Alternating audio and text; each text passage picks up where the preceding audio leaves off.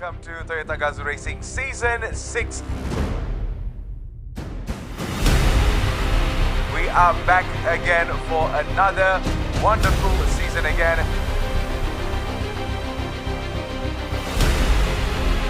The stakes are very, very high for this competition.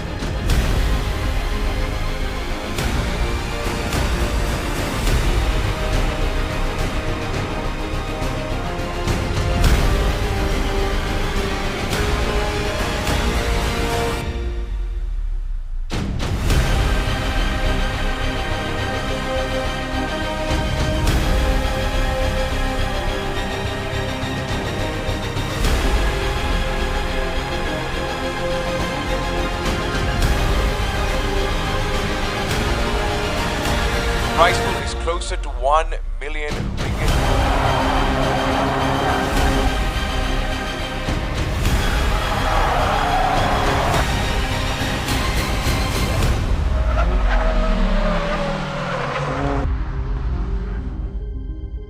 Who is going to be going home with the biggest prize this season?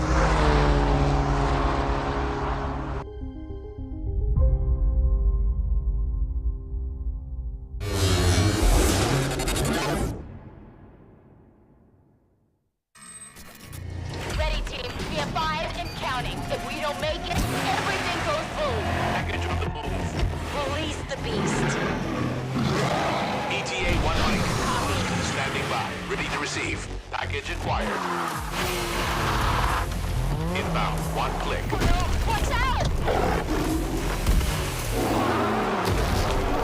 That was a close call. 3 minutes to target. Let's burn! Beyond you in 5.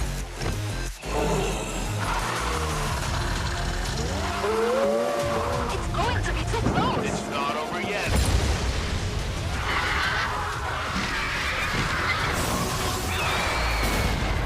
Clock ticking. Punch it.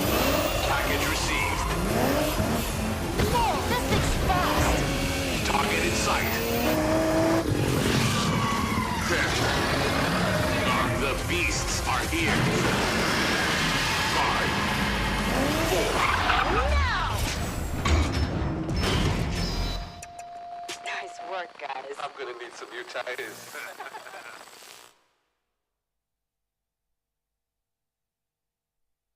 Just what on earth is Gazoo Racing?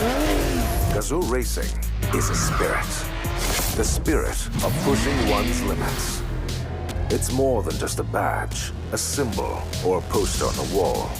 Gazoo Racing is Kaizen of competitiveness. It's the rubber hitting the road again and again and again. Fine-tuned on the world's most demanding racetracks. Powered not just by all forms of energy, but also by our passion to accelerate, exhilarate, elevate the Toyota mandate of making ever better cars.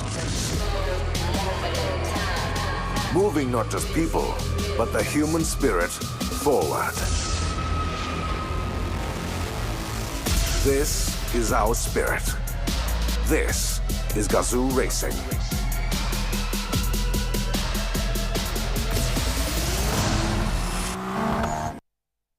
Toyota. Move your world.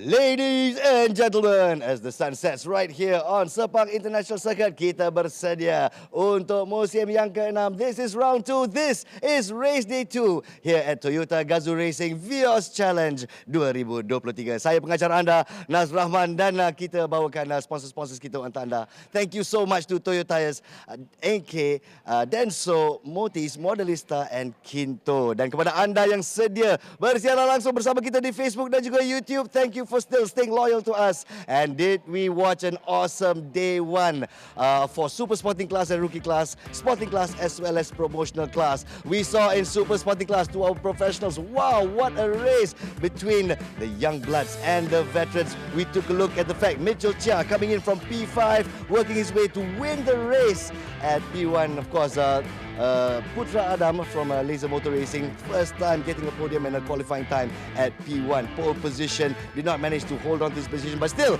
it's a P2 and P3 finish for Laser Motor Racing.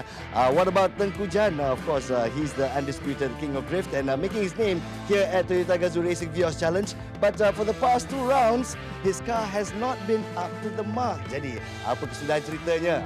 Di promotional class juga kepada selebriti-selebriti Toyota Gazoo Racing kita for the very first time. Ziza Razak tidak muncul di podium. Apa sudah jadi? Tiba-tiba magic dia sudah hilang ataupun apa? Of course, we'll be discussing that a little bit more. All sorts of drama happening right here at Toyota Gazoo Racing Vios Challenge. Can we expect more good racing? Of course we can. As we take a look at the program flash, what can we expect for day 2 of Toyota Gazoo Racing Vios Challenge? We're going to start off with Sporting Class at 6:30 p.m. and then we're going to break for Sembayang Maghrib and we're going to continue at 8:30 p.m. 8 p.m. My humble apologies. 8 p.m. is Super Sporting Class and Rookie. At 9 p.m. look forward to the Promotional Class where our Toyota Gazoo Racing celebrities will be taking their mettle on track. We'll see who comes out on top in day 2 of round 2 here at season 6 TGR Vios Challenge. And we've got some surprises to reveal to all of you as we anticipate season 7 2024. We're going to get a new model, the all-new Vios. We're going to feature that for you in just a few moments. But we'll be speaking to our Toyota Gazoo Racing celebrities, di mana selebritis kita belakang sikit kita bagi ruang kepada Ziza Raza. Dia pandai gilap kereta. Patutlah kereta dia tiba-tiba slow je semalam kan. Dan Marah. wah, mentang-mentang safety car korang sebarang, korang semua satu line je kan. Korang semua ingat korang laju lah. Ya, Abang Naz, diorang semua berterima kasih kat Ain. Bukan yang depan-depan tu tau, yang belakang tu semua berterima kasih sebab jumpa balik dengan yang depan.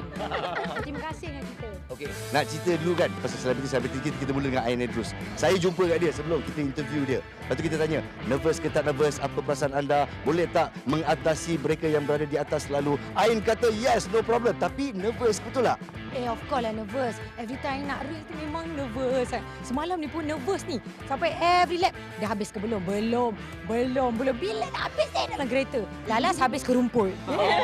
Itu yang nak tahu tu sebab race Ain sebenarnya gempak tau. Tak pernah saya nampak Ain begitu confident. Even newscaster kata, kata nervous, macam tak nervous je, memecut dia. Apa sudah jadi tiba-tiba terlingkup? Itulah gear 3 kita rosak. So Ain tak reti, baru tahu sebenarnya boleh skip kan. Zang kata yang penting finish the race kan. So gear 3 kita tak ada, awak longgar betul. So kita decide untuk berhenti, layan abang tu selfie dengan kita. Layan abang tu selfie macam tu kan. Boleh nak tanya soalan dekat dia? Boleh. Itu spek ke spek welding tu? Itu dia, aku baru nak kata kan. Ini, walaupun kalau bintang meletup kat depan mata pun tak buta ni. Hebat ni. Okey, kita kena ladies dulu. Rin pula kita cerita, dia pun confident Zizan. Alamak, Zizan nak pergi tengok kereta ni. Dia pun confident gila Rin ni. Tapi tiba-tiba tayar pula pancet. Kita cerita part 1 juga kan masa pre-race. Abang perasan tak kita cakap pasal tayar, dia cakap pasal terbabas apa pada muka dua-dua. Aku tak salah je idolakan kau. Tapi betul, kalau korang ingat balik kan, previous sebelum kita race semalam, kita orang cakap tau, Ain cakap Kena pasal cerita kat diorang ke? Biar diorang tak perasan. Oh, tak perasan, Tak apa.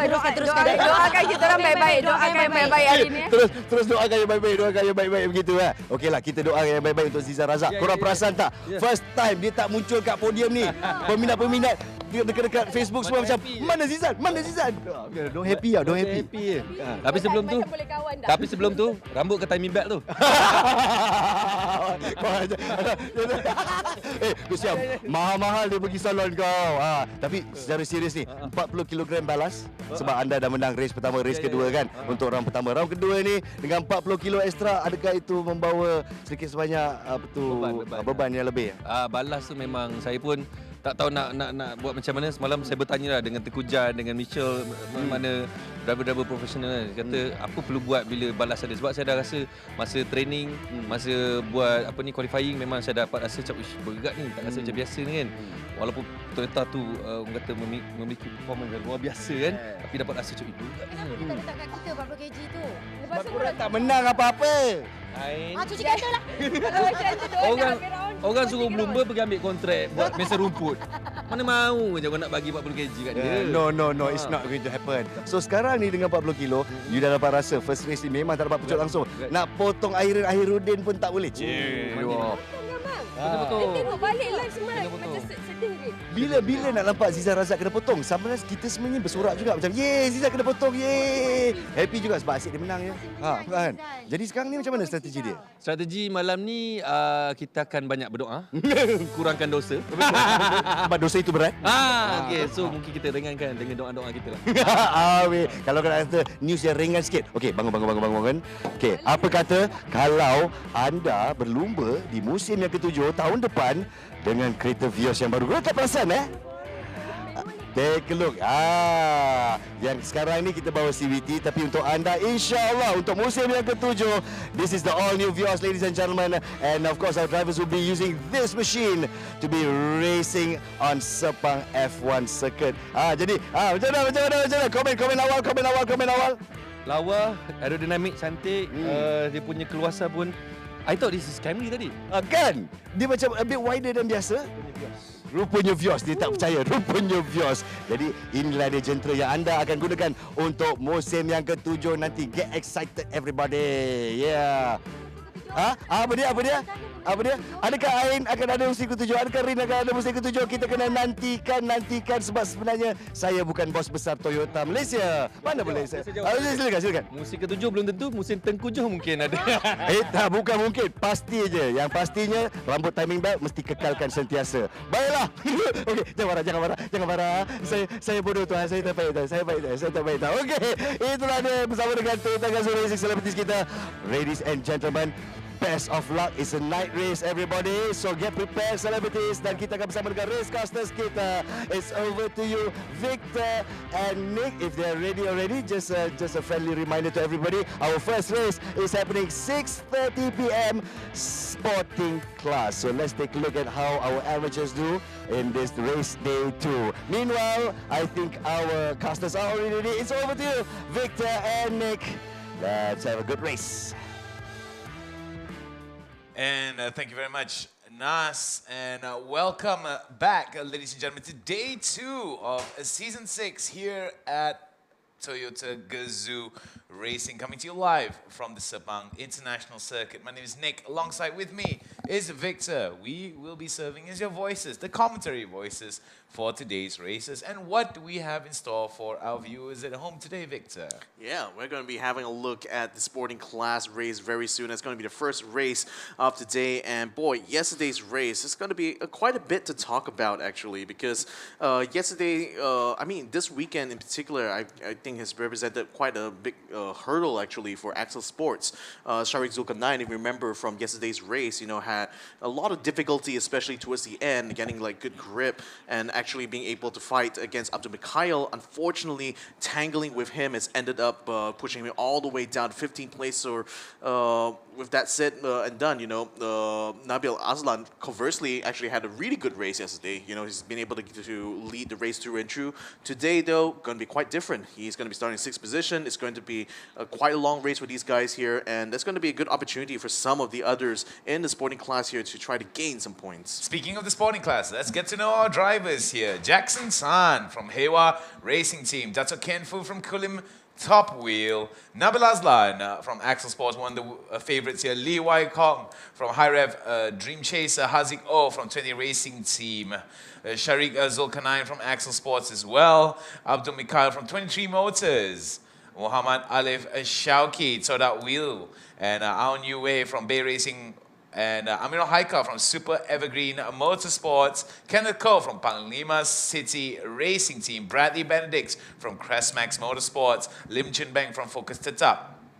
Ashen Shanmuganathan from Kashash Vienna Motorsports. And Tamimi Tahang Zakin Motorsports. Lau Sing Kiat from Saksama Motorsports. Aaron Haikal from Distinctive Model. Dennis Ng from HLT Motorsports.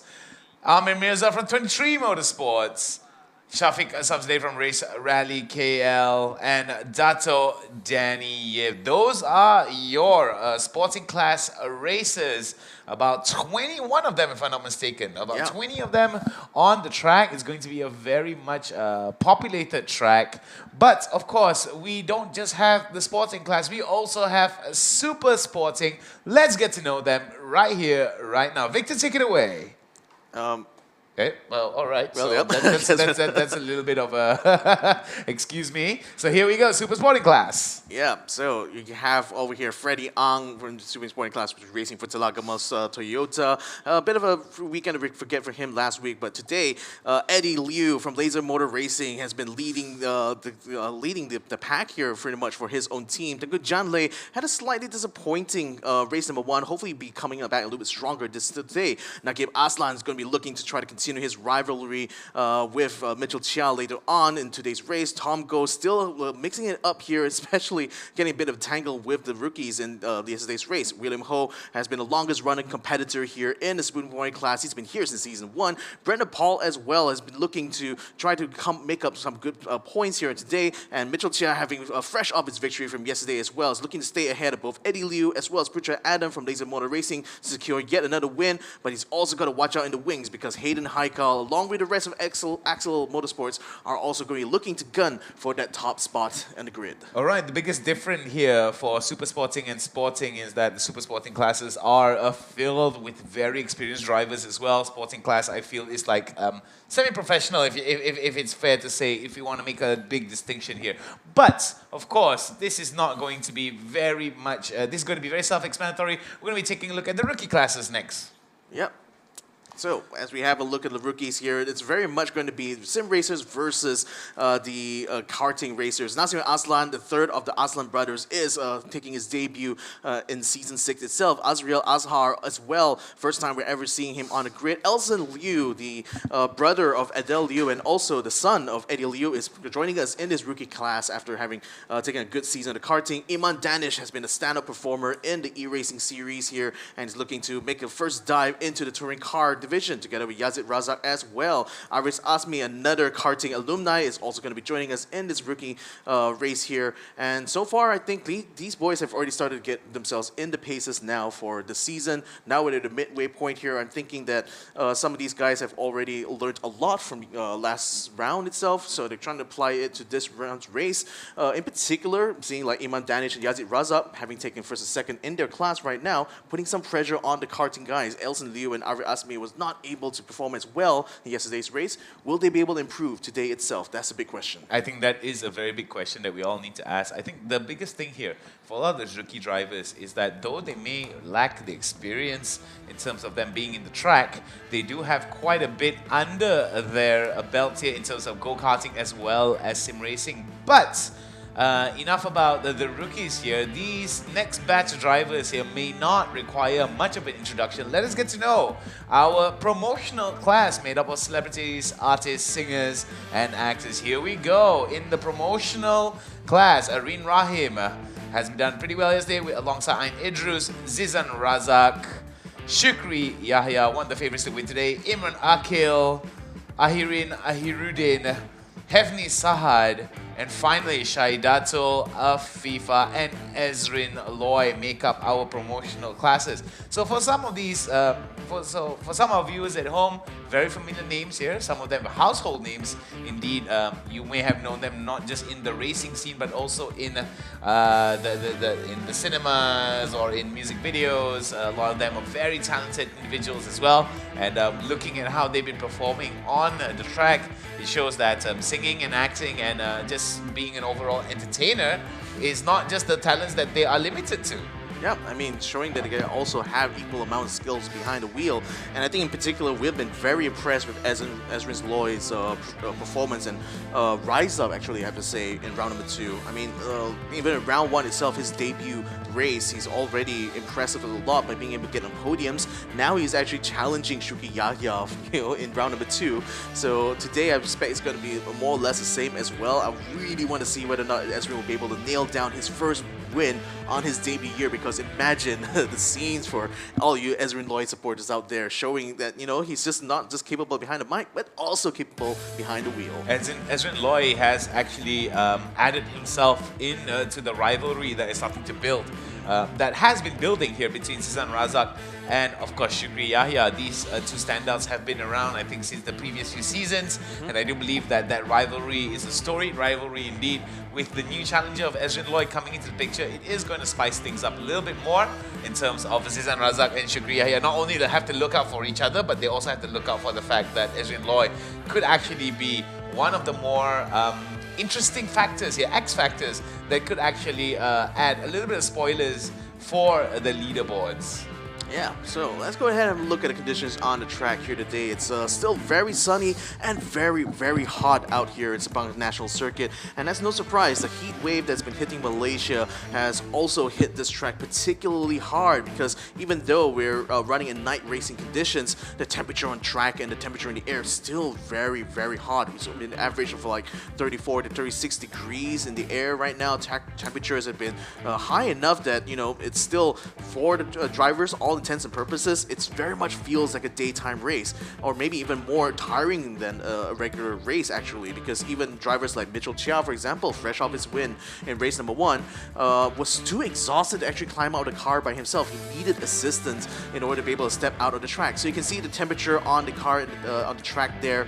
It's 36 degrees on the track, 31 degrees in the air right now, so it's cooled down somewhat, but it's still plenty hot out on track there. So, you expect that these drivers will be making full use of the air conditioners in their car, because by the way, these Vios cars still have a working air conditioner inside, and surprisingly, some drivers actually opt to actually have that air conditioner turned off due to concerns that it might affect the car's performance. But I had it on good authority that, in fact, it does not actually affect the car's performance in any way, shape, or form. And to quote the driver manager himself, some of these drivers are literally idiots for not actually using the air conditioner in the car, given how hot it is out on track. Yeah, I mean, you can cook an egg, a proverbial egg, on the track for sure. And judging from the air temperature as well as the track temperature, hydration could actually be a very important factor heading into the races. I mean, we have seen time and time again that a lot of our drivers, not just in this race, but also other races as well, in terms of them just not being able to perform really well because of the lack of hydration, the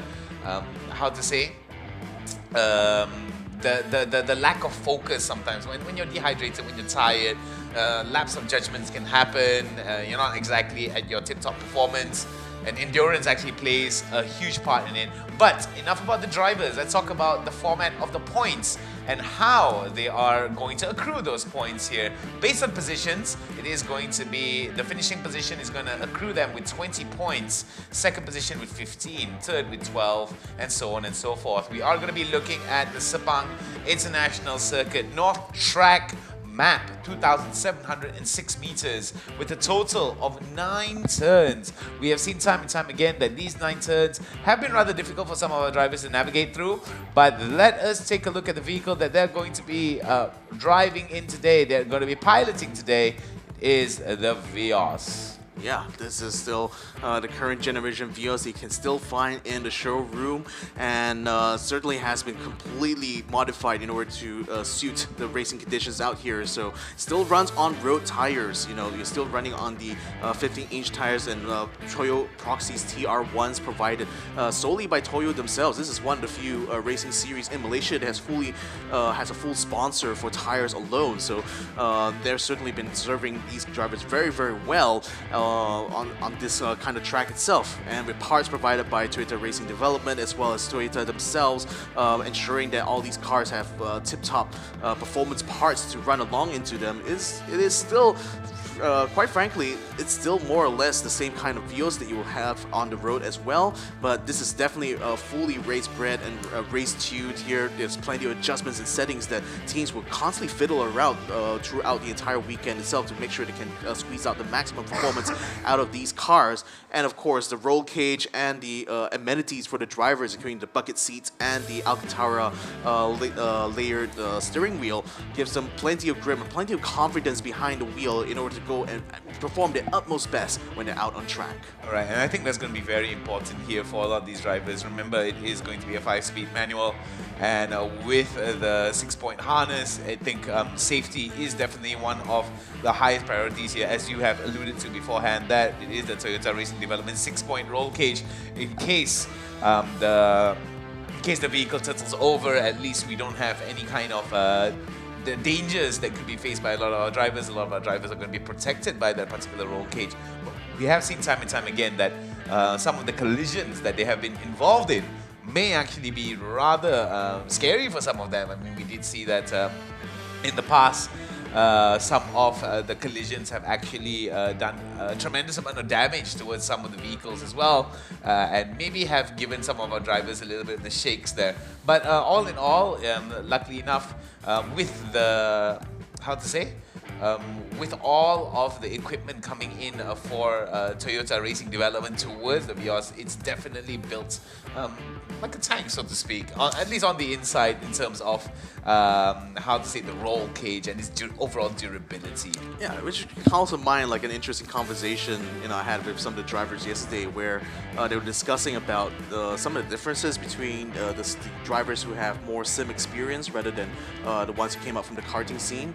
And one of the things that was pointed out is that some of these e-racers typically try to avoid a lot of contact, but given that this is a series of stock car racing here, it's pretty much guaranteed that cars will be rubbing against each other all the time on track. And if you're not used to racing under that kind of environment, it's very difficult usually for you to find a place on the grid here. So, and the interesting thing though is that, when it comes to this kind of racing series, you have to expect this kind of roughness out on track. You don't expect your opponents really to give you an easy time to just part ways just like the Red Sea to allow you to come right through. No, they're going to fight for every single position out on track there. You got to be prepared to get your elbows out of the way. You got to be able to push some of these guys in order to be able to get through. So that's the kind of the challenge that these drivers have to face in these kind of races here. Did you guys just join the Facebook stream?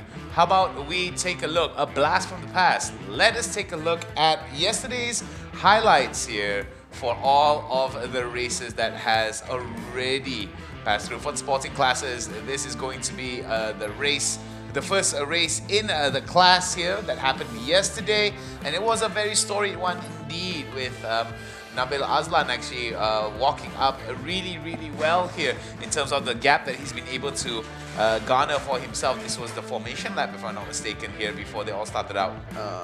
No, I think that was the actual start itself, because Mikhail and Nabil Aslam were probably like the two biggest rivals, I think, in race number 1, given that they qualified on the front row together. But Nabil Aslam did really well in order to take the lead early on and pretty much held off the number 23 car for as long as possible, while things still gets a little bit topsy-turvy over the back. Kenneth Cole as well as Bradley Benedict found themselves having to tangle with a lot of the other drivers there in order to secure positions, and even though they were still able to stay in the top top 5. It wasn't an easy race with them by any stretch of the imagination. Then later on, Aaron Haikal was able to get past up to Mikhail and pretty much had to defend against him for majority of the race here. And surprisingly, was able to keep the number 23 car behind him for quite a significant amount of the length of the race in the beginning at least. But again, elbows had to come out as Mikhail was relentless in trying to chase after this youngster and finally was able to take the position somewhat. But Aaron Haikal was still able to fight back quite well, continuing to keep him under pressure for most of the race. Then when looking at the back here, you can see clearly how rough the racing had been for some of these drivers, particularly coming into this race here. But nevertheless, I think the big thing that happened towards the end was Sharik Zulkarnain started to get himself into the mix as well, battling out for a possible podium position here and actually tangling with both Aaron Haikal as well as Abdul Mikhail. But it seemed that he had lost a lot of grip by the time it got towards the end as he got into contact together with Abdul Mikhail, causing both of them to actually miss out on the opportunity to take a podium here today. And yes, conversely for Nabil Aslan, it's been a very, very smooth sailing race for him. He was able to pull a significant lead over second place the whole time, leaving both Abdul Mikhail and Sharik Zulkarnain to just constantly battle it out. This was a contact that happened between the two of them. Sharik Zulkarnain completely spun around and only finished in 15th place, whereas finished in 15th place, while Abdul Mikhail was able to get up a few positions up because he was continuing on. But nevertheless, with less pressure going on Nabil Aslan's shoulders here, he's certainly going to be suffering a lot more from the weight balance on this race itself. So can he make lightning strike twice here, given that he'll be starting from the 6th position? It's not going to be as easy a race, I feel, for him in race number 2. All right, speaking of which, how about we go check out what is in store for us on the track, excuse me. And speaking of which, right, I want to talk a little bit about the weight balance here. After we were done with our session, we managed to actually get a lot of the drivers in their most candid moments, get a little bit of conversations with them. There were some struggles in terms of them maintaining a pace, so to speak, and of course, the changes in the ergonomics of the vehicle with the added bit of weight makes certain maneuvers a little bit more difficult to perform. However, I think it was Mitchell, if I'm not mistaken, that said that there is a slight added advantage with the weight balance here in terms of keeping the car slightly grounded, especially during wet conditions. But judging from the forecast as well as yesterday's weather condition, as well as how bright and sunny and clear our weather condition is, that may not be the case here. So that's a really funny thing about weight balance. Even though 20 kilograms may be something that you can easily lift up on the dumbbell or on the weight machine, for a car, that extra 20 kilos, especially with these Toyota Vios, which only put out 106 horsepower, 110 at most, that extra 20 kilos has a huge effect on the power to weight ratio of these cars. So what that naturally means is that you're going to be a little bit slower accelerating out, especially from a standing start. You're going to be a little bit slower in your car reacting whenever you're going to be braking for a corner, because it's going to take a little bit longer to slow down. But given how close these cars are in performance, even that little bit of difference can translate to a whole lot of difference, especially when you're racing wheel to wheel against someone else. And then as well, there is a slight advantage if it is going to be a wet race, because having a heavier car means there's going to be a lot more traction for the car involved. And in any case, in a wet racing condition, all the differences of weight and ballast for all these cars is radically cancelled out there, meaning that it doesn't really affect them as much as it would in a dry race itself. So that's why some drivers like Mitchell, literally are praying for rain here today, because given that he has 40 odd kilograms of ballast that he's carrying right now for race number 2, he'll be expecting that it's going to be an extremely difficult race for him today. No doubt more difficult than yesterday itself, even though it's literally on the same track here on the North Circuit. All right, so as Victor said it, there it appears. One more look at the track that they are going to be battling themselves out of. They're going to be battling each other on, and I think that's going to be very important in terms of how familiar these drivers are with the tracks. It's been happening for the past few seasons already, so intimate knowledge of gear ratios as well as braking points are going to be very important for some of the drivers that have been able to garner quite a bit of experience under their belt here. But in terms of that, though, we have seen time and time again that a lot of the newer drivers and a lot of the younger drivers as well are showing that they have the mettle to actually stay toe-to-toe with some of these drivers here, especially the rookies in the super sporting classes. But the pressure, surprisingly, more on the rookies rather than the super sporting drivers. Well, naturally. I mean, again, as a rookie, you know, you're going to be feeling all of the pressures landing on your shoulder at once, especially when it's going to be your first time out of track. But then again, you know, even some of these veteran drivers are out there fighting to ensure that they add another feather to their cap. Like particularly Kenneth Cole, for example. You know, he's recently been awarded one of the unofficial honors of being one of the drivers in this competition here that has the most amount of podiums when it comes to the Toyota Gazoo Racing Series here. And given that he's going to be starting on the second row right next to Bradley Benedict, right next to Shari Zulkarnain, this could be an opportunity for him to add another to the tally there. And I'm especially going to be interested to see whether or not Kenneth will be able to gun for a win here, because you know this guy has been competing in the sporting class for the longest possible time here. You know, he's been with us pretty much since season 2 and has continued to stay in the sporting class and continue to be amongst the top drivers in this division here. So the only thing that's really eluded him so far is actually getting a full race win here. That means like leading the race as well as like taking the win at the end. Somehow that has eluded him in all the seasons of racing here in TGR so far. So today, probably going to be his best opportunity so far, and going up against a rookie like Shari Zulkarnain, you know, having many years of experience behind the wheel here, and Kenneth Cole not just on track but also on the dirt, because he has a lot of experience as a rally racing driver as well. You know, he's going to be putting all of that together here today, and hopefully we'll be able to see him challenge him for the win.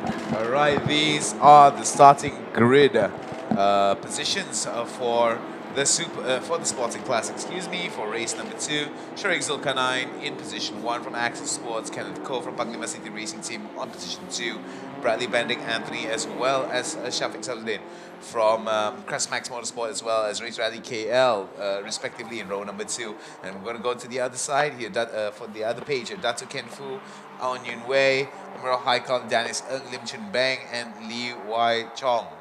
And we're going to be looking at the other one as well, Lau Seng Kiat going up against Haziq Zairil Oh, Abdul Mikhail and Muhammad Alif Shauki. Ashen Chan Muganathan going up against Tan Siu Chong. We've got one more page left up here. Dr. Danny Yip and Tan Mimi Tahang and Amir Mirza Hussein. Yeah, Mirza Hussein, very unfortunate for him because he caught a disqualification due to a technical infringement in race number 1. And that's pretty much negated all of the effort he has made to make up 6 places in yesterday's race, getting as high as 15th place. But now that 15th slot has been taken up by his teammate, Abdul Mikhail, who, in spite of the contact that he had with Sharik Zulkarnain, is still able to stay in the race. Unfortunately, falls so far behind the rest of the pack here. So with Sharik starting in the lead here, hopefully he'll have less of a time tangling with some of these other drivers, though I'm pretty much expecting both Bradley Benedict and Kenneth Cole to give him certainly a run for his money when it comes to this competition here. And I'm thinking that for what it's worth, it is going to be a stiff competition indeed here with the reverse grid in effect. It is going to be rather important to see that Sharik Zulkarnain now is going to be holding on towards that top position. Whether or not he will be able to hold on to it and maintain it is a whole other story. Muhammad Nabil Azlan, yesterday's winner for position number 1 right now is going... Oh, and here we go! Oh, very, very, very, very much the case here, as we're going to be starting out very, very aggressively. Will Sharik...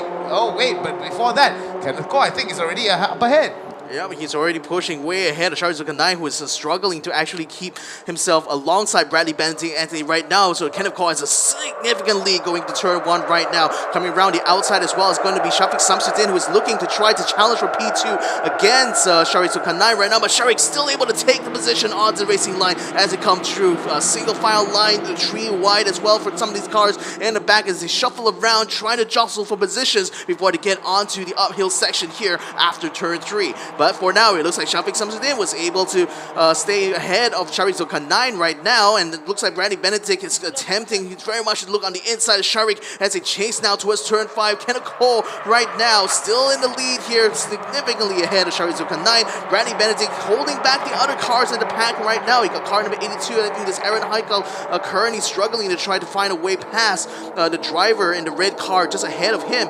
Also another island just appearing out here in a while as we enter into turns 5 and 6 here. Cars are still jostling around, still trying to find position, still going 2 to 3 wide sometimes, and 2 wide indeed. It's going to be the Axel car, Nabil Aslan, as he attempts to try to give a chase onto Aaron Heikel. Still no dice at all. They stay right behind him coming to the main straight. So as we said, Kenneth Cole leading the race right now. Sharik Zulkarnain currently in second place. Brandy Benedict looking to be a solid third right now, just heading off the other drivers here in the form of Aaron Heikel and in the form of Shafiq Samsudin. Nabil Aslan still stuck behind here in 6th place right now, not able to make any gains so far in this first lap. We have seen a few changes of positions here with Kenneth Cole holding on to that first position, taking it away from Sharik Zulkarnain, as you have brilliantly put it. Bradley Bendick still maintains his position. Aaron Heikel, though, improves his position from position number 5, taking it away from Shafiq Samsudin. As the rest of the teams here, we do see that there is going to be warning here being given towards at turn 8. We have said time and time again, many of the vehicles for the vehicle number 23 and a 32. That is going to be out to Mikhail as well as on Yue. I mean, these are the things that actually may have been, may actually cause them to lose out quite a bit of their efforts here, as we have seen yesterday that Amir Mirza was actually penalized for his technical infringements. The technical infringement had to do with more of his car, not necessarily his conduct on track itself. But nevertheless, you know, turn 8 has been a major sticking point. I'm just really surprised to see that race control is so strict about this that they're governing these track limits even on the first lap of racing itself. But nevertheless, you know, things are starting to settle down pace-wise for these drivers here. Although, interestingly enough, Amirul Haikal is actually gaining, has gained a significant amount of time in Sector 1 here. So as we come across to Sector 2 here, got a car actually slowing down on the side there. Is that actually going to become the 22? I think Sharik Zulkarnain is experiencing issues with his car. He slowed down actually, allowing Bradley Benedict to inherit P2, but then Bradley is still not out of the woods because right behind him, you got Aaron Haikal chasing and nipping at his heels right now. And another three-way fight going on here in the back line as we see Shafiq attempting to try to hold his own while being passed by all these other cars just around him. We got Nabil Aslan, we got Amir Haikal, we got Datu Ken Fu getting in the mix as well, sliding around as he tries to hold him off the true turn 10. He's still able to stay just in front of the car number 32. A bit of contact as he continues to drift around tree wide, going through turn 3, and it looked like one of them almost ate it on the grass. And we see a little bit of smoke and dust there being kicked up by some of our drivers here, some wheel-to-wheel contact by some of them, but we do see that there are changes in terms of positioning. Bradley Bendick now second, and let's take a look at this contact here that came out. Look at that. Oh, good recovery there, but will he still be able to maintain it? Yes, he does. Very well done indeed by our drivers, but those contacts there could have put any lesser driver out of commission and made him spin out of control. Could have been a disaster there. Yeah, I mean, so well done there for Kok Singh from being able to, Dato Ken Fu actually, to be able to hold his own there, especially after the contact from Lim Chun Bang almost unsettled him completely, but thankfully he didn't end up in a tank slapper here. Naturally, these front-wheel drive cars tend to stabilize themselves out quite a bit when you're able to straighten yourself out. Nevertheless, could be an easily hairy moment there for those 4 cars. It goes to show how tight the racing here is in this sporting class because again, these cars are just going absolutely bumper to bumper through some of these turns here, especially at high speed.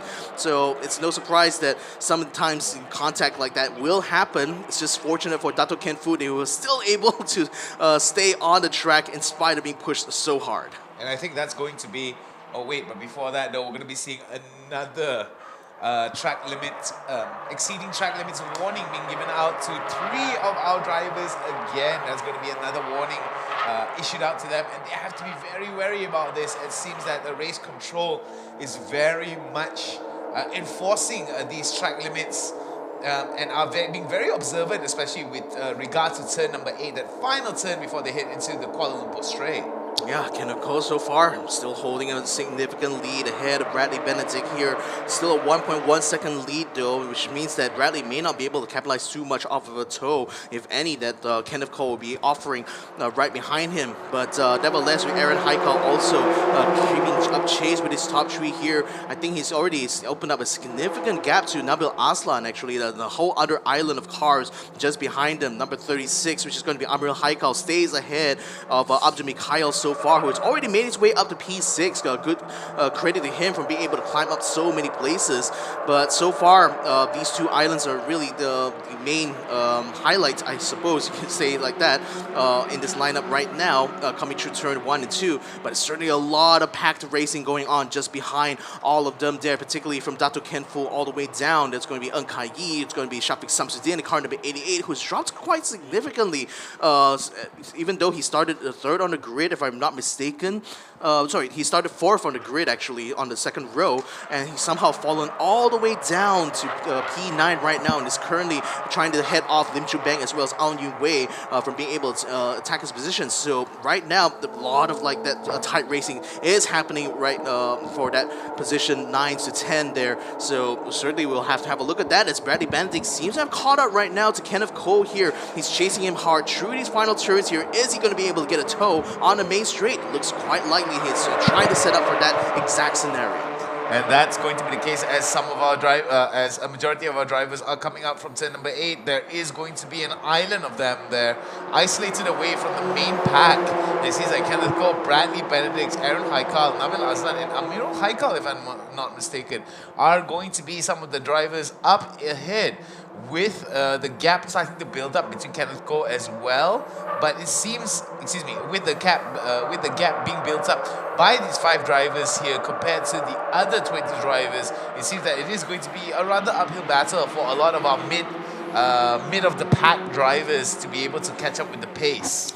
Yeah, I'm loving what I'm seeing with between Kenneth Cole and Bradley Benedict right now, Joe. Kenneth absolutely doing everything he can to try to keep the youngster behind him, and having plenty of years of experience in many other forms of motorsport here. Kenneth is surely going to be looking forward to try to take the win here ahead of Bradley Benedict, who, you know, especially for Kenneth, in previous seasons of TGR, he had been outstanding when it comes to these street circuits. But ever since we made the move to the Sepang North Loop, it's always seemed like he struggles to actually get onto to even challenge for wins, much less even try to get a podium position here. This is going to be a fantastic opportunity for him to try to make up for some lost time, really, because even in round 1, car troubles had prevented him from being that competitive in this class. But finally, it seems like everything is coming together so nicely for Kenneth.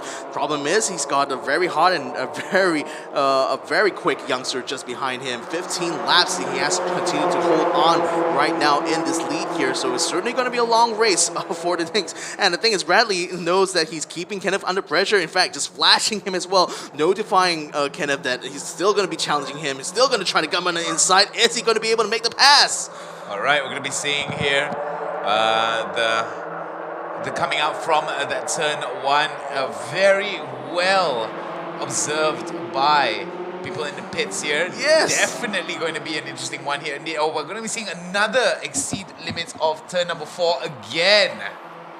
Yes, but Bradley Benedict has just gotten past Kenneth Cole. He's literally taking the lead right now, but Kenneth is fighting back extremely hard side by side here. Aaron Heikal is attempting to try to get a toe off of the back of Bradley while he attempts to try to take the defensive line, going to his turn 4, but Kenneth routes him around the outside here, going off the track a little bit right now. But again, you know, Bradley had the right of way. He was on the racing line the whole time. This time, Kenneth Cole is not going to be able to challenge Bradley for the lead. At least he wants to defend P2 here. As Aaron Heikal now steps up to the plate here to keep the pressure going. Kenneth Cole keeps himself just ahead of the youngster here, but right now he still is aching to try to challenge Bradley Benedict back for the lead, but Bradley's now starting to leave him a little bit in the dust. And Bradley Benedict, they're coming out from the final turn here in turn number 8, heading into turn number 9. As they come out into the Kuala Lumpur straight, this could be an opportunity for Bradley Benedict to be able to get a little bit of pace between himself as well as Kenneth Cole. We should have to wait and see whether or not Kenneth Cole will make the necessary adjustments here, but Bradley Benedict definitely going to be the biggest winner here. here if he keeps this up. 13 more laps to go. We have said it time and time again that anything can happen at any stages, at any laps. Even the final lap, we saw it yesterday with Sharik. Could this be the case here? Bradley Benedict has got to make sure that his mind is focused as well as being as consistent as possible. Coming out from the chicane, turns number 1 and 2, heading into turn number 3. Seems that the racing line here still held very well by Bradley Benedict. Yeah, I thought that Kenneth was going to have a look at the inside of Bradley going through the transition point to turn 2, but seems like Bradley was still able to stay significantly ahead enough in order to stay on that racing line. But nevertheless, Kenneth still hot on his heels right now. He's already successfully covered up Aaron Heikal for the last few corners now, and is looking to try to close the gap between himself and Bradley to at least get some toe, which will help him actually in his quest right now to maintain P2 ahead of Aaron.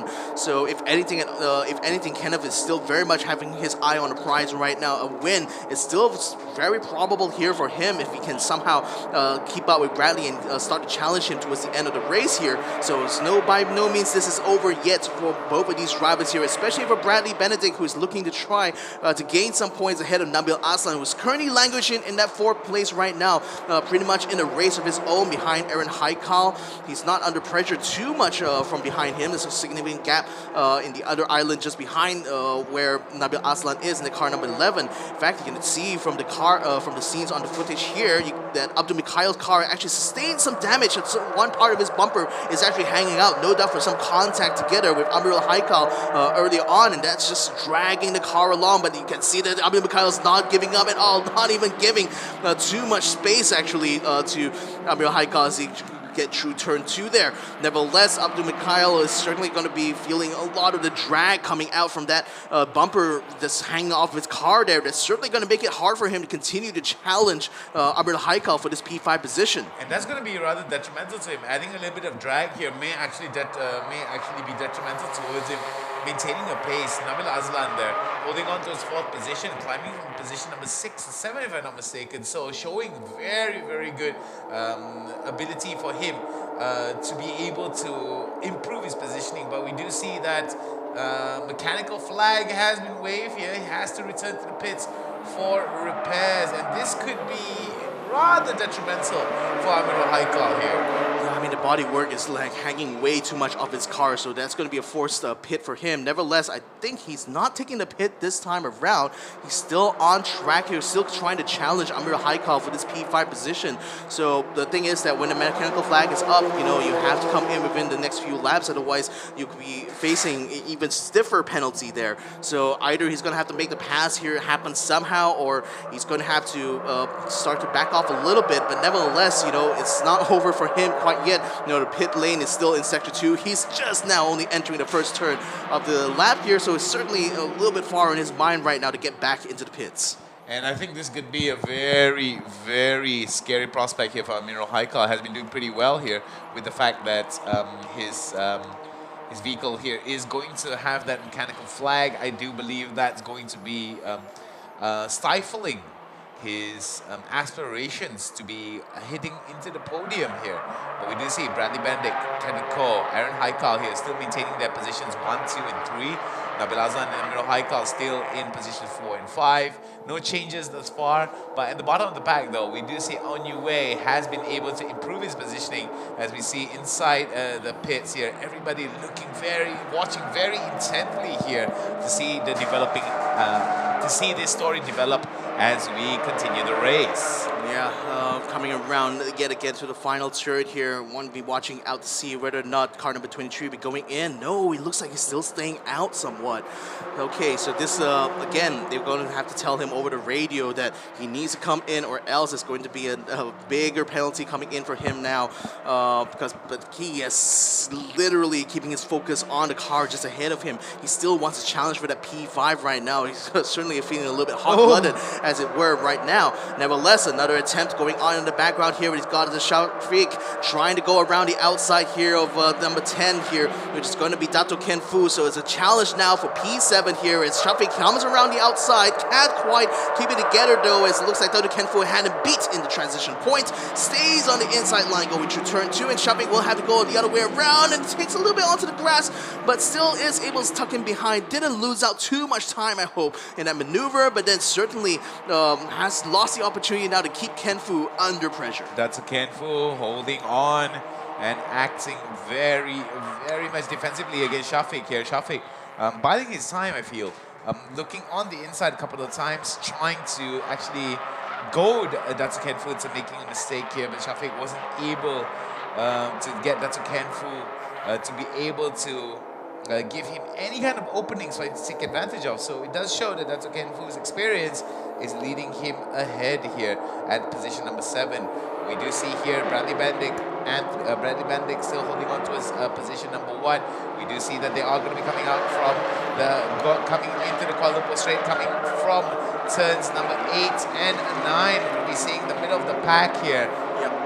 That's going to be Zarik Hariel O, who is currently in car number 20, has actually overtaken Ang Yu Wei to take 11th place right now. Swinging in one step closer into the points, but still not quite there yet, as Lim Chun Bang is still holding into that 10th spot. Nevertheless, though, they're still being chased hard by Sharik Zulkarnain, who has managed to try to recover after having slowed down early on the lap. But look at who's fighting back here. Ang Yu Wei takes onto the inside of Harik Xavier O, and it's not he's not going to be able to challenge him for that position anymore. Now he's already got way past him and it's already closed the door by the time kind of turn 2. But Saksama Motorsports Lau Seng Kiat is looking to have an opportunity here to push him from behind. So it looks like Harik Xavier O is still trying to, still going to be challenged on by these drivers here.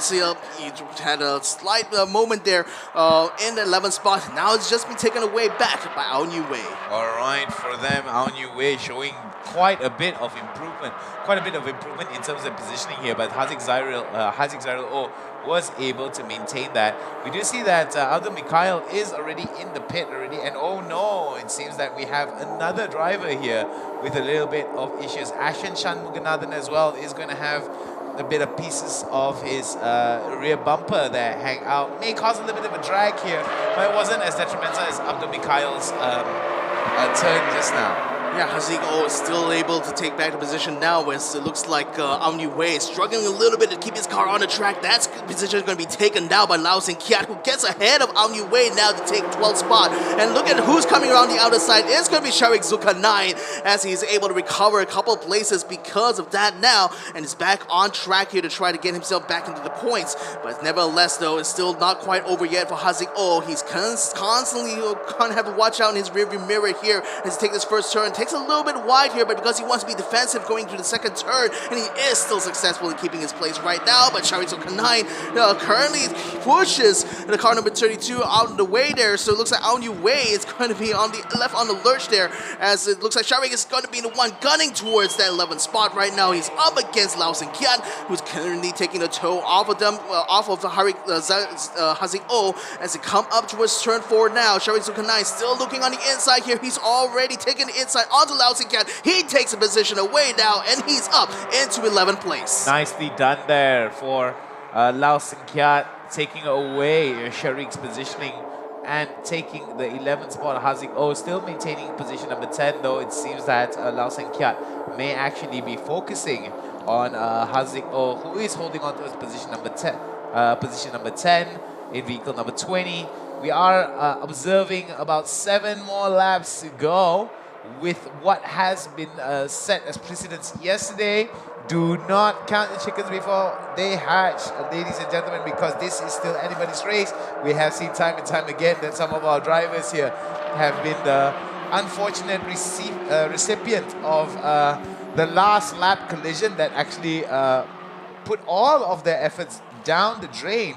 So we do hope that consistency is going to win the day today with how Bradley Bendick has been performing in position number 1. But looking at the middle of the pack here, it seems that the top 5 have been able to isolate themselves away from the middle of the pack, and most of the action is going to be covering the middle of the pack here. For car number 55, Bradley Bendick Anthony on lap number 13. His pace is good, but Kenneth Cole still nipping at his heels, as well as Aaron Haikal. Yeah, Kenneth knows that at least, if he's not able to get past Bradley Benedict yet, just keep him under pressure for as much as possible here. And in these 7 laps, any slight mistake coming out from Bradley's side would certainly going to allow Kenneth to capitalize on it, just given how close he is racing against the youngster here. Aaron Eichel just constantly watching in the wings there, so he's also looking forward to if Bradley or Kenneth come into contact each other, he could become the dark horse actually to win this race outright. So again, lots of things hanging in the balance right now with these 6 laps still left to race over here. Middle of pack still looking very fresh as well. No changes in position yet that we'll have to confirm once they come across the line right now. But safe to say, you know, this is the part of the race where, you know, the fatigue is starting to set in. You know, you've already been out on track there for at least 15 minutes now, and that's 15 minutes of intense lap-to-lap racing here. A little bit of debris on the outside of turn number 1 here as one of the bumpers seems to have fallen off one of the cars. Fortunately, it's a little bit out of the way of the braking point, but nevertheless, I think may need to be picked up at some point. Nevertheless, as we look at Sharizo Kanai, he's already taken over the position from Hazik Zariel. Oh, so he's already in the points, it looks like.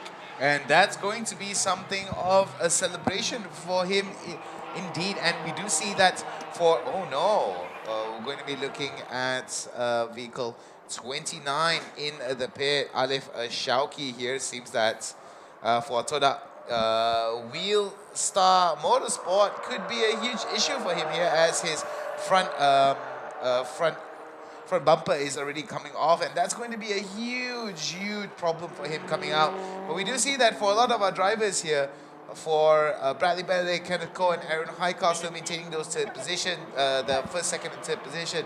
Nabil Azlan, Amirul Haikal, Datu Ken Fu there, still maintaining the middle of the pack as well in 4, 5, and 6. We're going to be looking into the pits here to see what kind of damage is in place. Maybe a tire change or maybe a tire tear instead of the bumper issue that I did not see. And it seems that he's going to be back into the race as quickly as he can for Ali Shauki. Yeah, very unfortunate for him though, because like he's already in last place anyway after having what seems to be contact on his right-hand side.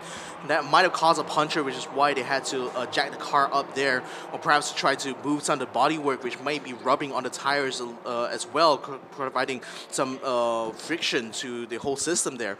But nevertheless, he's back into the races here. And speaking of the races, Kenneth Cole starting to close the gap now to himself and Bradley Benedict through turn 4 now. So he's certainly going to keep him pressured very much through this second sector here. Hopefully stay close enough so that by the time they get towards turn 8, he'll be able to capitalize off a toe on the back of Bradley Benedict. And with 5 laps still remaining here, that's 5 chances here that Kenneth Cole will still have to try to challenge Bradley for the lead.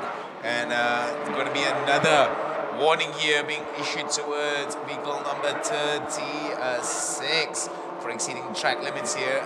It seems that track limit warnings here are being given left, right, center, back to a lot of majority of our drivers here. Yeah. And I think it just goes to show that turn number 8 has always been rather problematic for a lot of our drivers here to maintain that track limit.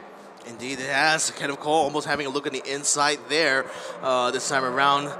No concerns about track limits for these two drivers though, no matter, even though they're literally the hardest racers out there currently in the lead. Oh, but no, I think that's going to be a retirement for sure, and possibly even a yellow flag, and this is going to be, a safety, possibly a safety concern here as Alif Shauki is stuck outside on the track in the inside of turn number 3, which to be fair is still close enough to the cars that this could be concerning for race control. We'll wait for an update from them to see whether or not that's going to disrupt the race here, but nevertheless, Kenneth Cole and Bradley Benedict will still soldier on through turn 4 right now.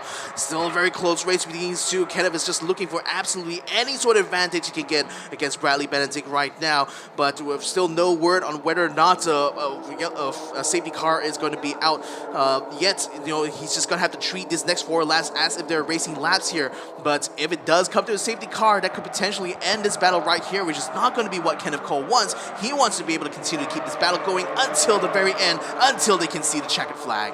Right, very nicely done there, coming out from the final turn here, heading into turn number 9. We do see Bradley Benedict keeping quite a bit of pace between himself and Kenneth Cole. And Aaron Haikal still very much in play here in vehicle number 82. But we do see that Nabil Azlan as well as Amirul Haikal still very much in play here. Looking at how Nabil Azlan is actually trying to keep pace with Aaron Haikal. It seems that this is a lead that Nabil Azlan may not be able to take, or may not be able to catch up to unless one of the drivers for Bradley Benedict, Kenneth Cole, or Aaron Heikal making a mistake. Yeah, Shafiq now still having a battle with Dato Ken Fu, and it's a three-way battle with Danny Ng following closely behind here. Shafiq seems to have been able to overtake Dato Ken Fu already, so he's now currently staying in the lead. You can see Alif Shauki's car around the inside of turn number 3. He's not going to be too much of a concern for these guys right now with 3 laps of racing still left to go here. But it seems like Shafiq is able to get a good lead now as he tries to build the gap as much as he can before getting to turn 4, which is going to be another major point of contention here between himself and Dato Ken Fu.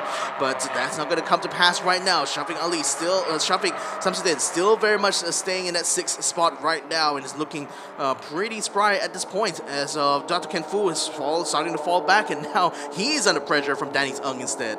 And this is going to be a very interesting one indeed here, with Dato Ken Fu now being on the receiving end of pressure. This could add a little bit of elements of surprise here for him if he doesn't maintain his consistency. We do see that for Shafiq, still holding on to his position number 6, coming out into the turn 9, into the Kuala Lumpur straight, trying to build up a little bit of a speed here, a little bit of pace here to catch up towards the top 3.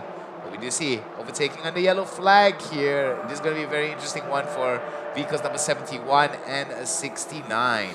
Yeah, less than 3/10 between Ken Fu as well as Danny's. So that's still going to be a very tight race with still 2 laps remaining here, ladies and gentlemen. No safety car, it looks like, but yellow flags are still out, I believe, for turn 3, which is why car number 71 and 69 are currently under investigation for overtaking under the yellow flag conditions, which no doubt, you know, especially when you got car around the outside there and you have the yellow flags clearly being waved to the drivers, you cannot overtake.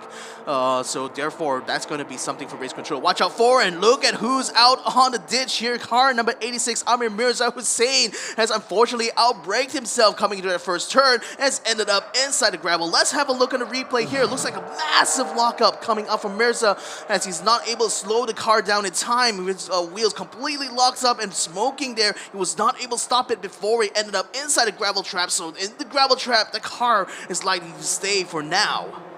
Very unfortunate there for Amir Mirza. Was looking to redeem himself here with a very unfortunate turning for yesterday's technical disqualification. But looking at how the turn of events is, it is going to be a retirement for him as well as we move forward. We are going to be having our final lap to go, Victor. Do you predict any changes to happen, any big changes to happen for our top 5 drivers? Well, for now, I'm thinking the most we're going to be watching out for is between Bradley Benedict and Kenneth Cole, as he's already used up 4 of those 5 last chances, as I said before, in order to try to take on Bradley Benedict, but it's not being able to make up any difference here. So I'm thinking that if he's not able to make it in these final closing moments, it's likely he's going to be staying in P2. But as of right now, you know, I think it's pretty much going to be smooth sailing for Bradley Benedict, barring any sort of unforeseen circumstances here, because again, he is in the challenge right now to try to keep himself in the championship battle here between himself and Nabil Aslan. And with Nabil already taking the win yesterday, he needs nothing short of a win as well today. And it seems like he will just about do that as he rounds around the final few corners here through turn 7 and to turn 8 goes Bradley Benedict. And now it's going to be a straight pedal to the metal as they get to the start finish line. The checker flag is awaiting him as Bradley Benedict takes the win in round number 2, race 2 for the sporting class, ahead of Kenneth Cole, flashing in celebration there. Another podium for the podium master here in TGR. Aaron Heikal takes up the 3rd spot here. Nabil Aslan comes in a respectable 4th position, keeping the championship hopes alive for him in the sporting class. But race is still not quite over as who is going to be racing their way to the line right now. Car number 20, then car number 68. 68 passes him as he comes through the line there. He makes up a place as he comes drag racing out of that final corner. So well done there to Lim Chung Bang from being able to take 8th position there ahead of Haziq bin Zariel. That was very nicely done there. It was one beautiful risk. It was one beautiful drag all the way to the finish line here. for Haziq, for him. And I do believe that for Lim Chin Beng, definitely something that he has to be proud about here. With Haziq Zairul, a little bit of a lapse in judgment here, but the biggest winner thus far, Bradley Benedict Anthony from the Crest Max Motorsport with the best lap of 126.2775. And it was definitely a performance here for Bradley Benedict, and it seems that fortune smiles upon him here today. Indeed, it certainly did not come around in round number 1 for sure, where an improper setup on his car caused him to lose out massively in the wet race. But today, the conditions were dry, the conditions were perfect here for Bradley Benedict, and he fully capitalized on that move with Kenneth Cole in order to take the lead of the race very early on. And the fact that he was able to hold it, even though Kenneth was constantly pressuring him all throughout, just goes to show how resilient he is, even under these high-stress situation, because it's never easy to hold the lead here, especially in a racing series like TGR. You know, the car behind normally has a significant advantage because of the aerodynamic toe, but Bradley Benedict, he's way fast, and he still knows exactly how to defend his lines here. He's won a few times already in TGR. This is going to be yet another trophy to add to his existing collection. Very nicely done there from the Crest Max Motorsports standout. Bradley Benedict Anthony definitely has something to smile about today. Big thumbs up, number 1 all the way for Bradley Benedict Anthony. And I have to agree with you yesterday. I have to agree with you. There were some, how to say, some decisions that actually were detrimental towards, towards Bradley Benedict Anthony in terms of the setup of his vehicle, hoping for the wets. I mean, that was a rather interesting turn of events here. But now, with a proper setting and, of course, all the stars aligning for him, and, of course, a very fantastic show of skill for Bradley Benedict Anthony, it is going to be first position for him as a reward here, coming to the end of race number 2 in the sporting class. Yeah, as we have a look at once more on the results here, Bradley Benedict takes the win here in race number 2 ahead of Kenneth Cole. Yet another podium here for the veteran driver here in the sporting class. Aaron Haikal, the younger brother Hayden, has taken a podium here on 3rd place. Well done to him from the distinctive model team. Nabil Aslan was able to make up a couple places since the start here and is able to keep his championship lead mostly intact, at least against someone like Bradley Benedict here. Nabil Haikal will be taking the 5th spot. He does so ahead of Shafiq Samsudin from Race Rally KL and actually stays in that 5th spot there. Shafiq Zulkarnain takes 7th, Lim Chu Beng in 8th. An amazing photo finish was the end there against Haziq Zairul in order to take him just as the closing moments coming out of that final turn on the final lap. Khai Yi takes in the 10th spot there, Lau Sen Kiat in 11th, Li Wai Chong in 12th place, Ang Yun Wei in 13th, and boy oh boy, I mean, so again, 21 drivers in this list over here, and certainly not all of them can enjoy their time in the sun, but at the very least, you know, for drivers like Fu Kok Singh taking 14th place, Amatam Mimi able to recover up to 15th now, that's how the cookie crumbles, I suppose. Now, as we say, the end now for this sporting class. And I think this is going to be a very fantastic end here for Bradley Benedict Anthony, coming out as the biggest winner thus far. And it seems that for some of our drivers who have actually showed quite a bit of effort here to be able to maintain some better positioning, I do feel that for a lot of these drivers, it is important for them to just be very much. It was very much a story of consistency here. I mean, we did talk to some of the drivers here yesterday. Some of them were just focusing on being consistent, especially the ones with handicaps. And they were actually counting on the fact that a mistake was going to be made. By some of the drivers ahead of them. But enough about some of those mistakes and, of course, a little bit of the speculation that comes with some of the drivers. Let's take a look at the highlights here. Here are the facts. Ladies and gentlemen, a beautiful start there. From, if I'm not mistaken, it was Kenneth Cole that was holding on to that 1st position. But it seems that Bradley Benedict only needed a little bit of time for him to be able to score that 1st position here. As we can see, as we were talking about it, man was definitely hot under the sun for sure. Track temperature is definitely something that is scorching as we head into the start of these highlights here.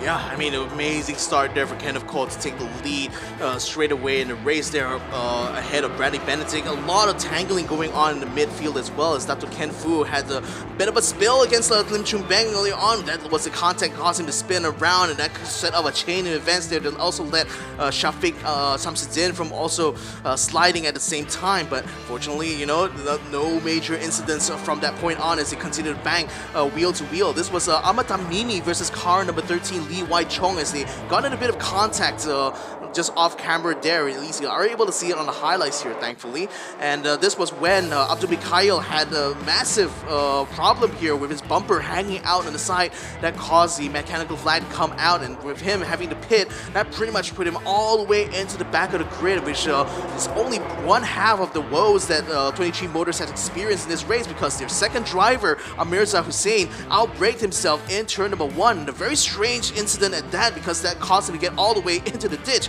And oh, this was what happened there to Dr. Ken Fu that actually dropped him all the way down the position there to 14, because I was wondering what happened to him. Why did he fall so many places? He ended up getting spun around there towards the end, which is so unfortunate. But fortune still smiles upon this youngster here, Bradley Benedict. He takes the win in race number 2 now, and will keep the challenge to the championship going on between himself and Nabil Aslan leading into round number 3. So that will be something exciting to see.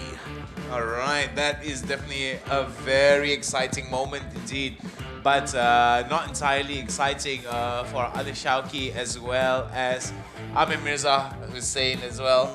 I felt that could have been done better, but we will have to find out a little bit more from speaking to some of the drivers to get a better understanding of what happened. I mean, we did see some smoke, we did see some rubber being burnt out for Amir Mirza Hussain, as you said beforehand. Wasn't able to slow his vehicle down, and I think we could actually, we've never seen him actually experience that, so maybe there could be an underlying story, or maybe a bit of malfunction that we may not know of, but at the end of the day, we can only speculate. But until then, it has been a really, really crazy one indeed here. But from all of us here in the studio, my name is Nick, his name is Victor. We're going to be back after these messages. We'll see you guys in a bit. Everyone expects you to be someone.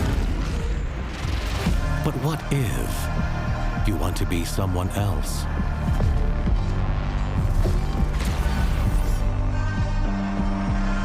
What if that someone is unexpected, unconventional,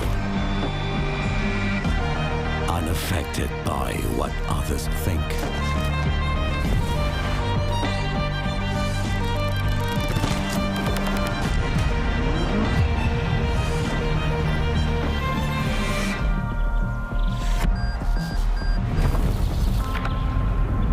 Untraditional,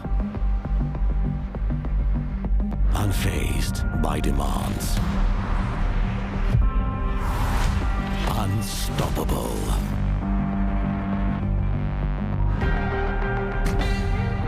unopposed to change. That's when you become unordinary.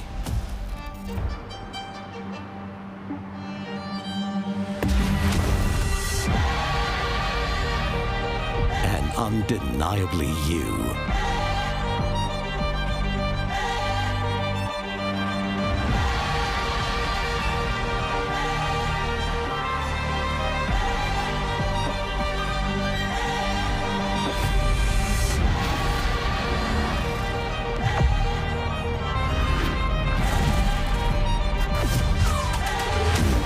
So go on. Defy expectations with the all-new Vios.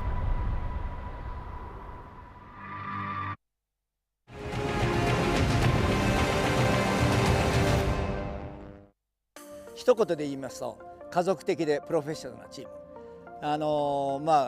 モータースポーツを起点にしたね、もっといい車作りで、プロフェッショナルといわば私のような一般ドライバーが一緒になってですね、モータースポーツを起点にしたいい車作りをやるチームと思っていただければいいです。発表と同時に、こういうモータースポーツの場で、車を鍛えるというのがこのルーキーレーシング GR ヤリスの、ミッションだったと思います。で壊して限界を知りそこを強くしてそしてまた新たなネックが出てきた時にそれをまた強くしようと水素エンジンを登場させやはり環境に優しいモータースポーツのやり方は一体何かというのを提案したいと思います。今回の水素エンジンは初めからモータースポーツのど真ん中の中に入れ込んで開発をやっていく、電気自動車のレースというのもいいんですけれども我々自動車業界550万人の人たちが長年培ってきたこのエンジンというものも活用しながらモータースポーツが持続的かつプラクティカルにつながるような一つの提案が24時間を皮切りにルーキーレーシングとトヨタ自動車が皆さんにご提供できていくんじゃないのかなと思います。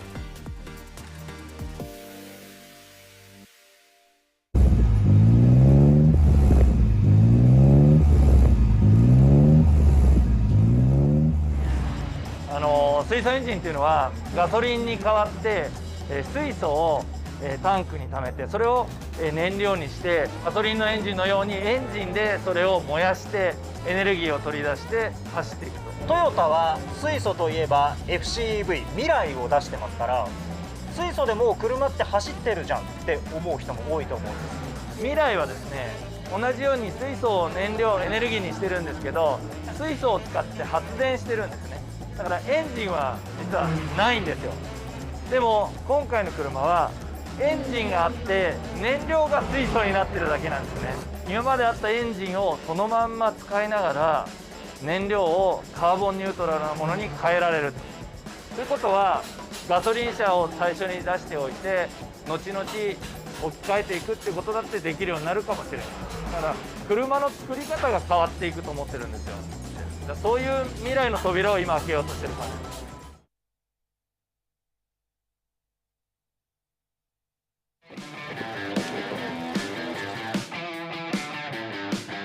です。水素ってこうエコーっていうイメージがやっぱあるんで見せた方がいいかもしれない。見せた方がいいかもしれない。カーボンニュートラルにおける挑戦の旅が始まりました。このカーボンニュートラル時代において一つの選択肢に絞るわけではなくいろんな今まで培ってきた技術をベースにした内燃機関をもカーボンニュートラルに生き残りかつ発展させる方法があるんではないかと。敵は炭素であり内燃機関ではない。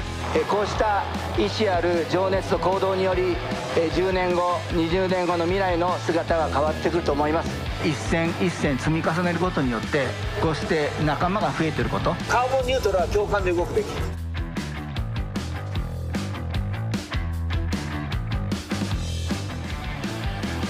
ろんな方々がいろんな思いを持ってここに賛同してくれてます。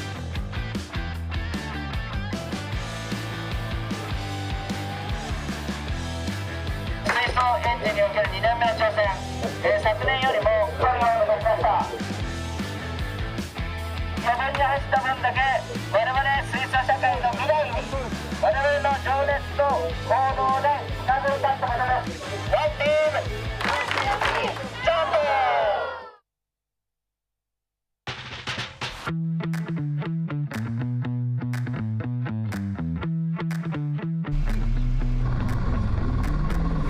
If we move this kind of activities, if we continue this kind of activities, all the people feel the same feelings, then everybody come to the one team, then we can make our future together.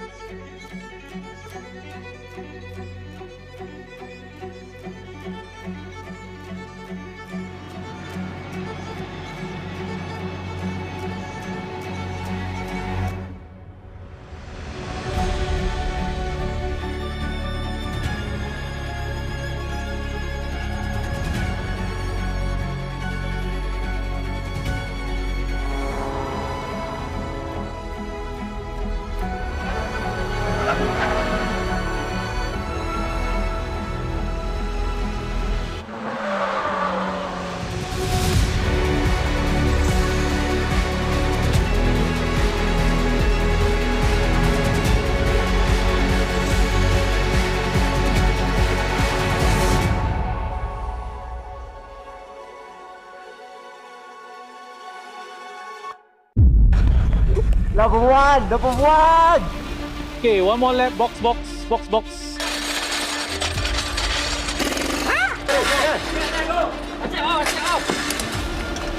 Hi, my name is Mitchell Chia. My name is Nika Akini. Hi, my name is Azrael Asa. I am Ali Shauki. This is Gazoo Racing. Toyota Gazoo Racing Spring Cup is a very unique series because it requires 2 drivers and you can only pair one super sporting driver, a sporting driver or any driver that's out there that's not in Gazoo Racing.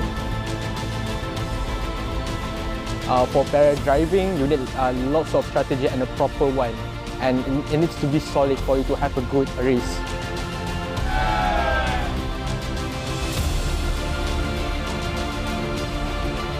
Having the best partnership in terms of similarity, in terms of lap times and consistency is very important. I feel quite privileged to be able to get a teammate that's at such a high level. I can learn so much, and there's a bit of pressure that comes with it, but it's part of the game.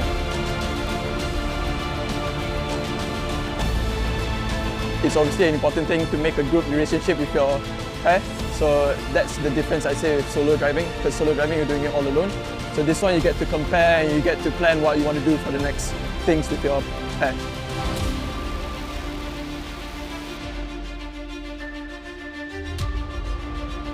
He doesn't have a lot of track time as compared to many of us here that's been racing for a long time. But I would say he's very quick. For me and my pairing, so far we didn't have any problems at all. So I think we're all kind of this, both of us are kind of the same. So yeah, we've been karting together for a while now and everything, so we know each other well.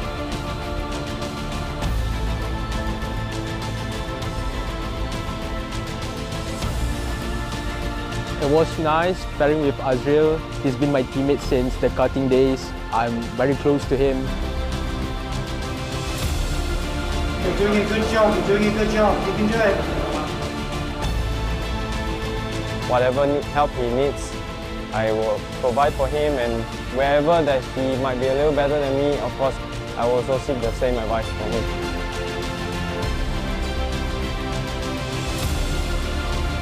We want to get the most out of ourselves as a driver. We don't want to get the most out of the car, and if we can get a podium or a win from that, then that will be a good bonus.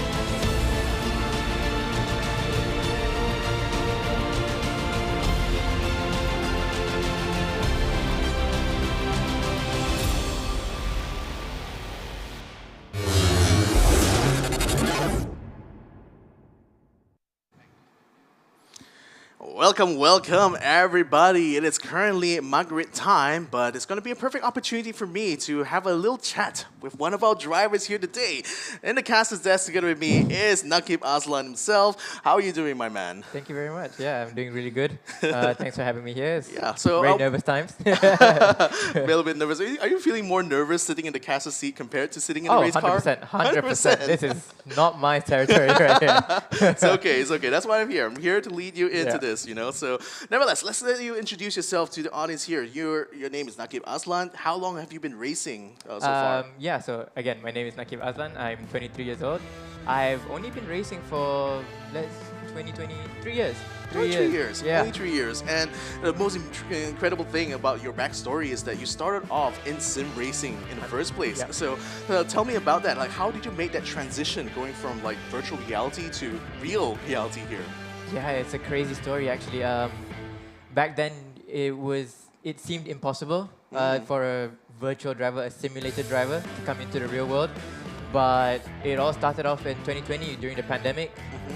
Alex Young had this big dream of bringing a virtual driver into reality. So he built up eRacing GP Global Edition, which is a sim racing competition, the first competition that I took part in. And did well there, gave notice to him. And ever since then, we've built a good relationship together. Drove together for Axel Sports in Simulator World. And then come end of 2020, Toyota brought up the innovation of the Gazoo Racing Youth Talent Development Program, which is the rookie program as better known, which I got to be selected inside it. And that's what really kickstarted the whole dude. Yeah, real life driving part. I know. And it's crazy, especially looking at how much you progress inside TGR here, because your first time in the rookie class, you were literally the class of the field there. Like full stop. Yeah, pretty much. Then you made your jump to sporting class. You dominated that series in the first rookie year itself, and then now you're coming up to super sporting class. Has like the progression of going through these different classes increased the level of difficulty for you as a driver? Oh yeah, definitely. I think once you go up the classes, you have more difficult opponents, more experienced opponents mainly. So yeah, it's just a matter of adapting and just being quick on your feet, trying to learn as much as you can in a quick sort of time. Like, do you feel more intimidated if you know that someone like Tengku Jan, for example, is chasing behind you? Oh no. Versus, I wouldn't say it's more intimidating. I think it's more exciting for you. Like, okay, this is my chance to prove myself. This is my chance. I like that. I like your style, man. I mean, again, that's something that even Abang Nas was always curious. Is like, how do these younger drivers typically feel? Do they get intimidated by these older, more veteran drivers, especially when they're racing in the same class? But given what you said, I mean, wow, that means that every time you're just waiting, we're all hungry. All our youngsters, we're all really hungry to prove ourselves. And when you have people like Tengku Jan, Mitchell Chia, like drivers who prove themselves, it's the perfect opportunity. Yeah, you just want to match them, right? Exactly. You just want to be exactly Not where they are. Not only match them, beat them. Oh, so that's hear that, Mitchell? Like now, it's coming after you one of these days. So let's go ahead and talk a little bit about yesterday's race. So you qualified into third, P3, right? So what happened during yesterday's race itself? So yeah, this weekend's been not the smoothest for us. We started off in practice with an engine issue. We were losing a lot of speed. Fixed that for qualifying, and qualifying did decently well, going to P3. Then come to the race yesterday, another issue came up upon us. So we were struggling really for pace to keep up with the front guys, and ultimately, yeah, it was really difficult to fight up front. It was just a matter of damage limitation, and unfortunately just missed out on the podium for P5, got to P6. But the positive note is that we're starting P1 for today, so we'll hope for the best. Yeah, hope for the best. Hopefully we'll be able to show you guys the highlights from race number 1 itself. And I want you actually to talk me through about what's the procedure or like the progress like for you coming into the weekend, because you guys have to do a lot of preparation work, right? Yeah, leading to this race. So every weekend, we're really mentally preparing. Not only that, but we're preparing on the simulators. For me, especially driving the Sepang track, just to make sure you have the muscle memory to make sure that it's more natural when you're driving and not really thinking about it. But for us, especially for this weekend in the night race, it's a whole mental change. You have to think, okay, there's going to be different grip levels, different temperature inside the car, so it's different managing of yourself. And for me personally, with all the issues I've been having this weekend, another mental game that I had to fix myself. I mean, heck, it does sound like it's like entirely possible for you even to lose on the points just because of the difficulties you're facing. Yeah. Anyways, let's go ahead and have a look on the highlights right now. And I think it'll be really interesting, especially now that I have you on the casting seat to talk me through about what it was like for you, on the grid there yesterday. Yeah, so on the grid it's, a really nerve-wracking moment. You're waiting for the lights to go off. It's really the moment where every driver has their heart beating out of their chest. Really just waiting for the lights to go off. Yeah. The lights went off here, and yeah, I think we got a good start, and it's all about decision making now. Split-second decision making. As you see here, we were deciding whether to go inside, outside, trying to find the space to make the overtakes. And once you go past those first 2 corners, you start thinking about how the race goes on. You start planning on managing your race, managing your tires. So, yeah. I mean, I would assume that that just getting through those first 2 quarters is probably like the most difficult part of any kind of race. Because in a race, the first lap, first few corners is the best opportunity to make positions or even lose positions. So you have to be smart about it, And as you can see as the race goes on, it's all about a chess game. With the super sporting class being so close as it is, it's all about, the small little details. I mean, again, a chess game being played at 100 kilometers per hour, basically, isn't it? I mean, there's so much strategies and stuff like that you'll be constantly playing in your mind, but you also have like a line directly to your own team, right, to help you talk through some of these strategies? Yeah. So we're always in contact with our team crews through our radios. updating about gaps, updating about whether we're having issues with the car, updating whether there's track limit issues, especially for us drivers. Yeah, there's been a lot of track limit violations this weekend, actually. So, but I think another interesting thing to think about is, you know, especially when communicating stuff like that, do your team really give you guys like an idea of what kind of races are happening in front of you, or they only give you information on a need-to-know basis? So we drivers, we have a plan with our engineers beforehand, before the race start. We specify what we want from the team, what information we need. So it's all pre-planned before the race. So when the race is a matter of executing it. Yeah, I mean, again, let's say if you're in a championship battle with like Mitchell, for example, do you have your engineer telling you where Mitchell is at all times? I think it's normally just a matter of who's in front of you. Right. All the idea of trying to get in front. So Right, so there's no driver specific. There's actually. no driver specific. It's like, Yeah. I don't care if you're Mitchell or you're Tengku Jan. It's like, if you're in front of me, I'm going to pass you, Exactly. is it? It's all a matter of I want to be in front. Yeah, so now, guys, ladies and gentlemen, I mean, again, it's really exciting to have you on the Casas booth here, man. I mean, it's quite rare for us to have like a direct conversation with these drivers sometimes. Most of the time, we only get to see you on the screens here, you know. But, you know, this is a night race, you know, round number 2, the first night race of the season. How different is it really from compared to like a daytime race? Oh, it's really different. I think people don't see that. They look at the track's the same, it's dry. It can't be different. It's totally different. The grip levels, the driving style that you have to change toward the night race. It's all matter of and you only have one practice session in this weekend. So you have to adapt quickly, and that's why night races, it brings out more excitement because it's only one in the whole season. Right. You really have to make sure you get on top of it quickly. Yeah, I mean, one thing that we always wonder is like, how is the visibility like inside there? Because I know the track is pretty well lit, especially in the very important places, but there are still some parts where it gets a little bit dark. So do you find yourself sometimes getting a little bit lost in the darkness? Well, actually, Sepang's really good. I think they have a very well lit up track, so it's perfectly fine out there. Yeah, it is. So, nevertheless, ladies and gentlemen, that has been Nakib Aslan here. He is currently in the running for the championship for the Super Sporting Class, so you'll be able to catch him later on in race number 2. But before we get to that, we got a couple more drivers to talk to, and that's going to be handing it off right now to my co-commentators, Nick Harris as well as Matthews Isaac, to have a conversation now with Mitchell Chia and Hayden Haikal. Take it away.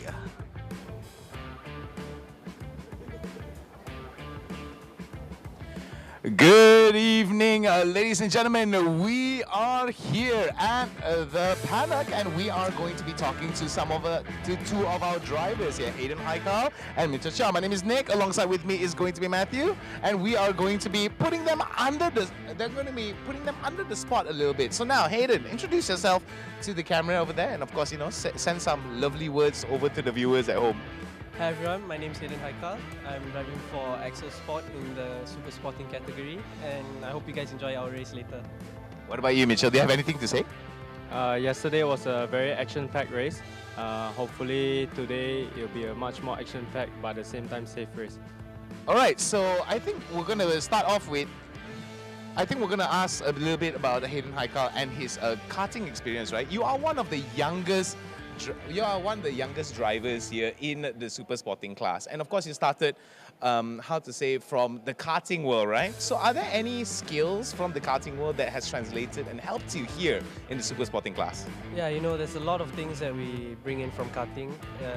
For example, like the racing line, and how we overtake cars, and mostly our driving skills, like, how do I say, our racecraft. Yeah, that's one thing. More of a racer than a chatter for sure. Matthews, do you have any questions for Mitchell over there? I definitely have a lot of questions. So, ladies and gentlemen, I think we know these two has been racing for a long time, but I really have this biggest question to ask to Mitchell Chia over here. I know last season was quite a disaster for you, and so this season you are literally standing next to the guy who actually won the championship, and I'm very sure the vengeance is in your heart and stuff. But I just want to ask this, tell me about advantages that you think you have against Hayden this season. This season, in my head, I can only think everything that I have advantage on him. The experience, the racecraft, consistency, everything basically. I feel that I have ahead of him. He's literally laughing at you, man. Yeah, So you're going to say that we'll see who laugh at the checkered flag, eh? All right, Hayden, you have anything to say about that? I think he's a bit cocky, but we'll see how race 2 goes. Now that he said that, I probably would not let him pass easily, or maybe at all. So yeah, we'll see how race 2 goes. I'm joking, not at all. Of course, there's a lot of friendly banter between these drivers here. Can you say that if it wasn't for the competition that you have between you and, of course, Mitchell here, do you feel that the race wouldn't be as... There's nothing much to really like push you ahead, so to speak? Yeah, the rivalry between me and a lot of the other drivers would motivate me to do much better and make me strive for a better position. I mean, he talks a lot about rivalry. Do you think he races fairly throughout the season? Questionable sometimes. Questionable. Yeah, if you keep your eyes on Hayden, sometimes on the track, sometimes there are things that a bit out of hand. Like what? I don't want to bring it up, but I think the viewers can maybe go back to see some replay from before. So ladies and gentlemen, I think you really need to have a look on what is going on in the previous season as well. Scroll through the TGR page and you can definitely find about the rivalry and stuff. But yeah, it seems like you're not happy about that, Mitchell. So do you think you can change that this season? Actually, between me and Hayden, so far, the amount of times that we race against each other has been fairly and equally. Just now you say not fair? To other drivers, maybe. But both of us so far, racing in Gazoo and also the others racing series, it's been very fair, very clean. That's the kind of fight that we all look forward to in racing. Yeah, so, but to other drivers, I don't know. Maybe other drivers will say something else. All right, I think the biggest thing I really want to ask Hayden Haikal here is, what is the biggest difference from, I mean, you started out from karting, went into sporting, right into super sporting. What is the biggest jump in terms of whether the skill level, the skill ceiling, so to speak? From karting to cars, it's very different. We're under a roof and we've got like street tires on these cars, so it's nothing compared to go-karts. You have to adapt a lot, and from sporting to super sporting, it's just the racecraft, the driver skill. I'm racing against the best drivers in Malaysia, so to be able to compete with them is very exciting and tough. Okay, now I gotta ask you a rather spontaneous question here, right? Between Mitchell in your rear view and Teguh Janlei in your rear view, which causes you more fear, so to speak? Mitchell or Jan? Oh man, I'd say Mitchell. Oh, why is that? Mitchell really got a bit of a smile on him already. This season, Mitchell. Oh, this season, Mitchell. Why this season specifically? Because he's the only one I've seen on my rear and my front.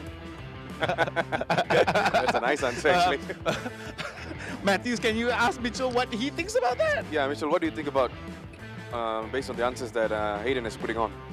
I think you can just say that we'll wait till the Prince of Drift will come back with full speed and he'll come hunting down for sure. Ooh, so talking about experience, he's talked a lot about kartings and stuff, right? I know you have an experience and stuff and you won the championship last season, but is there any weakness that you actually see this time in this race? With Hayden? That you can really attack on? A lot of things actually. Okay, you can give us a top 2 maybe? Top 2 weaknesses of Hayden's? Yeah.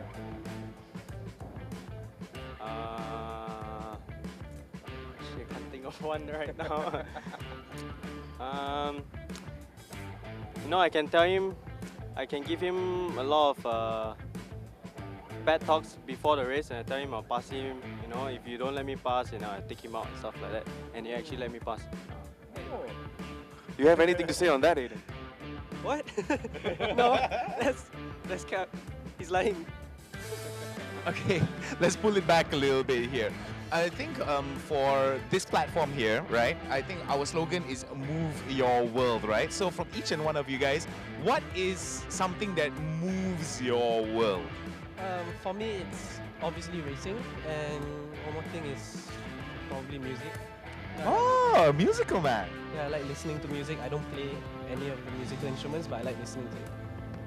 Do you listen when you drive as well? Not when I race, but yeah. But you wish you could, lah. I'm pretty sure you would have some banger hits, right? Yeah, of course. What about you, Mitchell? I would just say racing definitely, because when I put on a helmet, I become a completely different person in the car, and I just want to go for wins all the time. So that's the thing that actually makes me like move forward in my life and move my world basically. Yeah. Before we actually talk a little bit more about the race, I want to talk about your prospective threats, right? I mean, aside from Mitchell here on your side, who else do you think has the prospect to be a big threat in the super sporting class? I can only think of 3. All right. Freddie Ang, Eddie Liu, and Putra. All 3 of them are, really quick, and they wouldn't really want to give you way when you're on track. So it's really quite a fight when we're racing against them. Same question to you, Mitchell. I mean, everyone in the super sporting category deserves to be there. So I would say that, the competition in the super sporting category is what, basically like what Hayden said earlier, is the best drivers in Malaysia. So, not anything could happen. Maybe Jan is slow this round and maybe the last round, but anytime he can make a comeback in the next round, and it could cause a threat to all of the other fast drivers that are, leading the championship or whatnot. All right, so it seems like this rivalry is going to be intense there, Nick. But before we go, do you have anything to say to Hayden and also your supporters that's watching right now? I hope to see you on track, especially I didn't see you yesterday. So, Hayden, last words? I hope I don't see him on track. If I see him, I'll see him on my rear view. So, yeah, it'll be a fun race. All right, Nick. All right. Of course, all of this is in the spirit of competition, and of course, I think Mitchell is like, I don't know how I feel about this, but Hayden's already there. We need you guys to hug it out, like give.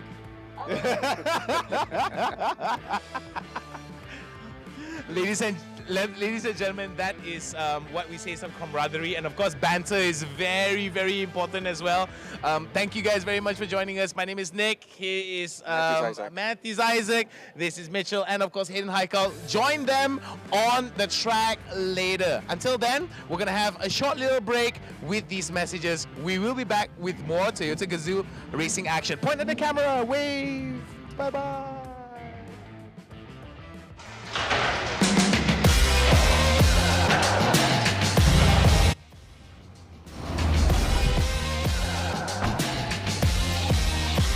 Hi everyone, it's me Teguh Janle, 2-time Super Sporting Class Champion, Gazoo Racing Ambassador, and today I'm thrilled to announce the new GR parts lineup here in Malaysia.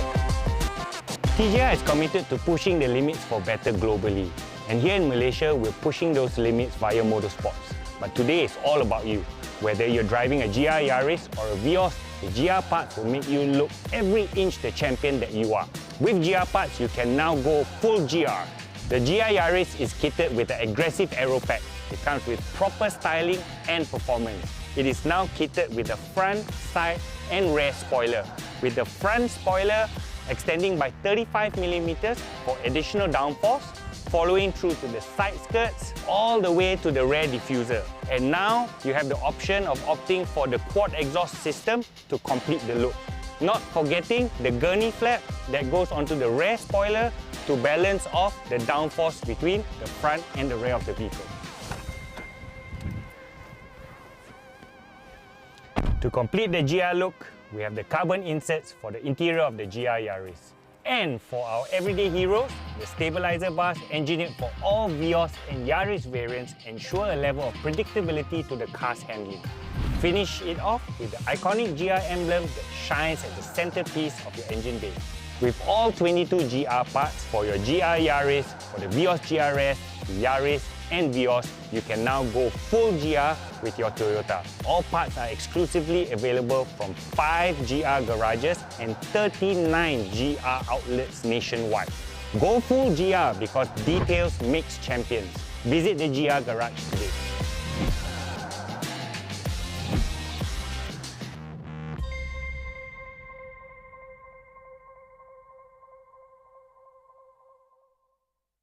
Toyota, all about the drive. Let's go! Just what on earth is Gazoo Racing? Gazoo Racing is a spirit. The spirit of pushing one's limits. It's more than just a badge, a symbol, or a poster on the wall. Gazoo Racing is Kaizen of competitiveness. It's the rubber hitting the road again and again and again. Fine-tuned on the world's most demanding racetracks. Powered not just by all forms of energy, but also by our passion. To accelerate, exhilarate, elevate the Toyota mandate of making ever better cars. Moving not just people, but the human spirit forward. This is our spirit. This is Gazoo Racing.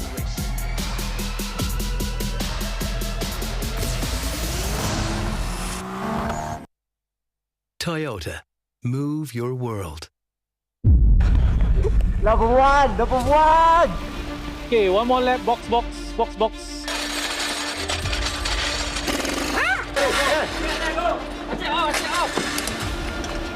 Hi, my name is Mitchell Chia. My name is Mika Kimi. Hi, my name is Azrael Asa. I am Ali Shauki. This is Gazoo Racing. Toyota Gazoo Racing Spring Cup is a very unique series because it requires 2 drivers and you can only pair one super sporting driver, a sporting driver or any driver that's out there that's not in Gazoo Racing. For pair driving, you need lots of strategy and a proper one. And it needs to be solid for you to have a good race.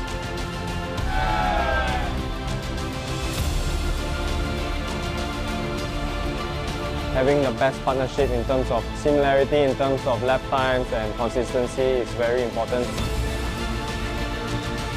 I feel quite privileged to be able to get a teammate that's at such a high level. I can learn so much, and there's a bit of pressure that comes with it, but it's part of the game.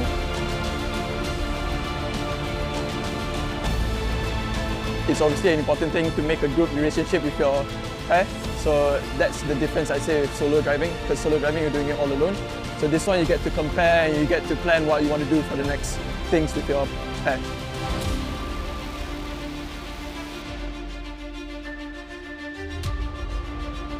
He doesn't have a lot of track time as compared to many of us here that's been racing for a long time. But I would say he's very quick. For me and my pairing, so far we didn't have any problems at all. So I think we're all kind of this, both of us are kind of the same. So yeah, we've been karting together for a while now and everything, so we know each other well.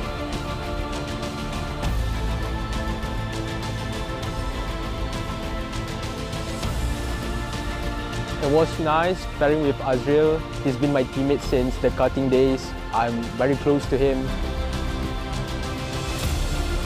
You're doing a good job, You can do it. Whatever help he needs, I will provide for him, and wherever that he might be a little better than me, of course, I will also seek the same advice from him.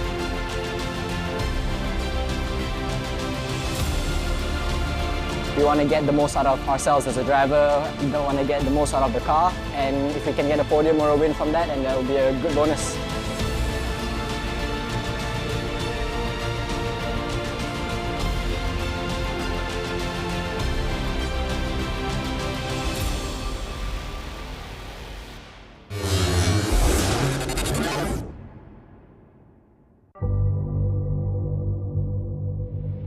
Everyone expects you to be someone. But what if you want to be someone else?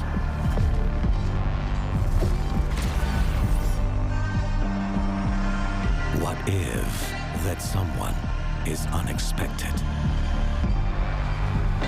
Unconventional. Unaffected by what others think.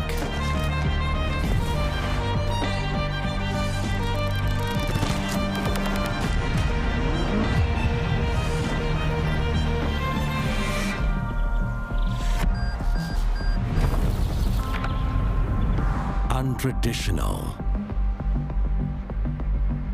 Unfazed by demands. Unstoppable.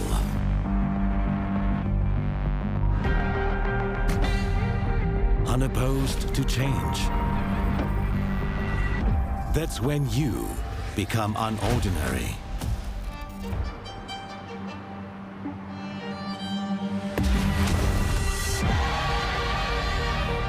And undeniably you.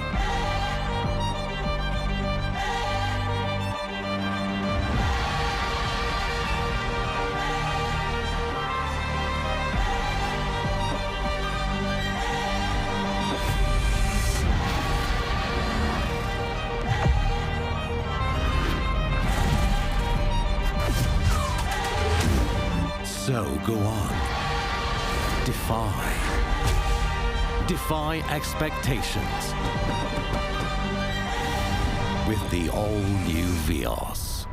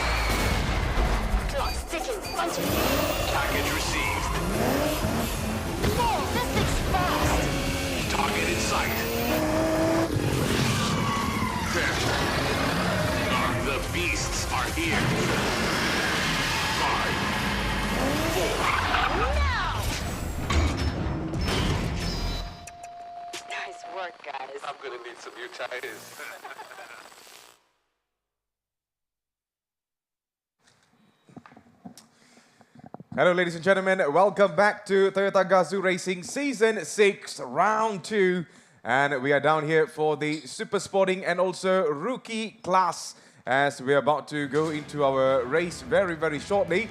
You're joined by me, Matthew Isaac, and right next to me, it's none other than Nick Harris, who is going to be the voice of today's race, of course, Super Sporting and also Rookies. But man, I'm really looking forward to this race. Yesterday, the intense rivalry was up, and we just talked about rivalry on an interview with them. I mean, we were talking directly towards Hayden Haikal and of course Mitchell Chia, and of course it's all in good spirits. It's all in how to say, in the spirit of sportsmanship and camaraderie, right? But we can actually see that they do have a little bit of a big brother, little brother kind of dynamic with Mitchell Chia serving as the more experienced bigger brother.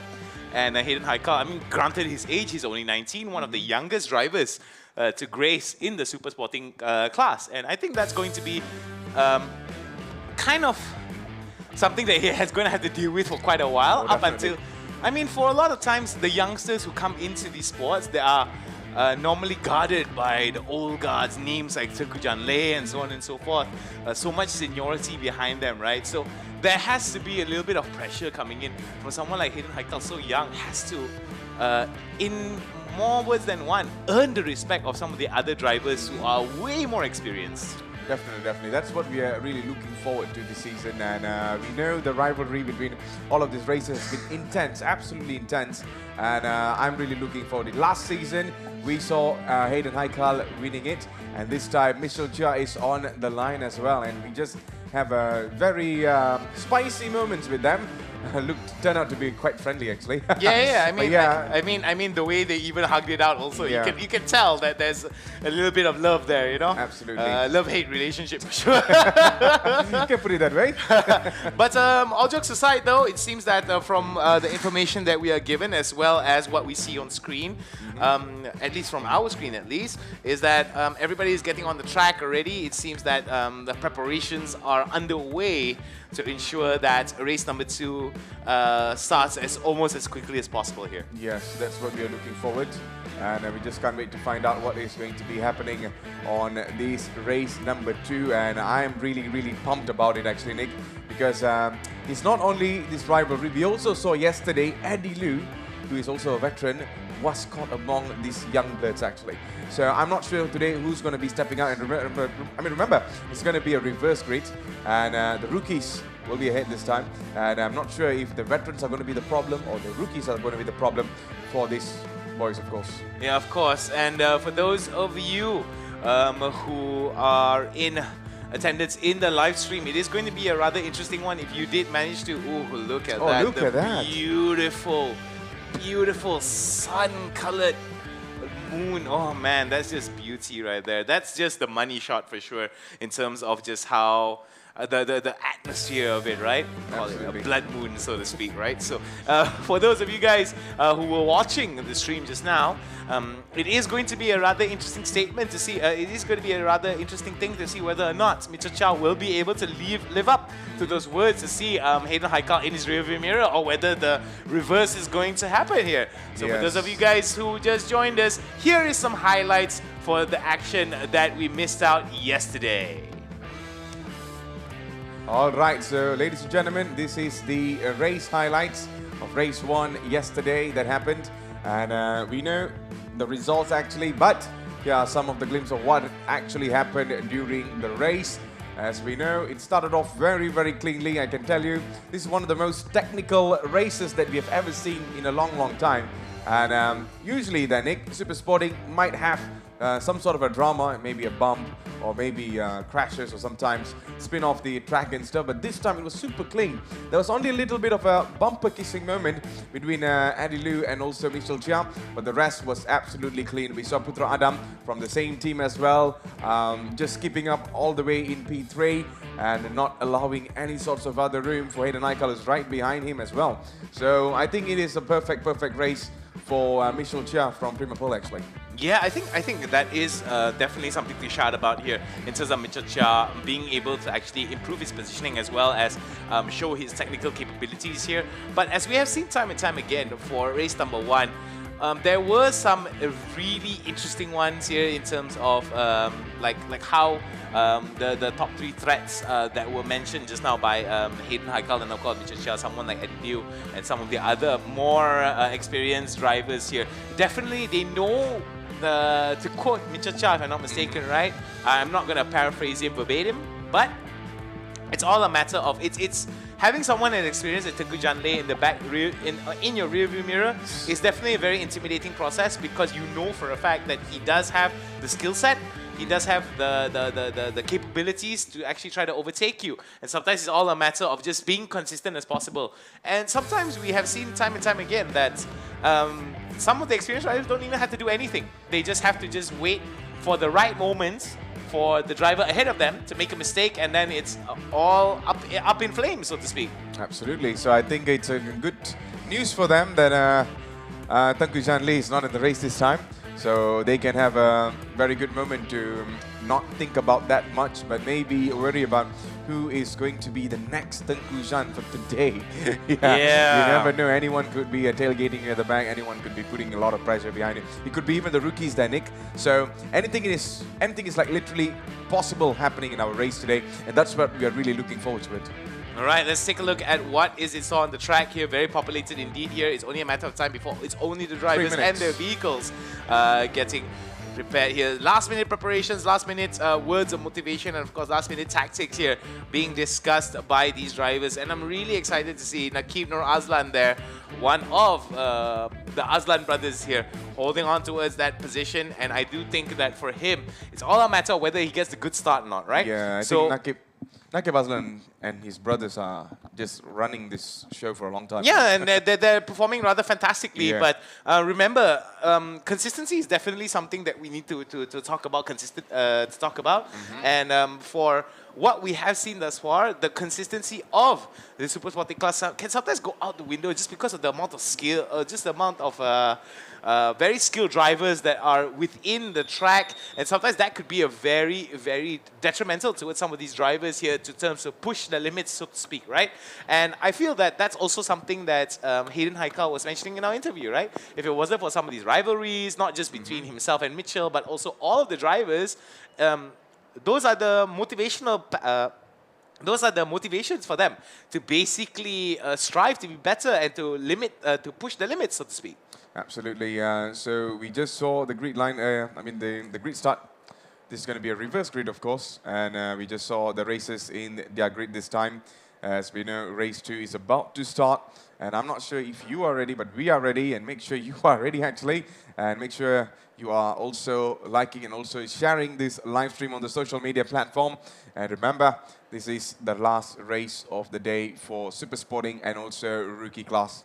They seem to look absolutely ready right now, Nick.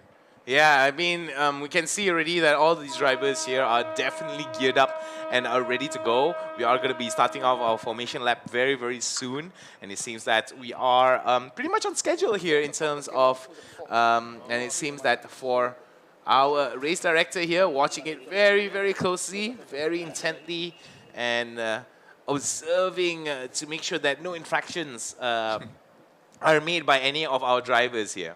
Yep, Mr. Ravin, who is our race director, who's absolutely ensuring everything is going perfect, no problem. And it seems like the front ones are the Super Sporting, and at the back there, I think, no, it's the other way around. Yeah, I mean, it's yes, a reverse grid, grid, right? remember. Yeah. Sometimes I tend to miss out on that too sometimes. And for those of you who don't know what a reverse grid is, that means that if you finish first in race number 1, that means you're going to be starting from at the back of the pack. So that's going to be something that could actually, it allows for a little bit more competition between the drivers here, considering that they're all driving the same vehicle, same stock car. And I think that's going to be very important for them moving forward.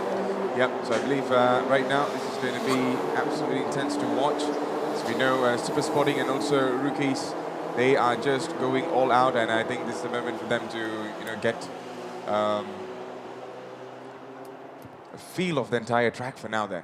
Yeah. I think that's going to be the case here in terms of them being able to just get into it. And I think that this final formation lap here is definitely that last bit of preparation, or at least that last bit of like, okay, it's time to race. Let's just get like one formation lap done, get a feel for the track one more time before it's race time. I mean, Mitchell Chia already shown, and for those of you who just joined us here, this is going to be the starting grid for Super Sporting and Rookie, and the Rookie classes for race number 2.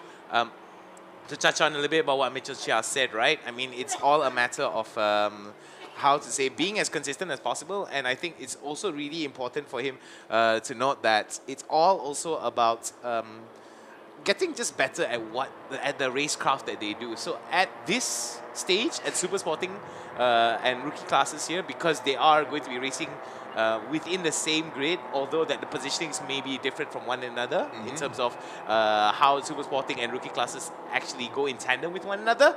It's also important to note that for how these two classes are going to go up against each other, the jump in terms of the skill level for the drivers here is insane for the Super Sporting class. The Rookie classes actually are one of the, if I were to say so myself, a class that benefits the most in this competition, mostly because of the exposure towards the racecraft that they're having, being there with experienced drivers, is definitely going to increase the skills of these rookie drivers. And these names may actually be legends in the next 10 to 15 years for sure. Absolutely. These names are going to be putting on history, of course, for ladies and gentlemen. And I hope you are ready for Toyota Gazoo Racing Season 6, Round 2. And this is race number 2. As you can see, Mr. Ravin, the race director, is pretty much ready over there. That seems like the last car's coming off. And we are about to kickstart our race very, very shortly. In the meantime, if you're watching this on the social media, make sure you're liking and also sharing this live stream, of course, to all the other viewers and stuff. But here we go. This is the moment to see the green flag. Yep. Waved over there. And once the lights is off and it's race time, and here we go. And it looks like it's going to be a really good start for the car number 17 that's having the lead for now. That is Nakib Aslan. As we are about to see, they are coming into the Kuala Lumpur straight. The turn 1 is going to be absolutely crucial. You can see most of them are kind of congested on the left. As you see the car number 9 over there is trying his very best. But then Nakib Aslan keeping a very good line and not giving any sort of chance right now. But it seems like there's lots of pressure right behind him. But still keeping a very cool line so far in the front. Nakib Aslan, as usual, the Aslan brothers supremacy has been topped up throughout the season, and now on race number 2, night race, of course, he's still showing dominance over here, Nick.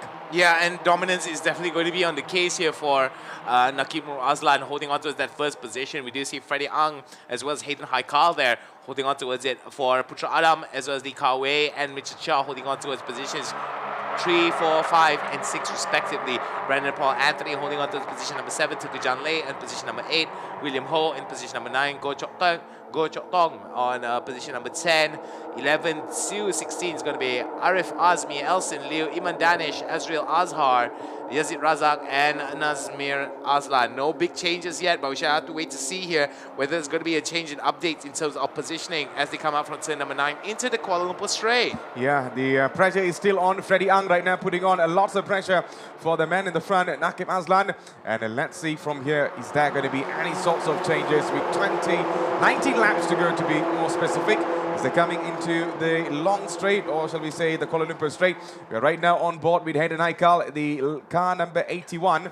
As we know, he has lots of things to prove today, and he's still on P3 at this moment. And let's see if there is going to be any sorts of changes there. Putra Adam on P4, P5 is on for Eddie Liu.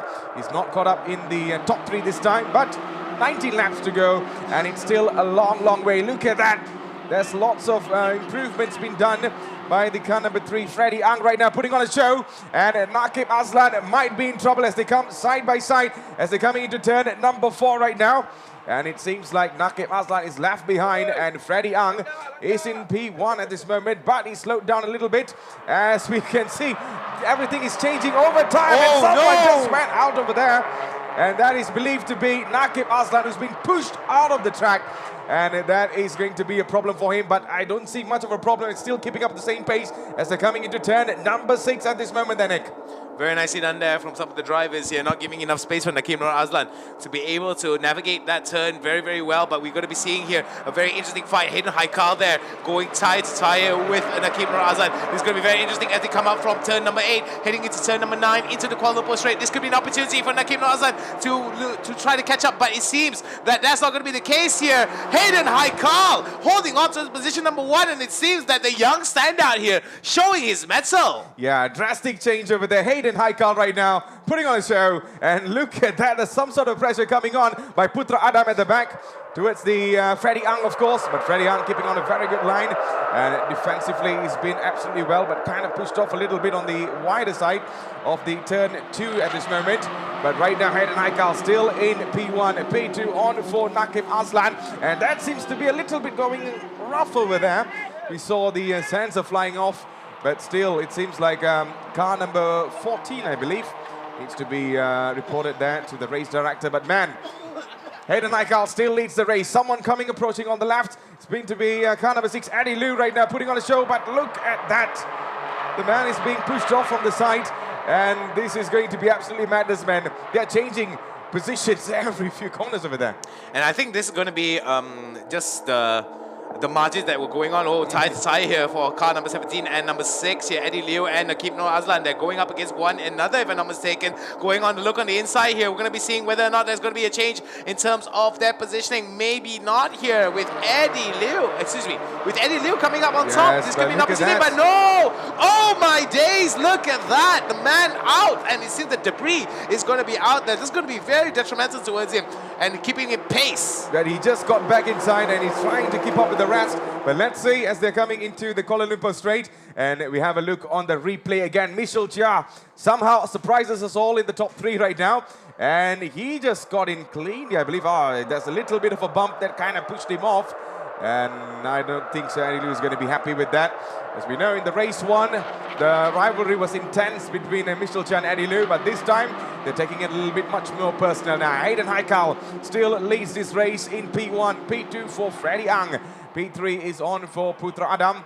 As they're coming on to the car number 17, we are putting all the focus on at Nakib Azlan right now. Dropped all the way to P6 there, Nick. Yeah. And that is kind of a surprise. I think he got sandwiched in the middle, and right now he has dropped all the way to P6, and he has a mountain to climb so far. Not a very huge mountain, but if he puts up a really good pace, he can definitely climb that up. Despite a very good start here for Nakib Nur Azlan, it seems that consistency started to fall off a little bit more once a little bit more pressure was applied onto Nakib Nur Azlan. Hayden Haikal there, definitely not a stranger towards that pressure, took advantage of that and immediately improves his positioning. Now he is position number 1 with Freddie Ang, Putra Adam, as well as Michel Chia holding on to positions 2, 3 and 4 respectively. William Ho as well holding on to position 5. We do see that Nakib Nur Azlan dropping 5 positions, the biggest loss in positioning here. The gap between these drivers from Hayden Haikal to Freddie Ang is about 1.431, if I'm not mistaken. Yeah, we have a little bit of focus on Brendan Paul over there, who might overtake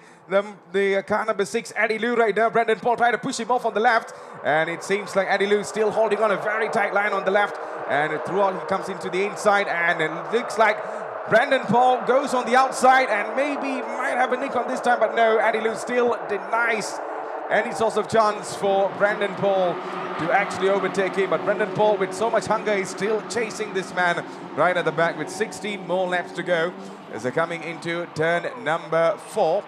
And that is believed to be the Langkawi curve. That is the other generic name that's given on to our Sepang track over here. But look at this. Car number 63, Putra Adam, right now pushing on to the car number 3 in front. That is none other than Freddie Ang. And the race leader all the way in the front there is going to be Hayden Haikal, still leading this race. But the pressure is still on for Putra Adam at this moment.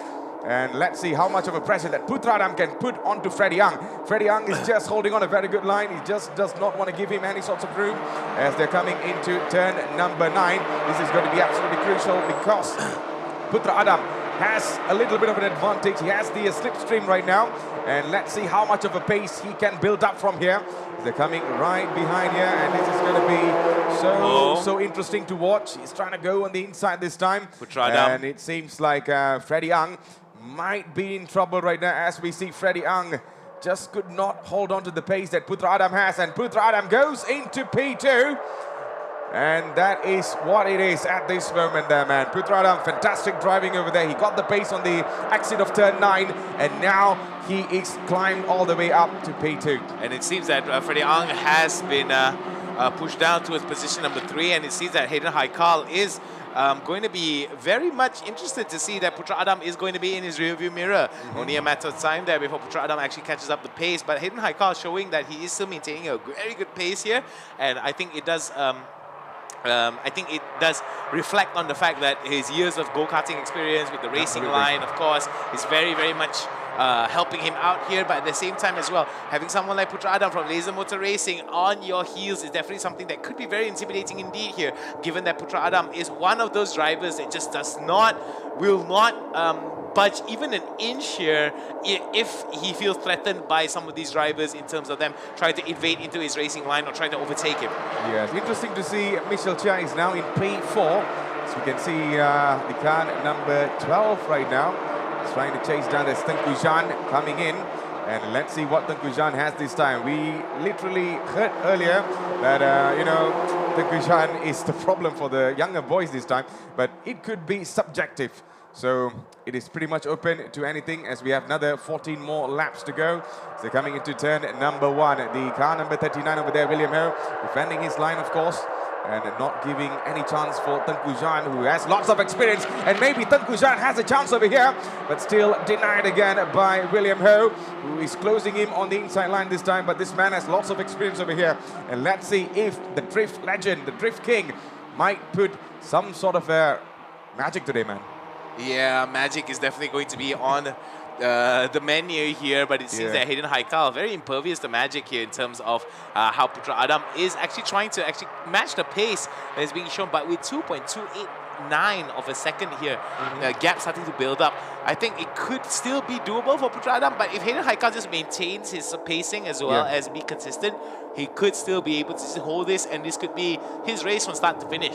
Yeah, yesterday we talked about the young, fast and fearless storyline, and today it seems like a mixture of many other racers in the top 3. Hayden Haikal still proving himself that, you know, whatever interview he gave just now, he's putting his words into action. So that is what we're talking about. Man, Mitchell just not that far away as well. He's in P4, and we have another 13 more laps to go. That's kind of long actually for the racers, as we are on board right now with the car number 12. And that is Tengku Zhan, who might be waiting for William Ho to make some sort of a mistake as they're coming into turn number 1. And this could be the moment for these two Prima Pearl TD Racing team. But William Ho still again denies the opportunity, and still we see Tengku Zhan trying to... Oh, no! Oh, my days! What happened there? I have no clue, Nick. What happened over there? This got to be a yellow flag. I'm not sure, but let's have a replay. Oh, no. Oh, no. He just went straight into the barriers, and the car flipped. Oh, my goodness! Oh, and that is car number 93. And that is Yazid Razak there, Nick. Oh, that's definitely going to be a yellow flag here. Safety car is going to come into it. Red flag. That needs to be a red flag. That has to be a red flag here. And it seems that Yazid Razak will find out a little bit more information in terms of Yazid Razak. And we do hope that with that very serious accident happening out here, we do hope that he's okay and there are no any serious injuries. But man, oh man, that is definitely something that we have to be very, very cautious about here. It seems that with the red flag, everyone has to actually, how to say? I just want to make sure he's okay now. Proceed to the grid, but the race all aside here, we are definitely looking towards getting a little bit more information about Yazid Razak's condition, whether he's okay or not. We do not have any much information in terms of his condition or whether he's okay or whether he's hurt. He was pushed by a rookie. Yeah. And I think that is definitely not intentional here. That's definitely not the intention of any of the drivers. I mean, sometimes it just happens. But man, oh man, that's definitely something that just is very scary indeed here. I think this is one of the first big flips that happened here. Oh my goodness. It comes from the rookie class actually. And it seems like Yazid and also none other than Nazmir Aslan actually. Yeah, the car number 14 that was pushing off the towards the barrier on the right. So that is what happened. It seems like the ones in the Super Sporting are pretty clean, but the rookie side is where the problem came in. And now it's a red flag as we are waiting for the clue from the race director, of course. But man, that is not a good day for any of them. Definitely not. Remember, as much as we are excited about the race and everything else, safety is definitely number 1 on the priority. So for those of you who are worried for Yazid Razak and his safety and his condition, we are currently awaiting a little bit more information. We will release more information to each and every one of you as we get that information, but definitely not something that anyone wishes to happen here at Toyota Gazoo Racing. Remember, safety is the number 1 priority here. With all of the, how to say, with all of the safety measures done, these things still happen. Ambulances are on standby. We'll have to wait and see what is the biggest update here. I don't know whether there's going to be any more footage that's going to be shown here in terms of what just happened, but it was a major flip. It was a major scare, and it was a massive flip indeed. It looks like he's just going to stop at the left, right? But the way that the car flipped was pretty much very unexpected, actually, and I did not really expect the car to be flipping that way. Yeah. And the way that it ended up on the left there was kind of tragic, actually. I just want to make sure that Yase is actually safe right now. Yeah, so I think everyone is out over there, trying to clear it off. I think that happened in the turn 9, because the exit there is pretty... Yeah. All right. Yeah. So as far as we know, we've already been told that the ambulance is already in play. Ambulance has already arrived. Of course, we all have safety members, marshals. Everybody is all inside already. We're not going to be showing any more footage of that, you know. But for now. But for now, as far as we understand, the driver has given us a okay signal. But of course, we will not know what the extent of the injuries, if there is any or whatsoever, until we get more information. But of course, the main priority right now is to get him out of there and to get to render some first aid. And I feel that that's going to be the most important thing right now. I'm very sure the safety team is doing a very they're doing a very fantastic job. Yeah. Very quick response, and of course, you know, things like this happen in a race for sure. But it's something that is only reserved for like worst case scenario. Not to say worst case scenarios. Excuse me. I misspoke there. It's just reserved for one of those odd incidences where flips like this happen or some crazy moments happen. I mean, it happens in any sports, man. Even in football, things like this happen. Even in racing, it happens. Any sports that you play, these kind of things happen. So that's one of the reasons why the safety officers are always around and ensuring everything is safe to compete and stuff. But, you know, this kind of thing sometimes is unpredicted. And even it happens in Formula One. So I think even it happens today as well. But it's kind of a tragic day for all of the rest of the other racers who are actually looking forward to win and stuff. But they really did not expect this to happen. But I'm very sure everything is good. Everything is absolutely nothing much of a huge problem, I believe. Oh my goodness, but it's definitely a nightmare that nobody ever wants to see in terms definitely. I mean, you do not want to be in this kind of position, actually. It's definitely a very scary position indeed here. But sometimes the ball is round, Danik. The risk is definitely there.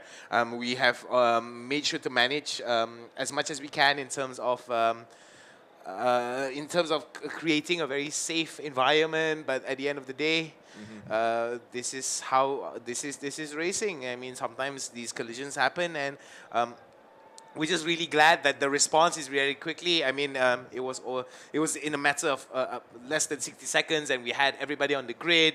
We have the emergency response teams all on standby. We're just waiting for a little bit more information to let people know, viewers at home know that Yazid Razak is okay. But as far as I can tell, the bar did its job, the harnesses did its job. He did manage to give an okay signal, as you can see there. Yeah, he's good, he's good. He seems okay, but then again, we can only speculate. We have to wait and see what more information that we can get out of. Absolutely. So I think everything is going good so far. And in the meantime, ladies and gentlemen, you're watching Toyota Gazoo Racing Season 6, Round 2. This is Race 2 as well, as we are still underway for the race. And right now, we have been flagged red flag at this moment. So the race stops for, I'm not sure how long it is. But yeah, it might continue, might not, we never know. We will get the cues from our race director. So in the meantime, make sure you are also liking our live stream for now. And make sure you are sharing this as well. And comment your favorite racer who's going to win our Super Sporting and also Rookie class. But Nick, I think throughout the race that we saw just now, let's talk about half of the lap that they actually finished. I think it has been a fantastic race by Hayden Haikal so far. He's putting on the words that he spoke earlier on. Yeah, I mean, with what we just saw here, definitely a little bit of a shock for a lot of our race fans at home, and of course for us as the Castle, we're definitely a little bit shaken up as well. But at the end of the day, we have heard from the production team that the medics are already about to run out. But to focus back on the race, Hayden Haikal here definitely ahead of the pack. There is also quite a bit of interesting turn of events here for Putra Adam as well as Freddie Ang. They were able to improve their positioning. But I think the biggest winner thus far here has got to be Hayden Haikal in terms of him holding on to that position. We can see that for those of you who just joined us here, and it seems that we have been told that the ambulance has already brought out the driver, Yazid Razak, and as far as we understand, he is in a fairly stable condition, but we have to wait and see for more information about that. As you can see that the vehicle is going to be removed from the track. The obstruction is going to be removed from the track here. And for those of you who just joined us in any of the streams, just drop some love for Yazid Razak. Of course, you know, in terms of him recovering well, and hopefully just a few bumps and bruises rather than any serious injuries. But with that being said and done, we don't want to be, how to say, to take away from the fact that the race is still going to continue on, despite the fact that, what just happened, and we do hope that for those of you in attendance, of course, in the live stream, are not as shocked as we are, so to speak. You know, I mean, yeah. I think these kind of things are pretty much kind of, you know, it happens in racing, any sports actually. But let's hope that we'll get a very good news very, very soon. And of course, to get more updates, you will definitely have to check our social media team, TGR Malaysia, or you can also check out all of our other social media platforms from Toyota Gazoo Racing as well. They have all the information that you need, so make sure to give a follow to them as well. And if you guys want to know what's the latest update about what happened, the incident and stuff, make sure you can check it over there as well. They'll be much more quicker to update compared to us. But man, I think the race was going pretty good. It's just of this one incident that actually happened that kind of stopped everything up. But talking about the entire race, I think Hayden Aikal performed absolutely well. Performed really well. That's what actually caught me, because earlier on we saw him talking with Michel, and Michel won the race yesterday. But Hayden Aikal, although he was laughing and stuff, but he said, like, you know, I'm going to win this today, man. I'm going to do it today. And halfway he proved his point, but unfortunately we could not see the end result yet. But yeah, I think...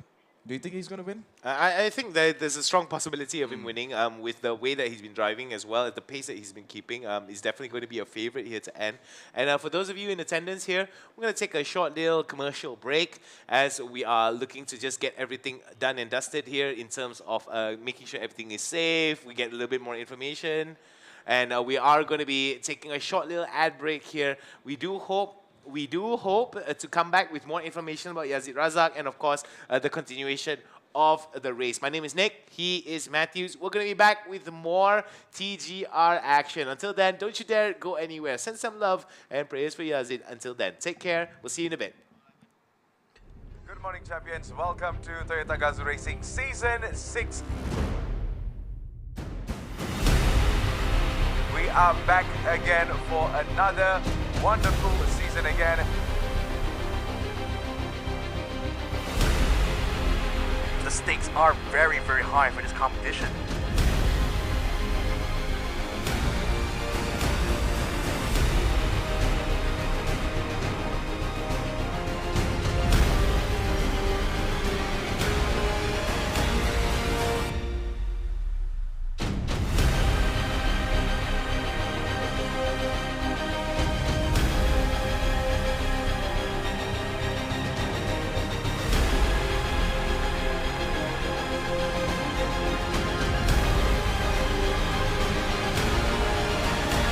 Prize pool is closer to 1 million ringgit.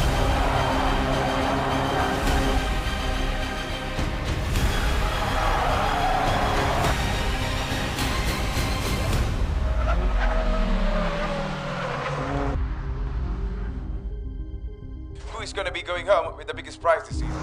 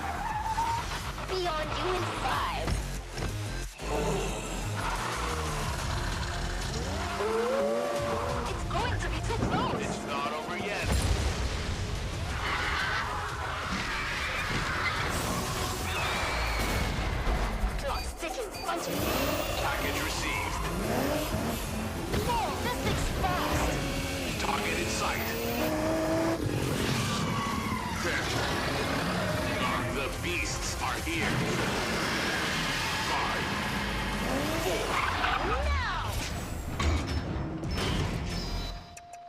Nice work, guys. I'm gonna need some new tires.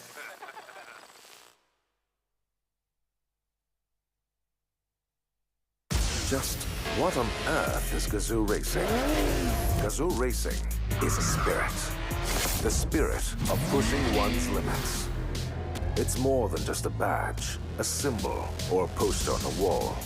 Gazoo Racing is Kaizen of competitiveness. It's the rubber hitting the road again and again and again. Fine-tuned on the world's most demanding racetracks. Powered not just by all forms of energy, but also by our passion to accelerate, exhilarate, elevate the Toyota mandate of making ever better cars.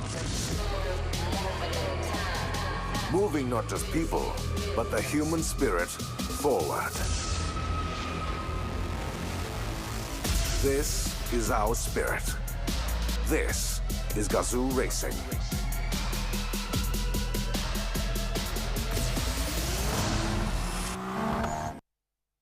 Toyota. Move your world.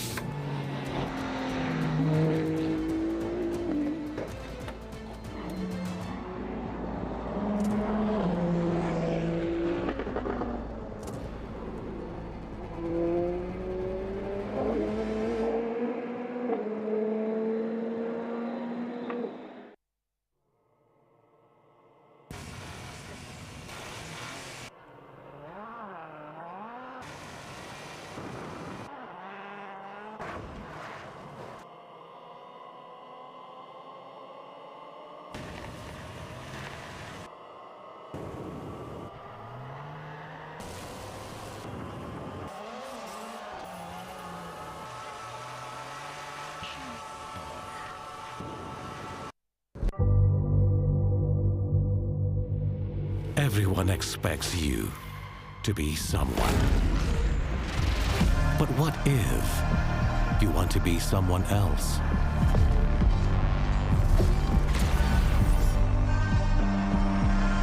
What if that someone is unexpected, unconventional,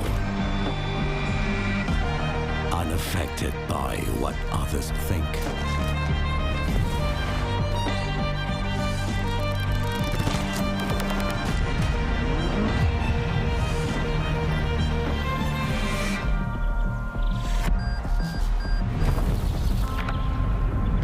Untraditional, unfazed by demands, unstoppable,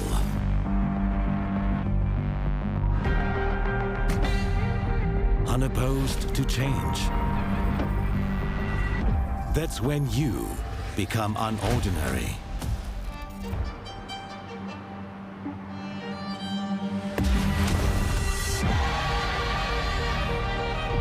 Undeniably you.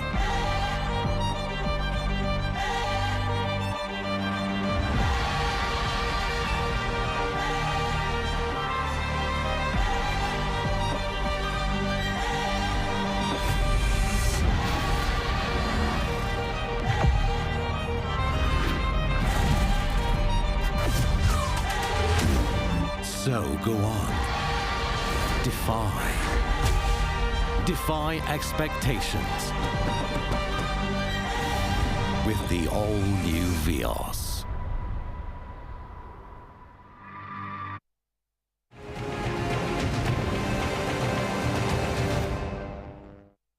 一言で言いますと、家族的でプロフェッショナルなチーム。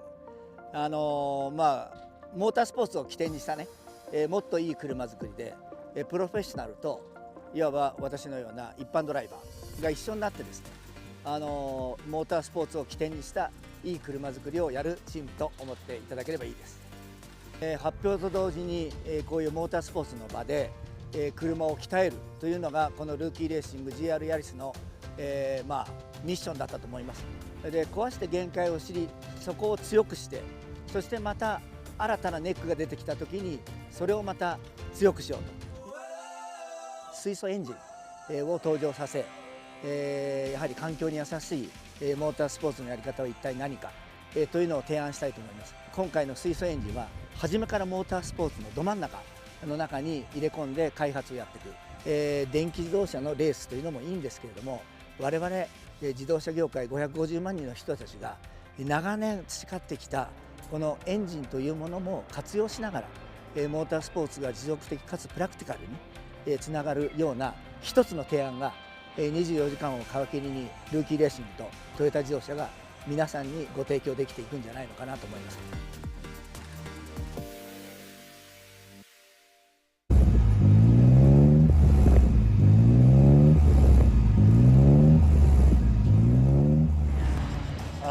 水素エンジンというのはガソリンに代わって水素をタンクに溜めてそれを燃料にしてガソリンのエンジンのようにエンジンでそれを燃やしてエネルギーを取り出して走っていくと。トヨタは水素といえば FCEV 未来を出してますから水素でもう車って走ってるじゃんって思う人も多いと思うんです。未来はですね同じように水素を燃料エネルギーにしてるんですけど水素を使って発電してるんですね。だからエンジンは実はないんですよ。でも今回の車はエンジンがあって燃料が水素になってるだけなんですね。今まであったエンジンをそのまんま使いながら燃料をカーボンニュートラルなものに変えられるということはガソリン車を最初に出しておいて後々置き換えていくってことだってできるようになるかもしれない。だから車の作り方が変わっていくと思ってるんですよ。そういう未来の扉を今開けようとしてる感じで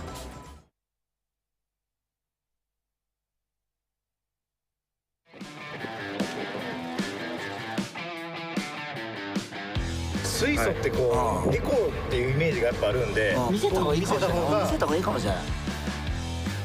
カーボンニュートラルにおける挑戦の旅が始まりました。このカーボンニュートラル時代において一つの選択肢に絞るわけではなくいろんな今まで培ってきた技術をベースにした内燃機関をもカーボンニュートラルに生き残りかつ発展させる方法があるんではないかと。敵は炭素であり内燃機関ではない。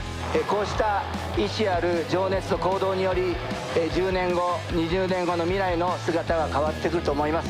一戦一戦積み重ねることによってこうして仲間が増えていること。カーボンニュートラルは共感で動くべき。い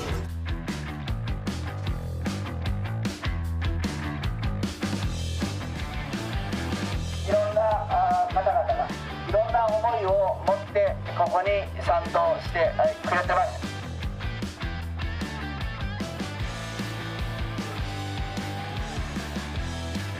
水素エンジンにおける2年目の挑戦、昨年よりも距離を伸ばしました。余分に走った分だけ我々水素社会の未来に我々の情熱と行動で近づいたってことです。ワンチームジャンプ。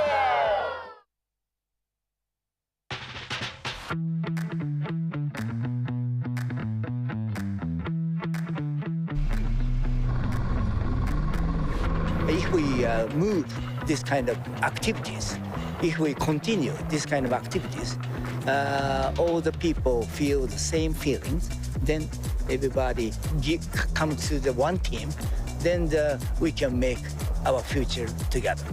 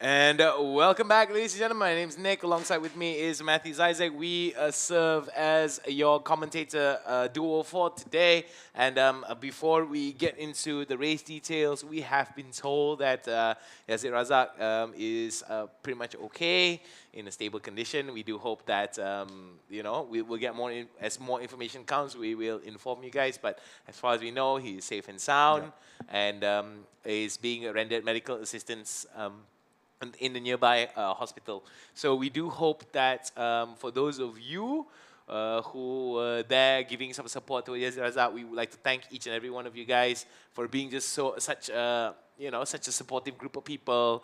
We understand that safety is definitely something that we take very seriously here at the Sepang International Circuit, especially for the Toyota Gazoo Racing Festival.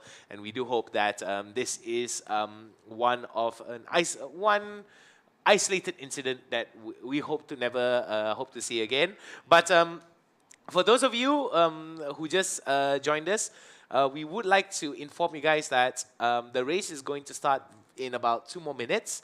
And I think the most important thing that we need to bring up here is the fact that the race will be resumed for the safety car for 1 lap, and the race shall be a total of 10 laps. 10 laps, so once the safety car goes through the lap, right, there's 9 more laps to go. Betul. So just to reiterate, to those that did not hear, drive is okay. That's the most that we can tell you. And for those of you who just joined us, be prepared, hype yourself up, because we are going to continue the race very, very, very shortly. So Matthews, anything to say in terms of the race, in terms of how the drivers have been driving, what kind of things to expect moving forward? Yeah, I think putting whatever incident that happened just now, I think the race was pretty fine. We can see that the race was pretty technical as well. We saw some heated moments here and there between few cars, Brandon Paul, Eddie Liu, and also we had Tengku Zhan coming in attacking William Ho. But other than that, I think we are yet to find out what is more that we're going to find out from the entire race. But the safety car is out now, so they're going to go for 1 full lap, and it will go back inside, and the race starts immediately right after that, Nick. Yeah, and I think that with that being said, right, it's very important for us to just maintain a very safe environment here. That's the reason why the safety car has been summoned onto the track as well. And I'm thinking that this is definitely going to be, for some of the drivers at least, an opportunity for them to take advantage of this safety car start. And this could be a very interesting start towards the race here.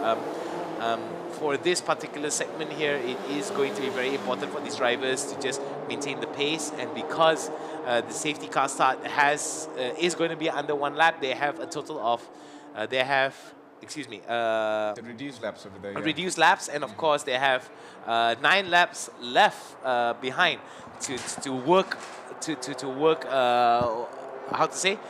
work themselves into better positions here. Just for an update, Muhammad Hayden Haikal, Putra Adam, Freddie Ang, Mitchell Chia, William Ho, Tengku Zhan Lei, Muhammad Nakib, Nur Azlan, Liu Kawai, and Brandon Paul Anthony and Go Chok Tong are going to be our top 10. Whereas in the lower 10s, we are going to see Elson Liu, Imran Danish, Nazrin Azlan, Azri Azhar, and Arif Azmi in their positions as well. Absolutely. So I think the safety car will return into the pits at the end of this lap, and the race will be continuing right after that. So Aiden Aikal still in P1 over there, as we are following the same grid earlier on before we ended this race on a red flag actually. And here we are continuing it back. So this is going to be something to watch right now. So there you go. The safety car lights are still on over there. And I think might go for another few more here. Is he coming down to turn number 5? Nope, he's going in there, Nick. Yep, I think the race will continue right after that. And yes, sir, the race continues right now, straight away.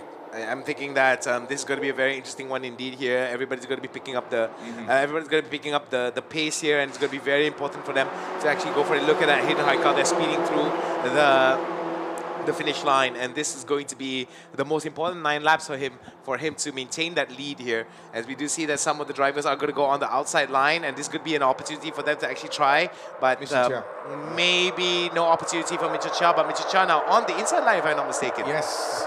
And that's what he's been doing right now. Mitchell Chia right now putting on the pressure. Right in front of him is going to be Putra Adam. So he's trying to climb into podium position, but Hayden Aikal keeping a very good pace in the front.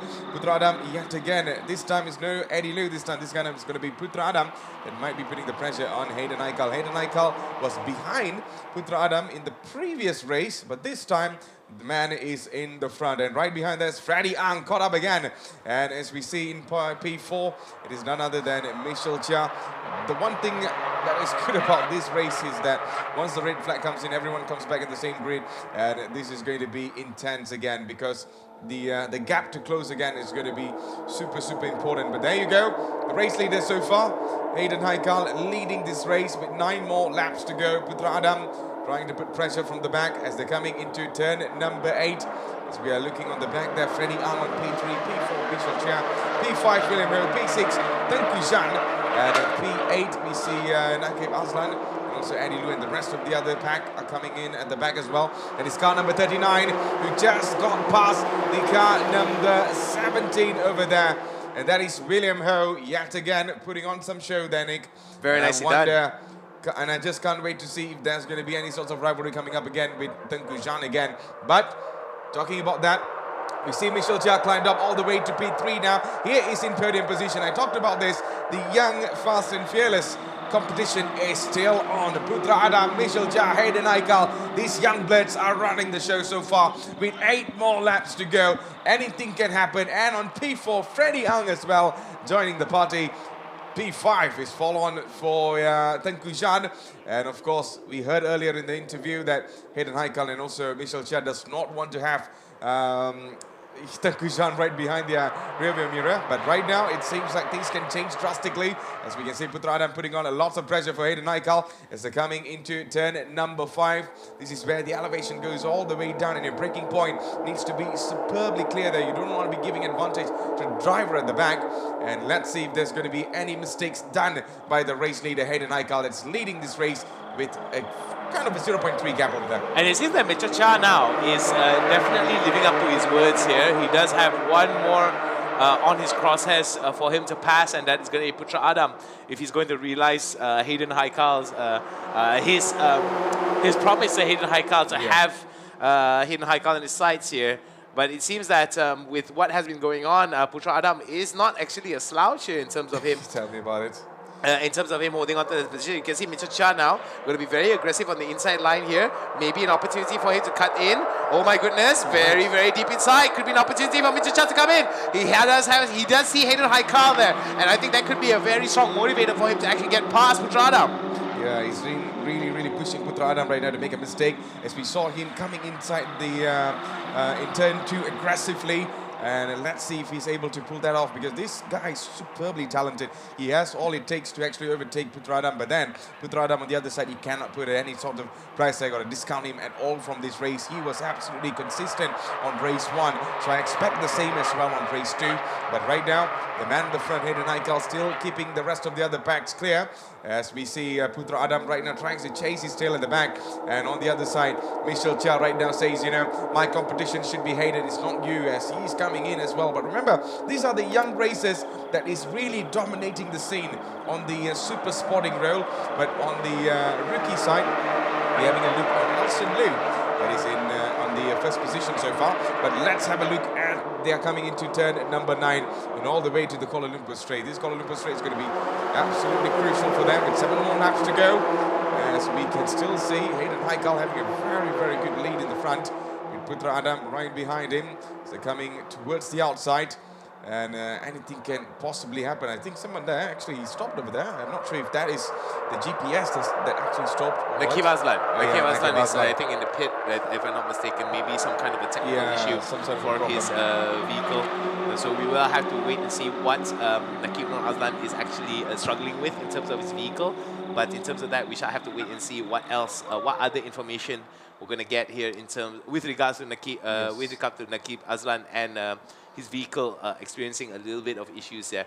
But looking at how Hayden Haikal has been moving within the laps, moving within the track here. He is actually building up quite a bit of a lead here, but it seems that Putra Adam is actually nipping at his heels non-stop here. And it's only a matter of time before Putra Adam actually exploits a weakness or a gap in Hayden Haikal's ability, and he may actually be able to open it up. But the pace that Hayden Haikal is setting here is really, really good comparatively. Yeah, I think there's a little bit of warning between these two, the Hayden Haikal and also Putra Adam. One thing for sure is that we're having a look on this man as well. Mitchell Chia is in the podium position so far. He's trying to chase down Putra Adam and also Hayden Haikal, but these two are actually in their own league so far. And right behind him, we see Tengku Jan has climbed all the way in P4 at this moment, I believe. Because right behind him, yeah, he's in P4, and Free is kind of actually passed on Freddie Ang a long time ago, as right now he's going to put more pressure on the rest of the other kids. He's super experienced, but having a look on here is car number 47, Brandon Paul, just takes into P7, not leaving any room for the man right behind him, William Ho. And we see Alson Liu coming in. Yeah, that is Alson Liu actually. Tom Go. Yeah, Tom Go on car number 77, with 5 more laps to go there, Nick. And we are still putting all our view on this man in the front. Hayden Haikal still leading this race with Putra Adam on P2 right now. As we can see, the gap is kind of closing, but they're still keeping it very consistent there. This could go all the way till track and flags, then. Yeah, this could be the case here, with Hayden Haikal actually holding on to that position. Tengku Jan Lei already being able to actually overtake Freddie Ang and improving his position from position number 5 to number 4. And I think that it's only a matter of time before Mitchell Chia is going to be on the sidelines for Tengku Jan Lei. But we do see it here for Elson Liu is going to be the first one here for him in the rookie class. Yeah, he's leading this race in the rookie class. And what a performance by this young blood over here. As we know that he might be the man to win it all, unless he gets surprised from the rest of the other rookies coming in as well. Iman Danish, Nazmir Aslan, Esbil Azahar, and also the rest of the others who are coming in as well. In 4 more laps to go, ladies and gentlemen, as this is going to be superbly most watched race so far in the sporting class, in super sporting class to be much more specific. And you're watching Toyota Gazoo Racing Season 6 Round 2, Race 2 as well. There you go. Alcin Liu and also Iman Danish is the competition on the rookie class so far. They have a gap of 0.365 there, Nick. Yeah, that's going to be a very interesting one indeed here.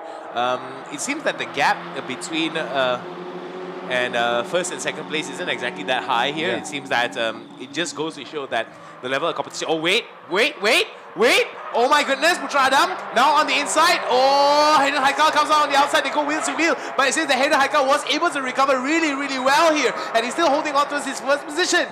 Yeah, Hayden Haikal is just still proving himself. And he's not giving any gap for Putra Adam over there. But Putra Adam still putting the pressure right behind him. And let's see how long Hayden Haikal is able to hold on to this as they come into turn number 7. This is where things can go a little bit crazy if you kind of accelerate too much on the exit. And it seems like Hayden Haikal is doing a fantastic job.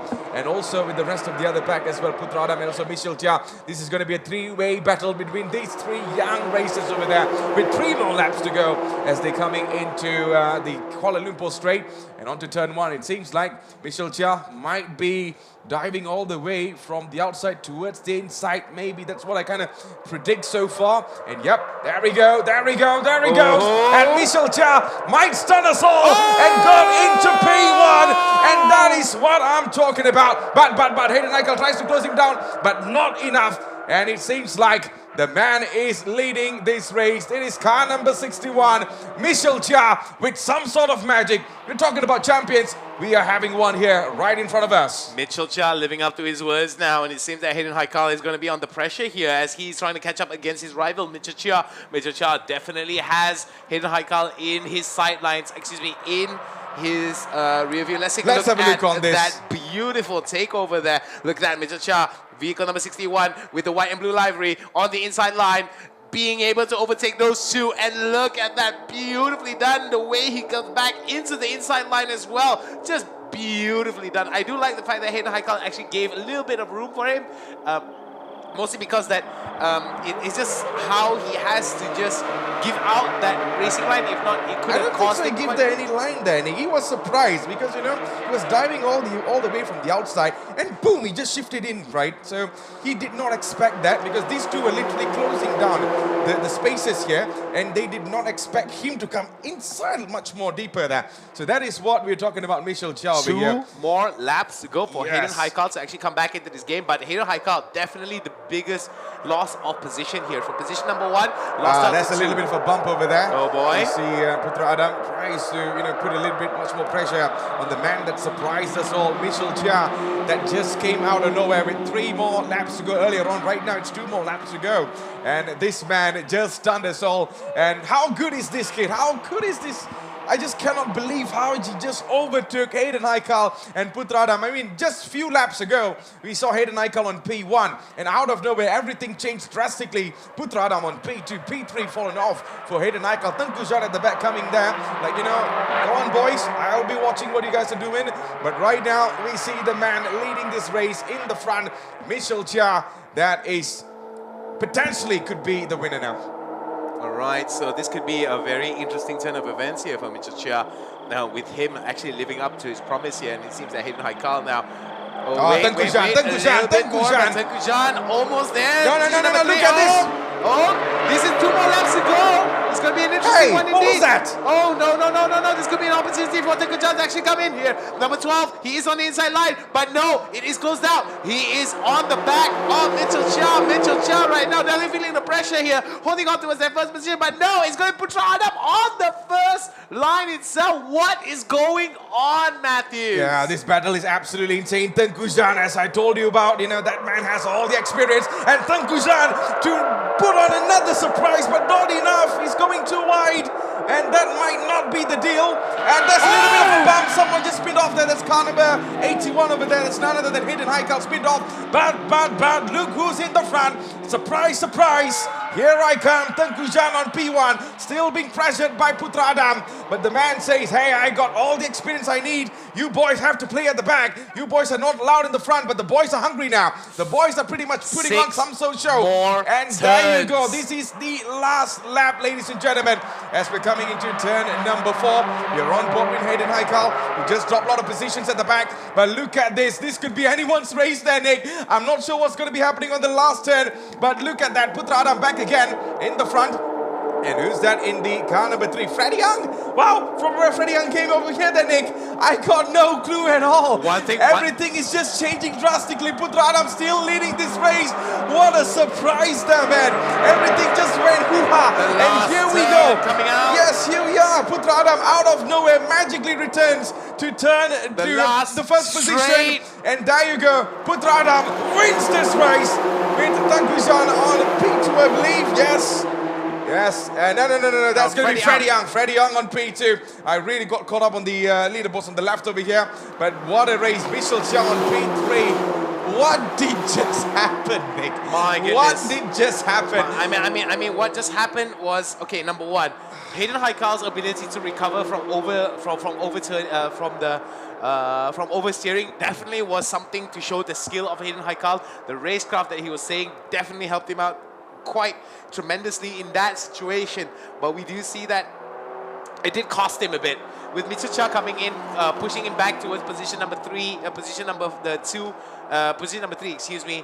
It definitely put a little bit of a hamper towards a dampener on his pacing. However, with how we see Michel Chia holding on to his position, towards that position number 1, it was only a matter of time before Tengku Zhan became the spoiler, the wrench in the cog, basically, to just throw everybody off balance. And this is why Super Sporting class is one of the best classes to watch in terms of sheer excitement.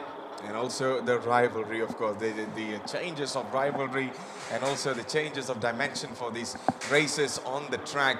But man, Putra Adam, I'm not sure how he battled it out, because in the last lap, everything was changing very, very drastically. You see suddenly Tengku Zhan in the front, and out of nowhere, Hayden Haikal went all the way at the back, and Michel Chia was caught up on P2 and P3, and boom, Putra Adam just got in a very good position. He found the space, and he finally crossed the checkered flag and he won the race as well. Congratulations to Putra Adam and the boy from Laser Motor Racing. That's a proud moment. If the team is watching right now, that's a proud moment for your boy over there.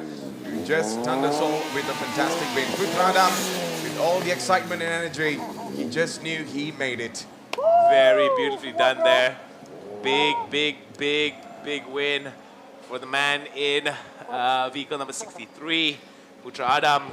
Definitely big smiles, big victory for him to be able to come up from position number 4, if I'm not mistaken, where he originally was, and was able to just take over a lot of the changes that happened from these 2 drivers here. And that's definitely something that just goes to show that his capabilities as a racer is definitely on the forefront here. Putra Adam, Freddie Ang, Mitchell Chia, your podium winners here. With Putra Adam on first, Freddie Ang in second, Mitchell Chia in third, Hayden Haikal in fourth, Tengku John Lay in fifth, Brendan Paul in sixth, Eddie Liu in seventh, William Ho in eighth, Tom Goh in 9, and Nakib Nur Azlan on 10th position. Absolutely. Let's have a look on the next one, of course, as we are focusing on the rookies. As we see, Alston Liu wins the race for himself.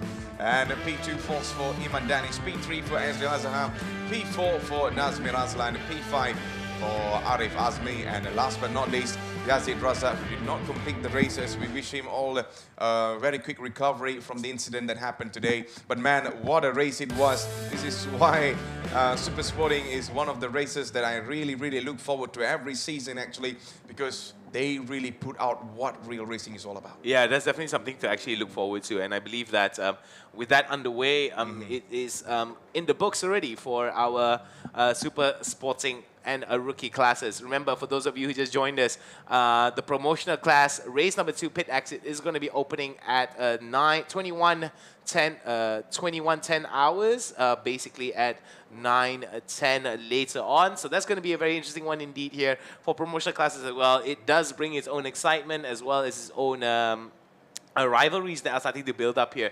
But with the end of that, ladies and gentlemen, we would like to call a close towards the Super Sporting and rookie classes. A very good show of skill, very good show of racecraft from a lot of these drivers here, and I feel that that's just going to just permeate across the entire season here as we head into the next race that's going to be coming up. So any particular observations, stray observations that you would like to share with our viewers at home for this particular round? Absolutely. I think Tengku Jan is a pain in the...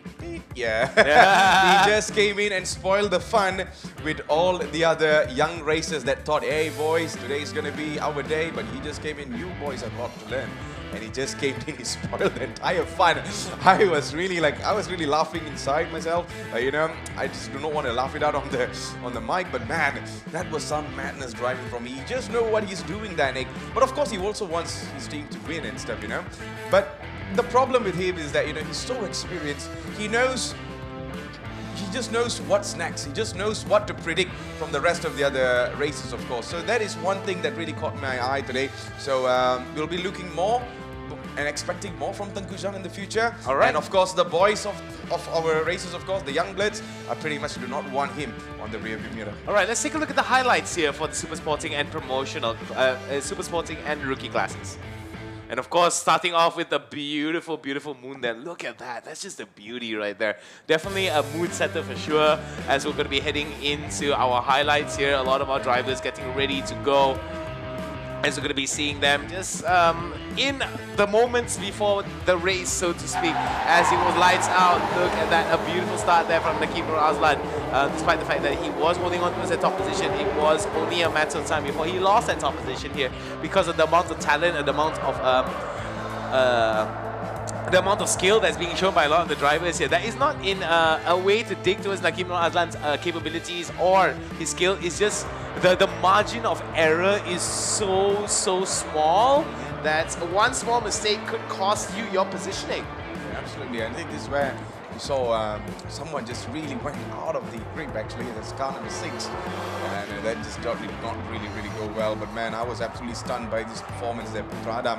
and also Hayden Haikal just fighting in. Michel Chia out of nowhere just got into the first position, and he surprised us, but then he had someone even more bigger to surprise us all out of nowhere, which is also from his same team there, Nick. But the problem with that is it did not help much. As we know, Putra Adam was keeping a very consistent pace. This was the battle against Hayden Haikal, of course. But Hayden Haikal did his very best over here, and this is where the moment where Michel Chia just got past the rest of these two, and you can really see Tengku Zhan reading this boy from the back. He's like literally predicting what's going to be happening next. What are these movements that these boys are going to be coming up with the next turn and stuff. So that kind of shows the experience that Tengku Zhan possess in the track. So that could be a huge threat. I remember we were talking earlier on the interview with the boys there. They were like really telling, you know, they do not want Tengku Zhan at the back of them because he knows what we are going to do. He just knows. He just really knows. And today we kind of witnessed that straight in our eyes, that what Tengku Zhan is able to do, even though in the last few laps. I think this is where it just got really intense. Everything just changed drastically, but Putra Adam found the space he needed and he finished this race absolutely well. And Tengku Zhan in P3 there, man. Not much of a difference, to be honest. I mean, Tengku Zhan definitely was a person that actually added a little bit of urgency to a lot of our drivers here, that he was able to actually claw his way up from position number 5, if I'm not mistaken, where he initially started out, and was able to actually taste first position at least for a while. But it is not entirely a dig on any of the drivers' skill, but it shows that even drivers like Putra Adam, who is very young indeed here, was able to actually put someone like Tengku Zhan up against the ropes here in terms of him pressuring and also being able to overtake Tengku Zhan late in some of these instances here with some very aggressive positioning of the racing line. I do feel that for Putra Adam, he definitely has a very interesting future ahead of himself here in terms of his potential. But at the end of the day, it's all a matter of whether or not he will be able to stay consistent throughout the entirety of the race. Because remember, it's not just one race, it's an entire season. So I guess that's enough from all of us here at the studio. We do hope that you guys have had a lot of fun.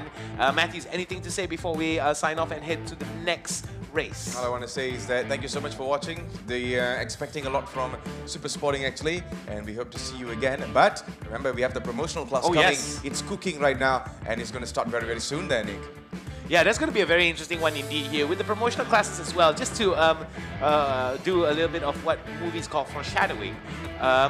I do think that Zizan Razak is actually in a very interesting spot right now with the rivalry that's starting to build up with him and Shukri Yahya as well as Ezrin Loy. Ezrin Loy could actually be the wrench in the entirety of the gears that is starting to pull up for the promotional classes. And I do think that with what has been happening, Zizan Razak has been really comfortable in terms of him holding on to his positioning. So having someone like Ezrin Loy and Shukri Yahya to pull him down a few, to take him down a few notches, is actually a very good opportunity for the promotional class to stay very competitive. But until then, we do hope that each and every one of you guys are having fun. Stay tuned for the promotional classes. My name is Nick, he is Matthews. We're going to be back after these messages. We'll see you in a bit.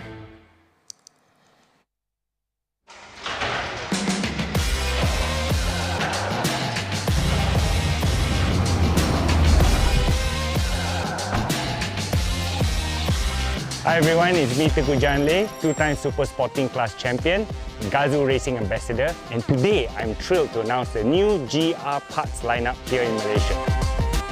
TGR is committed to pushing the limits for better globally, and here in Malaysia we're pushing those limits via motorsports. But today is all about you. Whether you're driving a GR Yaris or a Vios, the GR parts will make you look every inch the champion that you are. With GR parts, you can now go full GR. The GR Yaris is kitted with an aggressive aero pack. It comes with proper styling and performance. It is now kitted with a front, side and rear spoiler, with the front spoiler extending by 35mm for additional downforce, following through to the side skirts all the way to the rear diffuser. And now you have the option of opting for the quad exhaust system to complete the look. Not forgetting the gurney flap that goes onto the rear spoiler to balance off the downforce between the front and the rear of the vehicle. To complete the GR look, we have the carbon inserts for the interior of the GR Yaris. And for our everyday heroes, the stabilizer bars engineered for all Vios and Yaris variants ensure a level of predictability to the car's handling. Finish it off with the iconic GR emblem that shines at the centerpiece of your engine bay. With all 22 GR parts for your GR Yaris, for the Vios GRS, Yaris and Vios, you can now go full GR with your Toyota. All parts are exclusively available from 5 GR garages and 39 GR outlets nationwide. Go full GR because details makes champions. Visit the GR garage today.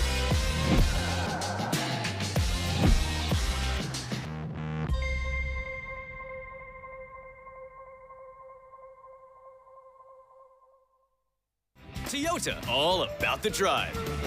Let's go! Just what on earth is Gazoo Racing? Gazoo Racing is a spirit.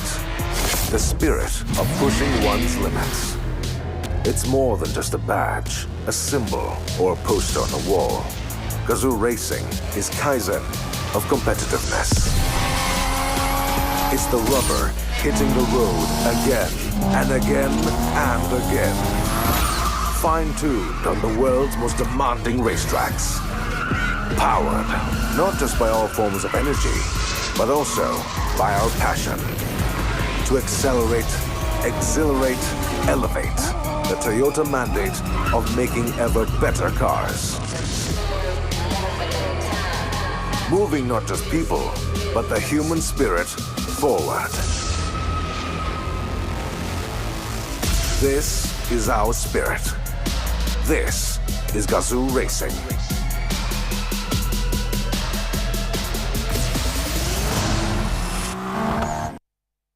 Toyota, move your world. Number one! Okay, one more lap, box.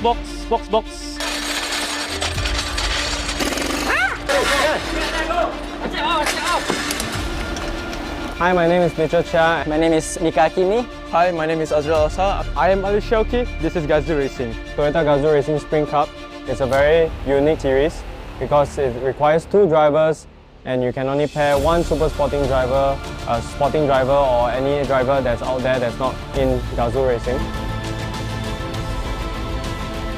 For pair driving, you need lots of strategy and a proper one. And it needs to be solid for you to have a good race.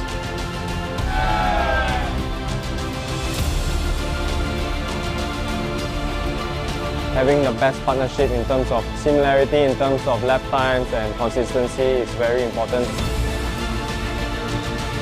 I feel quite privileged to be able to get a teammate that's at such a high level. I can learn so much, and there's a bit of pressure that comes with it, but it's part of the game.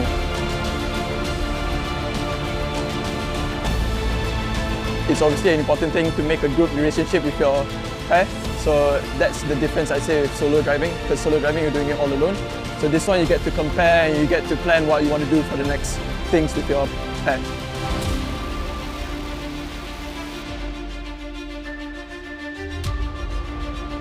He doesn't have a lot of track time as compared to many of us here that's been racing for a long time. But I would say he's very quick. For me and my pairing, so far we didn't have any problems at all. So I think we're all kind of this, both of us are kind of the same. So yeah, we've been karting together for a while now and everything, so we know each other well.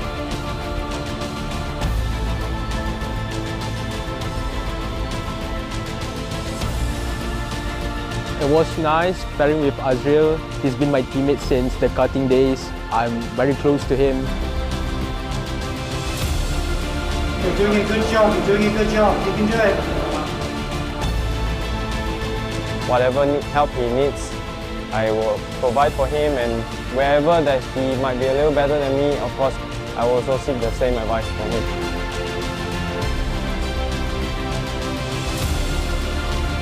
We want to get the most out of ourselves as a driver. We don't want to get the most out of the car, and if we can get a podium or a win from that, then that will be a good bonus.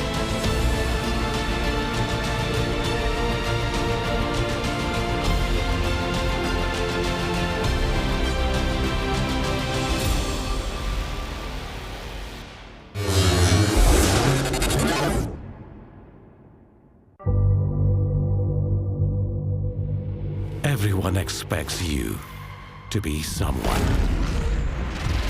But what if you want to be someone else?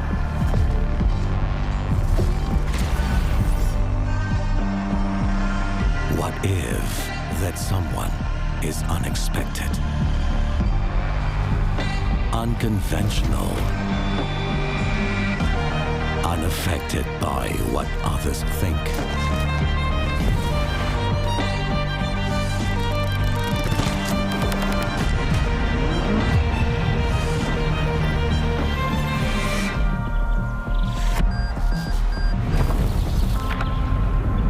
Untraditional,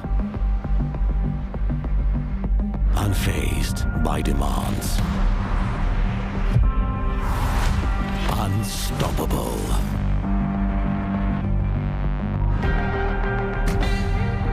unopposed to change. That's when you become unordinary.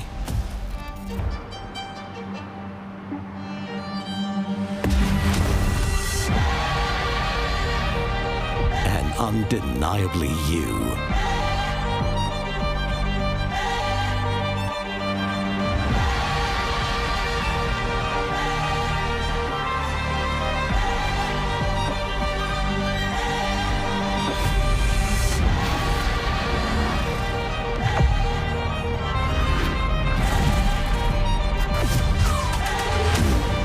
So go on. Defy expectations with the all-new Vios.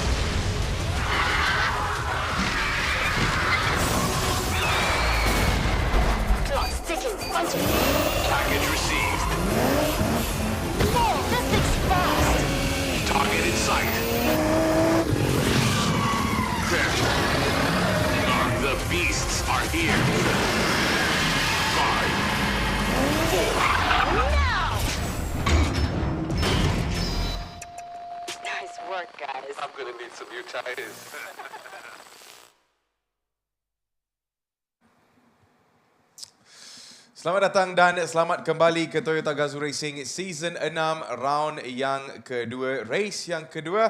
Anda bersama saya Matthews Isaac dan sebelah saya adalah Victor Cass, selaku pengulas rasmi anda untuk malam ini. Dan sekarang kita berada di dalam Promotional Class, iaitu perlumbaan yang terakhir untuk malam ini. Apakah expectation anda hari ini, Victor Cass? I'm expecting to see a lot of good action today because Ezrin Lloyd certainly has impressed us a lot in yesterday's race number 1. Today I want to see him also challenge for the top 3 yet again. And with Zizan Razak having a lot of ballast in this race here, he's starting to feel like a lot of the problems associated with having the extra weight in the car now. So today though, he's going to be starting ahead of Shuki Yahya. He's going to be starting ahead of Ezrin Lloyd. In fact, like I have the starting grid over here. The only kind of guys he had to deal with in front of him is going to be Imran Akil as well as Hefni Sahat. So as long as he can keep both Ezrin as well as Shuki behind him, perhaps he'll be able to keep his championship hopes alive. Yep, so itulah yang kita betul boleh mengharapkan di dalam race ini sebenarnya, sebab banyak benda yang sudah pun berlaku semalam, pelbagai jalan cerita yang sudah pun tukar apa yang kita betul expect semalam tetapi tak jadi hari ini. So jadi kepada anda yang sedang lihat di dalam siaran langsung, make sure anda follow dan juga like Toyota Gazoo Racing di dalam social media platform kita untuk mendapatkan update-update yang terkini daripada result, daripada perkembangan racer kita dan juga banyak lagi konten-konten yang lain yang akan dimuat turun dekat situ. Dan jadi inilah kita punya race, Hafni Sahat yang akan berada di hadapan, belakangnya adalah Zizan Razak. Dan remember, this is a reverse grid, so kita on board bersama dengan Hafni Sahat.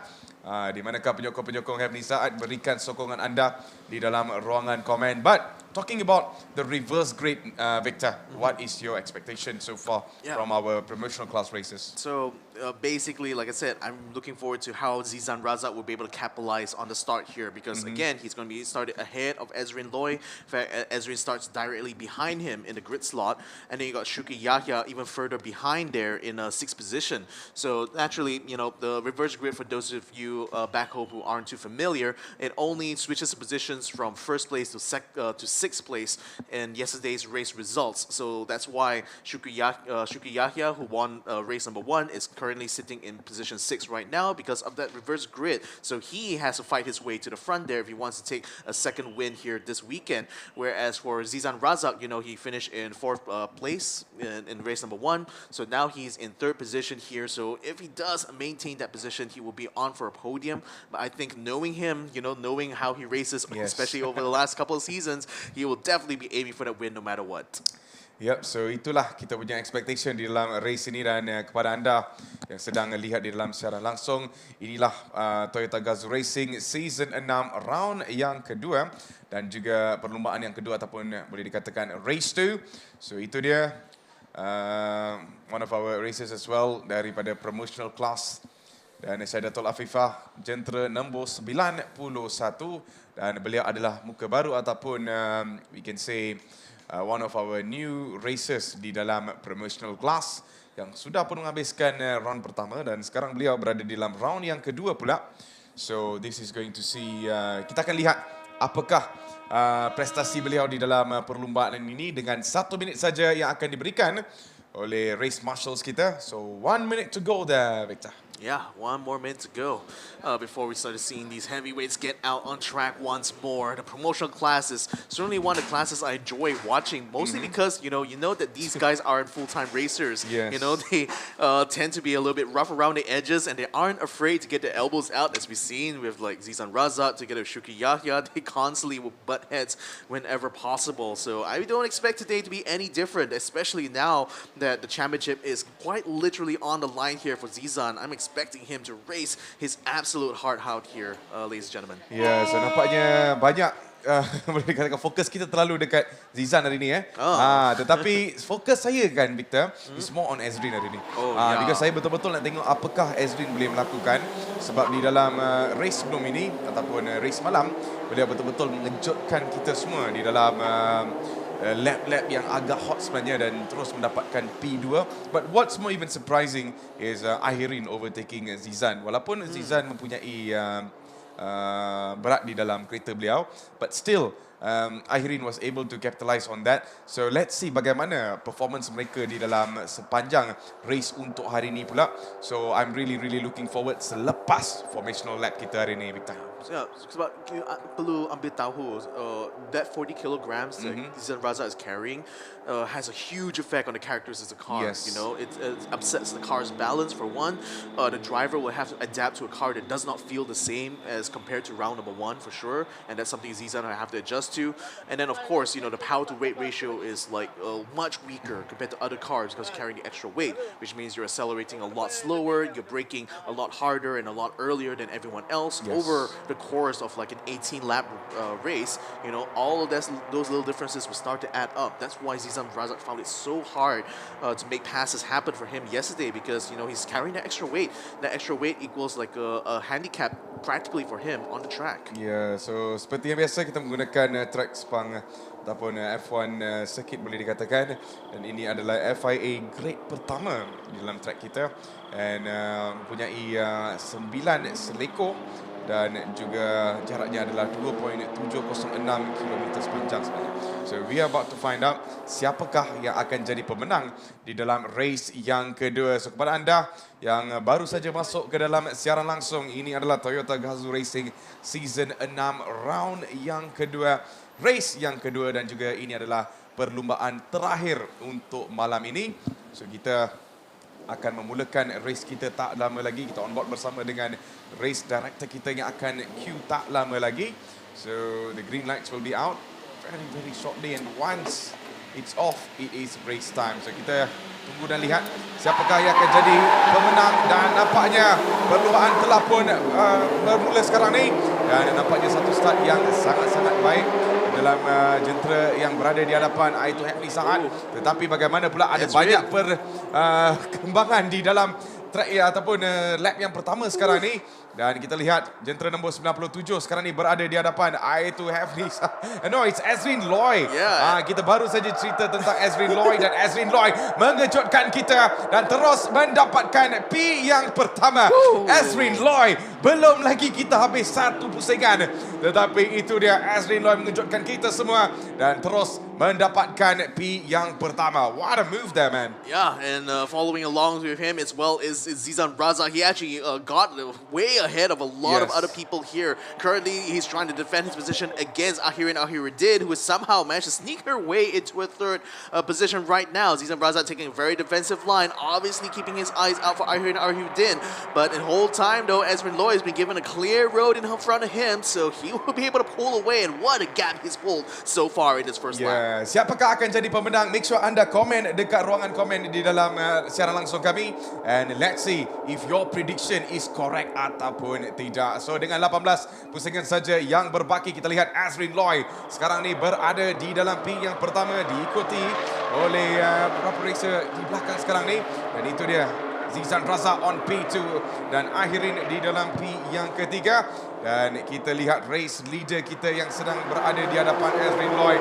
We talked about this man earlier on, dan nampaknya beliau membuktikan kenapa beliau ni adalah the spoiler kepada semua racer hari ini, dan kini berada di dalam P yang pertama. Tetapi Zizan Raza kemungkinan dengan pengalaman yang agak tinggi cuba untuk memintas, dan bagaimana pula Zizan Raza cuba untuk memintas sekarang ni, menekan di situ, dan di dalam exit sekarang ni nampaknya Zizan Raza sudah pun mendapatkan P yang pertama, memintas Ezrin Loy dan mendapatkan tempat yang pertama so far. But 17 laps to go there, Victor. Anything can happen. I mean, again, cantik dia pas itu. Sebab Zizan Raza, he already took the opportunity to get ahead of Ezrin Loy even before getting to the second turn. And I was a little bit worried for a while there that Ezrin would take a dive on the inside, but just like how Shuki Yahya had done before, Zizan also has done on Shuki that exact same move. But nevertheless, he kept it nice and respectful. But this time he's under pressure here. Ahirin Ahiruddin having a look on the inside now through turn 5,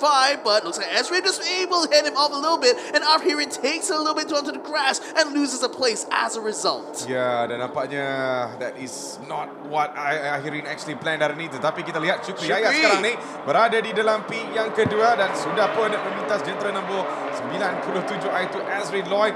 Dan bagaimana pula are we going to see the old rivalry antara Zizan, tetapi nampaknya terkena langgar di situ, dan he needs to be careful. Oh no, nampaknya red flag is gonna come out right now. It's definitely a red flag. It's already 100% red flag. Many cars crashed out on track. Shock and chagrined are the people in the pits right now. This is another, again, having flashbacks just now to what happened earlier on in the super sporting class, but fortunately no rollovers this time around. But it was still a heavy T-bone that Shukri Yahya took just now. So red flag has been called. All the cars will have to stop on the track itself after they come around, but everyone's going to have to, just hang on tight right now. We'll give you updates as you can about how the conditions are, but you can see, okay, both the drivers already left the car, so it looks like they are fine right now. It's just a cleanup that's going to be happening from this point on. Yep, so nampaknya daripada informasi yang kita mendapat, I think both of them are ready, both of them are out, so nothing is wrong antara dua-dua jentera ni yang ataupun driver mereka. I think that is going to be Shukri Yahya. And right behind him is who, Victor? I think that was Hefni Saad. Hefni Saad, yeah, you can see them walking out, so nothing is that serious. mereka selamat and hopefully everything is good with them. Yeah. But here you go again. Inilah benda yang berlaku tadi. Ini adalah sorotan yang kita boleh lihat ataupun replay on what happened. Hafni Saad tries to know it's Ezrin. It was Ezrin. Yeah, Ezrin who had the push on the back and Syukriyaya langgar dekat tepi tu and he just came back in the middle dan terlanggar Hafni Saad again. Yeah, Hafni was completely innocent in that. He just literally got caught innocent. up. He got caught up in that, unfortunately. But it was Ezrin Loy who unfortunately pinched him a little bit in the back and caused him to lose control. And that was a similar kind of situation that we saw with the rookies earlier on in their super sporting class race here. Fortunately, Shukri only hit onto the barrier and slid off of it instead of hitting onto the tires, which was what caused Yazid Razak's car to flip over in the first place. Now all the cars will be going into the pit lane, given that the straight line, the straight on this track now has to be cleaned up.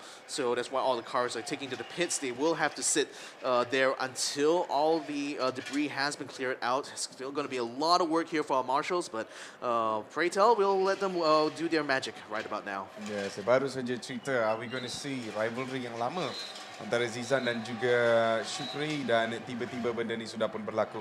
We did really not expect, tetapi sometimes it is what it is. Racing, this really happens in racing most of the time. But apa yang penting sekarang ni, Victor, adalah dua-dua pemandu tu selamat. Yeah, they are out of the track, they are walking, we just saw tadi, everything is good with them, nothing to worry much tuan-tuan dan puan. Tetapi benda yang kita kena fokus sekarang ni adalah mengeluarkan jentera yang berada di dalam track sekarang ni.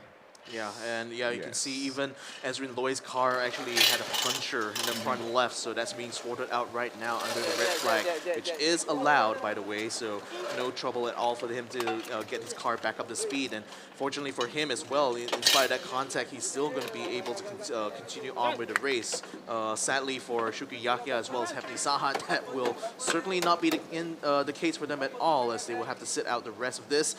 And so unfortunate for that to happen early on in the race. It's just, it's one of those things that happens here. Ezrin Loy wasn't given a lot of space, to be fair, by Shukri Yahya, but Shukri was very much far ahead. And I think when push came to shove, Ezrin Loy decided that he wanted to stay on the attack there, and unfortunately caused that incident. But nevertheless, we'll leave it up to race control to decide how they want to handle out the situation here. We don't have any updates regarding where or how that's going to be meted out. But I think for Zizan, this is probably the best possible news, as grim it is, the best possible news for him, because now his biggest rival in the championship has been taking out this race. So if anything, if he does take the win here, this could be a good potential for him to claw back that lead that Shukri has made from yesterday. Ya, tetapi apa yang betul-betul menarik saya sekarang adalah walaupun Zizan is free from Syukriyaya punya tekanan, tetapi saya rasa Ezrin Loy will give him some sort of a competition sekarang ni, because we know Ezrin was really good. Di dalam start of the race pun sudah pun mengejutkan kita dengan mendapatkan P pertama. Tetapi right now Zizan really needs to focus on Ezrin, because Ezrin is a threat so far. Dan inilah another replay of apa yang jadi tadi. The exit was pretty much okay, decent enough. Tetapi apabila kita lihat Ezrin masuk ke dalam garisan ke dalam, tetapi terlanggar bumper belakang Syukriyaya, dan Syukriyaya terkena dekat dinding tadi tu. So bila lontar balik masuk dekat tengah tu, kita lihat Hafni Saad was 100% innocent. Tak tahu pun kereta tu dah jadi macam tu, boom, terus terkena di situ.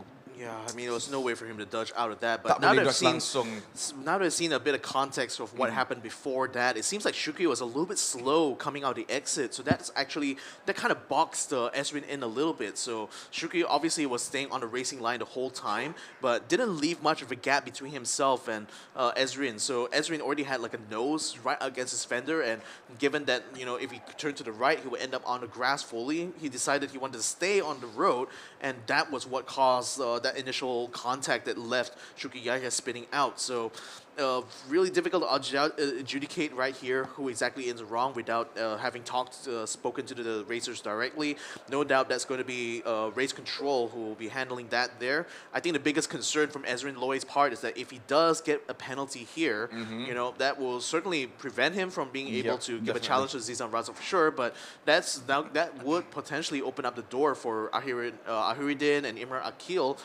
If with the pace that they have, with the pace they have, they will still be behind Ezrin Loy here, especially on the restart. So they will have an opportunity if Ezrin gets a penalty from here to actually capitalize on gaining some points without even having to pass Ezrin on the track. Yeah, so nampaknya itu dia race director kita giving several instructions so far, and I just can't wait to find out what is his final decision then. Yeah, I mean, just discussing with the workers out on the track there about what they will be doing in the restart later on. So it does sound like, yeah, they're going to be going for a safety car restart just like we did with Super Sporting class. That's normally the procedure in these kind of red flag situations. Zizan is like, you know, I'm still calm, I'm still good.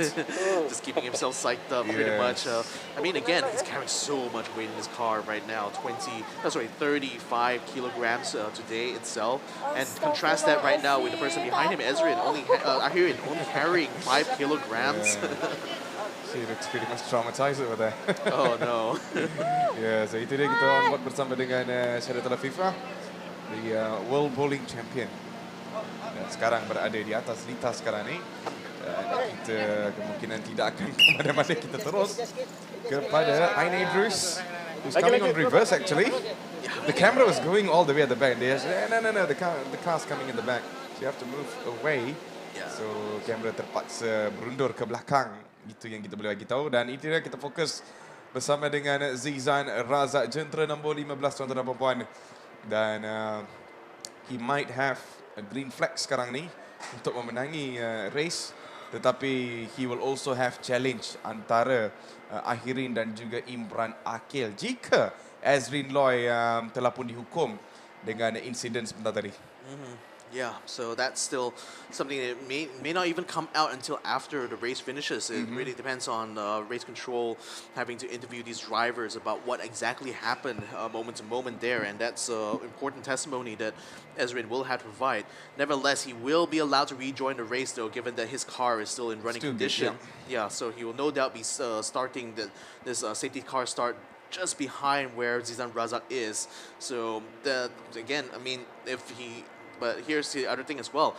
If he doesn't end up with a penalty, there's still points on the table for him here. So, I mean, again, yes, Ezrin, that if he can. Yeah, I think like it's safe to say his fate right now lies in the hands of our race control here, specifically M. Ravin, who will certainly have a lot of words to have with him after this race. Ya, benar. So, jadi tuan-tuan dan puan-puan yang sedang lihat di dalam siaran langsung, selamat datang ke Toyota Gazoo Racing Season 6, round yang kedua, race yang kedua. Dan ini adalah perlumbaan terakhir untuk malam ini. Dan kita nampaknya terpaksa berhenti sekejap disebabkan dengan red flag dan juga insiden antara Shukri dan juga none other. Dan siapa tadi tu ni? I think it was, who was the person that he actually went off? You mean Hafni Saad? Yeah, Hafni Saad. Saya hampir cakap Ezrin Loy, but yes, it is Hafni Saad. So nampaknya both of them are out of the race so far, and we will be continuing with what we have on the track right now. Yeah, so Promotional will have a new race start. That's the information coming to us from race control here, which sounds like, yeah, I guess we're not having the safety car start at all actually. We're going to be doing it from a standing start. So okay, this actually changes things a little bit. So I initially thought that Zizan will be leading these cars to the start line and would therefore have the de facto lead of the race. I guess. But because we're doing a standing start, you know, we saw how like a bad start can certainly affect your position. Hafni Saad drops like 4 or 5 places from the start of the race itself, you know, from being a little bit slow to come off the grid box. And certainly with Ezrin Loy starting just alongside Zizan Razak, should this be the grid position as is right now, they did say it's going to be original grid position. So I'm not sure whether that means they're going to be using the starting line as per how it's supposed to be at the start of this race itself, which would mean that technically we were going to have Hafni Saad will be in front there together with Imran Akil. Ezrin Loy will be starting behind Zizan Raza. Should this be the original? This is like exactly the original, position, the grid position as it was, 2-3 laps ago. So okay, this is going to change the calculus a little bit. So I think, especially for for Imran Akil, this is going to be another opportunity for him to try to redo that start once more. And with Hefni Sahat no longer being in the equation here, he might have a little bit of a better time this time around in this restart. Yep, so itulah informasi yang kita boleh dapat di dalam siaran langsung kami, dan nampaknya it's going to be a restart. Bukan lagi kita continue daripada safety car, tetapi kita akan memulakan perlumbaan balik. So boleh dikatakan this is a new race start sekali lagi. Itu anda boleh lihat di dalam on screen. Promotional class will have a new race start. So maksudnya mereka akan mulakan semula daripada start actually. But of course, Hefni and also Shukri will not be in the race. Kita akan sambung dengan apa yang kita ada sekarang ni. So that is going to be Zizan. Kita nampak jentera nombor 91. Kita lihat that is none other than Syaidatul Afifah. We also have Azrin. We also have Ahirin.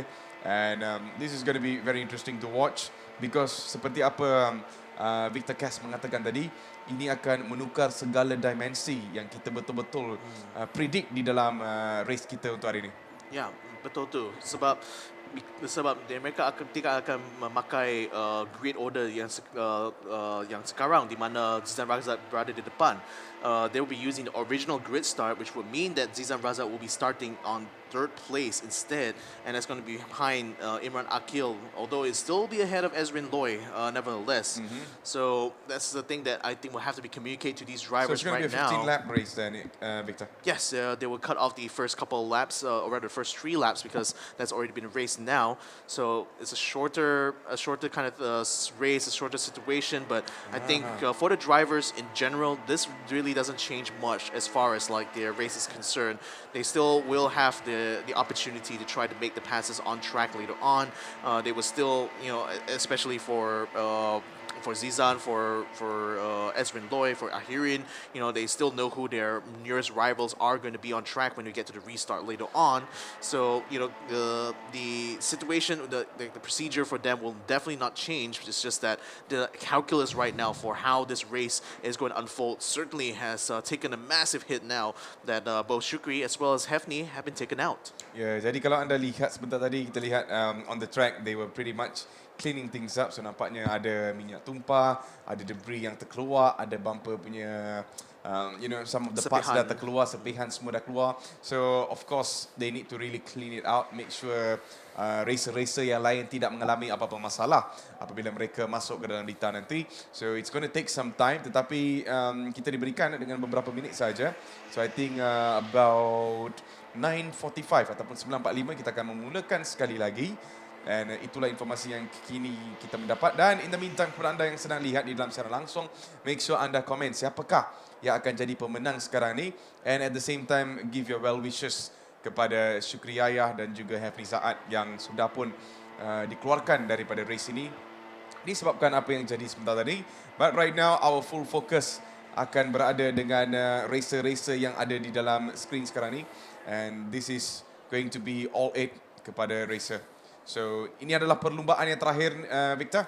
And I can't wait to find out adakah Zizan Raza akan kembali mengejutkan kita sekali lagi. Musim, pelbagai musim beliau sudah pun menjadi pemenang. Dan I'm not sure how about for this season disebabkan rival, his intense rival sudah tak ada di dalam on track, iaitu Shukri Yayah. So he is kind of a 75% free to go, tetapi saya tidak akan menafikan ataupun I will not put Ezrin Loy, Ahirin and the rest of the other gang out, to be honest, Victor, because anyone can pressure Zizan at this moment. I mean, the thing is that Zizan has been racing since season 4 itself. Like season 4 was Shukri Yahya's season, pretty much. Shukri in particular has accumulated lots of wins over the course of his career in the promotional class. As of right now, I believe he stands at 9 wins at total, including yesterday's race number 1, and a lot of that was on this very track itself, the Sepang Not track. But then now that Zizan Razak has joined into the fold, he himself will be collecting wins himself. You know, first round he won race 1 and 2 back-to-back, and that's added his tally now to 6 wins in total for Zizan Razak. So certainly he's been on a climb, and he's certainly been keeping, you know, this rivalry going on between him and Shukri Yahya for the last 2 seasons already. And given that he was, he did also get overall champion, though he was tied with Nabil Ahmad last season itself. This season, I think he wants it all for himself now, and this is going to be a huge opportunity for him now, given that Shukri Yahya is out of the equation. He's going to have to mostly contend with Ezrin Loy, I think, in this race itself, because he's it seems like Ezrin was the only one pace-wise who was able to go toe-to-toe against someone as experienced as Zizan right now in the TGR Vios series. So nevertheless, we have all the drivers coming on track one more time, going for a formation lap, and as soon as they line up on the grid one more time, we'll be ready for the restart. Yep, so jadi pit gate pun sudah pun dibuka sekarang ni, dan kita punya racer sudah pun keluar, and they are going to go back to their grid, and we are going to start our race very soon. So make sure anda memberikan komen dan juga support yang terbaik yang sedang lihat di dalam siaran langsung sekarang ni. Make sure adakah anda tim Zizan Razak, adakah anda tim Ahirin, ataupun maybe adakah anda tim the new kid in the block, Ezrin Loy. Berikan sokongan anda, kami nak tengok who is going to be winning this, and we will also keeping a close eye jika prediction anda tepat ataupun tidak. So they're going to go back into their grid start, dan kita akan mulakan race sekali lagi. Yeah, Zizan Razak looks like he's impatient to get himself on the grid. He's like literally the first one already there, and everyone else is just taking their sweet time getting lined up now. So I think that's our race director, who is currently out on track there. He's going to be directing these drivers there to take their grid slots. So certainly this is where the drivers will be informed that they will have to take the original grid positions as per the qualifying results, not the frozen grid that we have here after the incident in lap number 2. This is going to be a completely new race practically for these drivers here. It's just without Shukri Yahya nor Hefni Sahat joining in this one, because their cars are currently unavailable and not going to be in any running condition actually in time for this race restart. So that means that, you know, like I said, Zizan Razak will be starting on the 3rd grid box here. Imran Akil will be the one who leads the pack here, given that that Hefni Sahat is no longer with us on this grid here. So he will be the de facto leader going into this, and certainly be looking to try to get a much better start compared to Hefni, who remember during that race start had dropped 4 positions even before getting into the first turn itself. And Imran Akil now, at least if you want to give it into like a video game context, basically the game has just hit a reset, and then Imran Akil is going to have his second chance now. Yeah, so itulah peluang yang akan boleh dikatakan yang kemungkinan akan dimiliki oleh beliau di situ, Victor. So, jadi itu dia, kita lihat what is happening on the track, safety car di situ, dan adakah safety car tu akan go for a one round ni, Victor? Maybe. Macam je sebab diorang dah macam sedia dah di atas lita ni. Might just go for a recce even, or like try to lead them out. But then again, you know, senyuman manis daripada officer kita hari ni. Yeah, we really get to see them. Tak manis sangat lah, manis sikit je. It's all serious faces here, really. But you know, the safety car drivers certainly don't usually get a lot of screen time, so it's great to see them have an opportunity to be shown off to the world here. But for sure, this is going to be an interesting restart, nevertheless, you know, with missing people on the grid there. So there's certainly some gaps that certainly can be taken advantage of as soon as they come off the line. And, you know, for these drivers, you know, they just basically had, I guess what you can consider a bit of a taste, you know, of what's going to happen in the race later on. But now that things are starting to settle down, you know, I would still think that these drivers will still be having themselves full of adrenaline, still having their hearts pounding out of their chests even, because, you know, they've already had the dress rehearsal. Now they're going to be having a round 2 yet again, where they have to just do everything all over again, you know, whatever sort of mental preparations or procedures they had to go through during a race start. It's basically going to have to go through the paces once more. So I think for these drivers here, you know, this little reprieve is going to give them a little bit of time to think about how they want want to try to approach this restart, how they want to, who exactly they want to try to attack coming into turn 1. All these kind of calculuses, all these kind of like mental processes will just constantly be playing on every single driver's mind. So it's never usually definite. And again, you know, they will always have to be reactive based upon what happens on the racetrack later on. Yep, so jadi kita akan mulakan race tak lama lagi and based on apa yang kita mendapat, kita mempunyai lagi 3 minit saja dan itu dia kita on board bersama dengan Rin Rahim jentera nombor 8 dan kalau ada penyokong daripada Rin Rahim, make sure anda memberikan sokongan because she's one of our new racers di dalam musim ini dan we're about to find out what is going to be happening. Aine Drus, kalau kita lihat performance malam, it was all good. Tetapi disebabkan satu insiden beliau terkeluar daripada lita dan nampaknya tidak menghabiskan perlumbaan. She was on DNF. So jadi kemungkinan race yang kedua, it could be a redemption moment untuk Aine Drus. So she has been racing quite some time di dalam Toyota Gazoo Racing dan kemungkinan malam ini adalah malam untuk Aine Drus. We never know, Victor. Yeah, I mean, her debut was in last year's season 5 actually. So far, her personal best on Sabang North Track has been a 129.4. Certainly quite a bit of room for improvement, for sure. But you know, given that this is going to be her second year, I'm hoping that all the lessons and the trials and tribulations will start to accumulate over time. So indeed, the safety car is now on the way to just recce the track before allowing these races to go off. So it will be a standing start, ladies and gentlemen. So the safety car is just going out there to make sure that the lap itself is clear. I mean, pretty much the marshals have done the job extremely well by getting both of those two chassis off of the racetrack to clear out all the debris to allow us to have this restart in a very quick fashion here, nevertheless. But again, we're going to be racing with slightly less laps this time around for the promotional class, so there's less opportunities in general. But certainly a huge opportunity for Zizan, a huge opportunity for Ezrin Loy here, should he not come under penalty due to that contact. And certainly another race I'm very much looking forward to. Yes, itulah pertemuan yang kita sedang menanti daripada Zizan dan juga Ezrin, and I'm also putting Ahirin in the picture as well sebab tiga-tiga ni betul-betul menunjukkan prestasi yang sangat baik di dalam perlumbaan semalam. So jadi expectation itu ada di atas mereka dan juga we just can't wait to find out bagaimana performance mereka hari ini. So jadi kita akan mulakan perlumbaan tak lama lagi, and once the line is off, we will be going into racing, of course. This is a new start. Perlumbaan yang baru boleh dikatakan tanpa Syukri dan juga Hafni. So, it is about to go time there, Victor.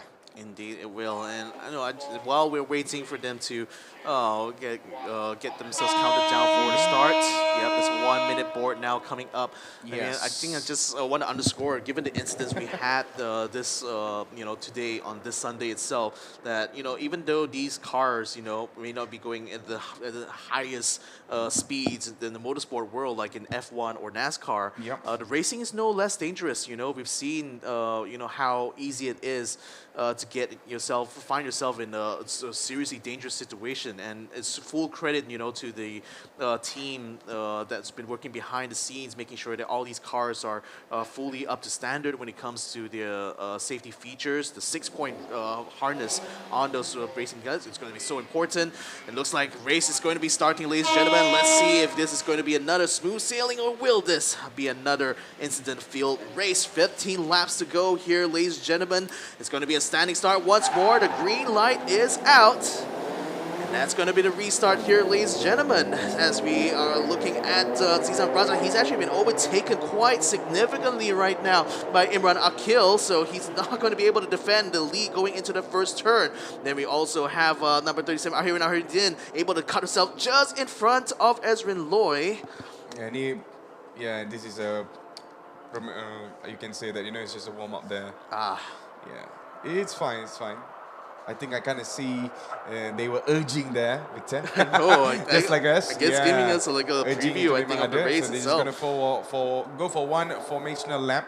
Dan lepas mereka kembali masuk ke dalam grid, kita akan mulakan race ini secara rasmi, tuan-tuan dan puan-puan. So tadi adalah formational lap. Yang betul-betul excited adalah kita. We were all in our seats. Okay, the race is on. Tetapi nampaknya itu adalah formational lap. Kita tidak mendapatkan bar dekat sini. So once we already got the bar right now, the information, kita pun sudah tahu that was a formational lap. So now kita akan masuk ke dalam seleko yang keempat, and once we come back into the straight sekali lagi, kita akan mulakan secara rasmi. Jangan lupa untuk like dan juga share siaran langsung kami, and make sure anda komen siapakah yang akan jadi pemenang untuk race 2 di dalam promotional class malam ini. Yeah, so all then coming around again here. As soon as they will be able to fill into the grid slots, will we be able to get ready for the actual start of the race now? But it kind of feels like a little bit lonely, actually, not seeing both Shuki Yahya and Hefni Sahat. I know, it's like, it's definitely going to be a very different feeling race for sure. So again, Imran Akil is going to be ahead of Zizan Raza on the grid slot there. You got Ahirin Ahiruddin just behind Imran Akil, and you got Ezrin Lloyd just behind where Zizan Raza is. There is also a one grid slot gap there between Ahirin Ahiruddin as well as Noreen Ashkin, who's just behind there in car number 8. The green flag will be waved by the marshals in the back, and so this will be the actual restart of the race here. 15 laps for the promotional class in race number 2, and it's go, go, go!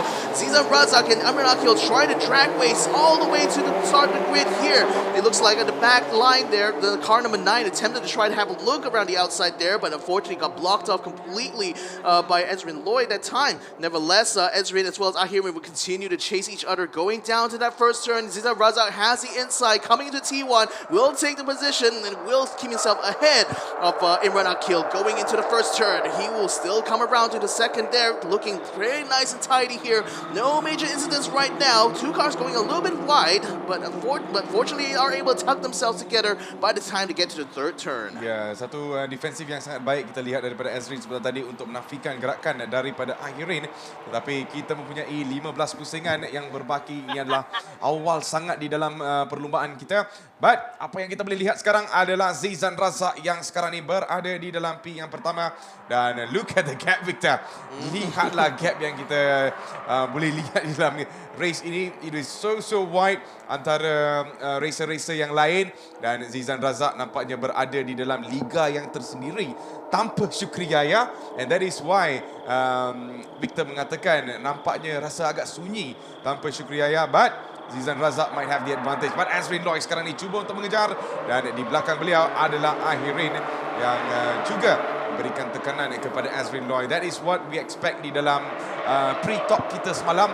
Kita ingin lihat Ezrin menentang dengan Ahirin. And today, we have it all there, Victor. I'm somewhat surprised to see how quickly both Ezrin Lloyd as well as Ahirin were able to dispatch Imran Akil over there. So now he's dropped all the way down to 4th position here, trying to hang on to whatever tow is coming off Ahirin's car, but seems to be losing out in terms of pace. This is Razak, you know, like he's already built up a significant gap, so he's very comfortable there in the front. Ezrin Lloyd starting to build a gap as well to Ahirin Ahiruddin as he come through the first couple of turns, so doesn't seem to be too much in trouble here for Ezrin to actually keep Ahirin behind. So does look like he's on pace right now to stay in this P2 position. Ya, daripada apa yang saya lihat, Ezrin is really an aggressive driver dan betul-betul boleh menafikan gerakan-gerakan yang lain datangnya daripada Ahirin ataupun biarpun Imran Akil. But right now he's really trying to chase down Zizan yang sekarang ni berada jauh di hadapan sebenarnya. But bagaimana pula yang kita lihat di belakang Rin Rahim sekarang ni di dalam P yang kelima, P ke-6 untuk Syaidatul Afifah, P7 untuk Ain Idris, P8 untuk Hefni Saad dan P9 untuk Syukriya, which is basically they're not in the race actually. Mereka boleh dikatakan we are just literally out of the race dan kita memberikan fokus 100% kepada race leader kita yang kini berada di hadapan, iaitu Zizan Raza. So bagaimana pula as they're coming down into turn number 9. Let's see what is going to be happening from here. Shaidatul Afifa is a car that's right in the middle of this island here. Just in front of it is Noreen Ashkin, and then right behind her is Nurul Adrus. So these three ladies now in their own island here trying to fight it out here, while the other guys are still fighting out in front. Looks like Ezrin has already caught up to where Zizan Razak is. Thing is that it's not really putting Zizan into too much pressure right now, coming through these first couple of turns. But nevertheless, for the case of Afifa, this is going to be an interesting challenge for her right now to try to maintain her sixth position here, because with both cars in front as well as behind her, that's the perfect type of pressure that you will experience, as a racing driver yourself.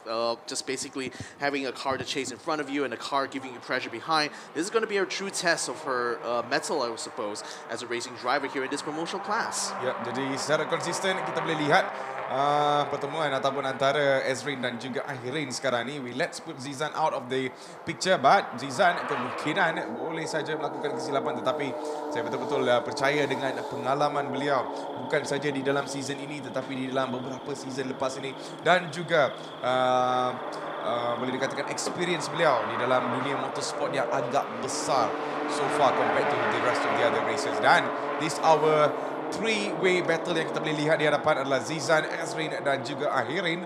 Dan Zizan masih lagi berada di dalam P yang pertama dengan 12 pusingan yang berbaki di dalam promotional class race yang kedua Toyota Gazoo Racing season 6 round yang kedua, dan tiga-tiga ni sedang menuju ke dalam seleko yang pertama. Bagaimana pula gerakan-gerakan daripada Ezrin sekarang ni, cuba untuk masuk daripada garisan luar ke dalam tetapi tak cukup, dan exitnya pun sudah pun dinafikan oleh Zizan Razak yang betul-betul mengatakan awak adalah budak yang baru, so you have to stay behind me, boy. Yeah, but here's the thing, if you're going to be observing from lap to lap, the gap between Zizan to Ezrin, the gap between Ezrin to Ahirin has been shrinking actually. So I think it's in a certain way, that's the effect of the ballast that Zizan's currently carrying right now. He's not as fast as he would like to be, and if anything, that's certainly making it a lot more a closer race between him and Ezrin Lloyd than otherwise. And with Ezrin being backed off as well, that's why you can have Ahirin having a look around the outside here on T5 and perhaps maybe even the T6, but the gap's starting to widen a little bit as we get to Sector 2, so Zizan still is able to maintain some decent pace, especially in the back half of the lap itself. It's just that once you get to the main straight, if he doesn't get a good exit and he's a little bit slow on the reaction to get on the gas pedal, that's the huge opportunity for Ezrin to start to close the gap and get a good toe and hopefully try to outbrake him coming to turn 1. Yep, dan masih lagi kita lihat Zizan Razak is on the lead so far. Dan mereka terus ke dalam seleko yang pertama. Kita lihat di dalam P keempat itu adalah jentera nombor 26 iaitu Imran Akil. Dan di hadapan nampaknya masih lagi tiada perbezaan yang agak drastik. Kita boleh lihat Ahirin masih lagi cuba menekan kepada Ezrin Lloyd, tetapi Ezrin Lloyd betul-betul fokus kepada Zizan Razak yang kini berada di hadapan. Walaupun beliau adalah racer yang agak baru, tetapi boleh dikatakan he has been putting some super performance di dalam sepanjang musim ini. So expectation agak tinggi daripada Ezrin Lloyd dan juga penyokong-penyokong Ezrin Lloyd untuk musim ini. Tetapi Zizan Razak masih lagi berada di hadapan dan menunjukkan bakat beliau di dalam dunia motorsport, dan juga boleh dikatakan why he is one of the MVP di dalam musim lepas dan juga musim ini. Tanpa syukriah yang boleh dikatakan. Yeah. One thing that I think a lot of viewers at home may not be that aware of is like the fact that these Toyota Vios cars are fitted with a manual transmission.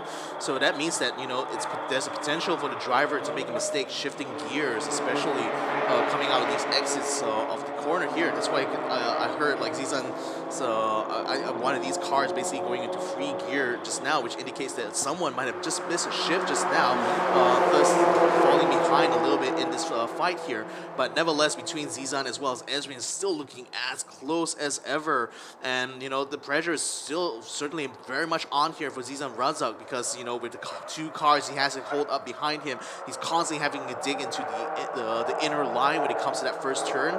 And, could potentially leave himself a little bit compromised on the exit, especially with the amount of weight he has on. Will certainly throw his car a little bit further to the outside than usually. So again, you know, with still 10 laps to go, this is going to be a true test of endurance right now for Zizan to see whether or not he'll be able to maintain his lead and maintain this defensive position against Ezrin Loy. Ya, dengan weight ballot yang diadakan di atas jentera Zizan Razak, this is going to be very challenging untuk lihat. Tetapi Ezrin Loy masih lagi yang menekan Zizan, dan kita menunggu saja adakah Zizan akan melakukan kesilapan ataupun tidak. Ezrin Loy masih lagi mengejar di situ, tetapi belakang beliau adalah Ahirin yang betul-betul going really on aggressive mode sekarang ni. Tetapi Ezrin nampaknya sudah pun meletakkan satu fokus yang agak lain terhadap Zizan Razak. Tetapi Zizan masih lagi menafikan gerakan-gerakan daripada Ezrin sekarang ni, dan mereka menuju ke dalam seleko yang terakhir dan menuju ke dalam Kuala Lumpur Straight. Kemungkinan daripada exit ini boleh saja Ezrin mendapatkan advantage ataupun tidak, kita kena tunggu dan lihat as they're coming all the way into the Kuala Lumpur Straight. Dan kita mempunyai 9 pusingan sahaja yang berbaki. Ini dia top 3 kita di hadapan Zizan, Ezrin dan juga Ahirin. Dan Ahirin kemungkinan sudah pun ada idea yang lain untuk masuk ke dalam garisan yang ke dalam, tetapi tidak nampaknya dinafikan oleh Ezrin sekarang ni. Dan masih lagi berada di belakang, iaitu Ahirin tidak dapat untuk mencari ruang, dan Ezrin Loy masih lagi mengejar Zizan di hadapan. I think this is going to be a 3-way battle all the way till the finishing line there, Victor. We never know. Yeah, I'm thinking that's probably going to be the same here, and it's especially surprising that even though Ezrin and Zizan are carrying like almost a person's whole weight in ballast between the two cars there, Ahirin, who conversely only carries a 5-kilogram weight, still not able to get that much of an advantage even on the main straight. No doubt both Zizan and Ezrin are just absolutely nailing the exits out of these corners, which is allowing them to carry plenty of speed now. In fact, especially once we enter into the second sector, you can see how much further they'll be able to leave Ahirin behind there. So pretty much now it's a race between Zizan Raza and Ezrin coming to its final turn here. And again, I'm expecting this to be continued to be the pattern for quite a few laps, because I think now it's more about how these drivers are going to try to conserve their tire performance towards the end here, nevertheless, because we've still 9 laps to go. You know, even if Ezrin does make the move now, it's not necessarily guaranteed he'll still be able to keep it, because Zizan can certainly try to fight back for it later on. But certainly by pushing Zizan Razak like this constantly, just keeping him on his toes, pretty much it's now a tactical battle now between both Ezrin as well as Zizan on how and when exactly Ezrin is going to try to attack. Ya, Ezrin menunggu saja kesilapan daripada Zizan sekarang ni, Victor. Itu yang saya boleh lihat sekarang ni, because beliau masih lagi keeping up a very consistent pace antara Zizan. Kalau kita lihat jarak daripada Ahirin dan juga Ezrin sudah pun menukar secara drastik. Tadi 3-3 tu agak rapat, tetapi tidak sekarang ni. It is now jadi 2-way battle dah antara Zizan dan juga Ezrin Loy, dengan 8 pusingan saja yang berbaki di dalam race ini untuk promotional class Toyota Gazoo Racing Season 6, dan ini adalah round yang kedua. So itulah jarak yang kita boleh lihat antara Zizan dan juga Ezrin sebentar tadi, dan kemungkinan Ezrin ada juga plan yang lain untuk melakukan satu move antara Zizan yang sekarang berada di hadapan. Tetapi Zizan masih lagi tenang menghadapi cabaran-cabaran datangnya daripada Ezrin sekarang ni. And really impressive driving daripada Ezrin, but you have to give credit to the experienced man in the front there, Victor. Zizan betul-betul menafikan semua gerakan-gerakan daripada Ezrin. Tetapi Ezrin, kalau kita lihat gerakan kiri ke kanan dan kanan ke kiri, cuba untuk memberikan sesuatu yang agak lain kepada Zizan sekarang ni, dan kemungkinan sudah pun mendapatkan pacing di situ bersebelahan di sekarang ni dengan 7 pusingan saja yang berbaki. Kita menuju ke dalam seleko yang pertama. Ezrin di dalam garisan yang keluar, di dalam adalah Zizan Razak, dan bagaimana pula di dalam seleko ini, dan kita lihat masih lagi Zizan berada di hadapan menafikan gerakan-gerakan daripada Ezrin. Ezrin came close, but not close enough, katanya Zizan Razak. I mean, again, he went a little bit wider out on the exit of turn 1 there, and that put himself in the perfect position to block off Ezrin Loy on the transition point. So that's what allowed him to pretty much stay on the course here, ladies and gentlemen, as right now Zizan and Ezrin continuing to make the push onto each other, just basically leaving Ahirin in the dust pretty much, because she's already 2.9 seconds behind everyone else here, and it's making it a little bit hard for her to get any tow from our top 2 runners right now. So pretty much the race is it's going to be between both Zizan Razak as well as Ezrin for the foreseeable future here. 7 laps still to go, which means 7 more chances for Ezrin to see whether or not he will be able to get past Zizan Razak around the outside of turn 1. Yap, so jadi mereka keluar sekali lagi di dalam seleko yang ke-9 ataupun seleko yang terakhir. Dan kita akan menuju ke dalam seleko yang pertama dengan 6 pusingan yang berbaki yang sedang lihat di dalam secara langsung. Make sure anda komen siapakah yang akan jadi pemenang. Adakah Zizan ataupun Ezrin Loy? Adakah kita akan lihat Ezrin Loy meminta Zizan ataupun Zizan secara konsisten akan berada di hadapan dan menghabiskan race ini di dalam tempat yang pertama. So jadi 6 lap to go dan Zizan masih lagi berada di hadapan. Ezrin mengikuti saja di belakang dan kita lihat jarak itu bukanlah terlalu jauh antara Zizan dan juga Ezrin, dan Ezrin cuba untuk keep up the pace, tetapi saya rasa pengalaman daripada Zizan Razak betul-betul memainkan peranan yang agak tinggi sekarang ni, Victor, dan itu menunjukkan kenapa Ezrin has a lot to learn from Zizan sekarang ni. That's the thing, like Ezrin trying to go for that move against Zizan may have just costed him some time, so that's time he has to regain again over the next few laps in order to get himself back in the position to try to challenge Zizan for the lead. So that's the kind of like not say flaw, but basically the trouble with making a premature move, you know, is like if you're unable to make it stick, then you're going to be spending another few laps just basically reclaiming whatever time you've lost from trying to make that kind of maneuver. So this is pretty much what Ezrin is experiencing right now. His attempt to try to pass Zizan has resulted in him in opening up a 3/10 gap between him and Zizan as it was before. It was actually a 2/10 of a second gap. So now he's just having to just play the patient game here, just take these few laps and try to regain that gap position. He's now at 3/10 now from 4/10 in the last lap, so he's certainly still having the pace. That's for sure. Yep. So I expect that in a couple more laps here, maybe he will try once again. He's already trying to weave around here, but Zizan again just very early on takes the defensive line, and Ezrin Loy is still not able to force him out of the position. So no passes in the foreseeable future here, at least for Ezrin. Ya, saya lihat gerakan yang agak sama saja daripada Ezrin sebentar tadi, dan nampaknya sekali lagi dinafikan oleh Zizan Razak. Tapi bak kata Syukri Aya yang mengatakan di dalam satu interview di dalam musim ini, Victor, beliau mengatakan Ezrin adalah seorang pemandu ataupun racer who is a quick learner, boleh dikatakan. He is a very quick learner, dan disebabkan beliau baru, beliau tak rasa dicabar ataupun tak rasa nervous ataupun apa-apa. He just wants to race, he wants to give his best. So itu menunjukkan confident beliau di dalam race ini. Sebab kadang-kadang when you come into the race as a new kid or a new person in the block, of course anda akan ditekan, anda akan rasa nervous dan sebagainya, tetapi tak bagi Ezrin. Ezrin betul-betul he is just going all out, and you just cannot give it up dengan Zizan juga, because Zizan of course he's been in the game for a very long time, dan juga bersama dengan Syukri Yaya. So these two has been absolutely crucial. Tetapi bagaimana di dalam gerakan sekarang ini, dan kita lihat masih lagi Zizan Razak ini berada di hadapan, dan di hadapan adalah Rim Rahim. That does not matter actually. Adakah itu akan menjadi satu sebab? Tidak, nampaknya Rim sudah pun memberikan laluan kepada Ezrin dan juga Zizan yang kini berada di hadapan dengan 4 pusingan saja yang berbaki. Jarak itu masih lagi agak jauh untuk Ezrin mengejar ataupun meminta ataupun memberikan tekanan yang terlalu tinggi sampai Zizan melakukan kesilapan. But at this moment it is all safe to go untuk Zizan, and dengan 4 pusingan saja, I don't think so it is much of a bigger problem untuk Zizan yang betul-betul mempunyai advantage yang agak tinggi sekarang ni, Victor. Yeah, it's a clear track ahead of them just now.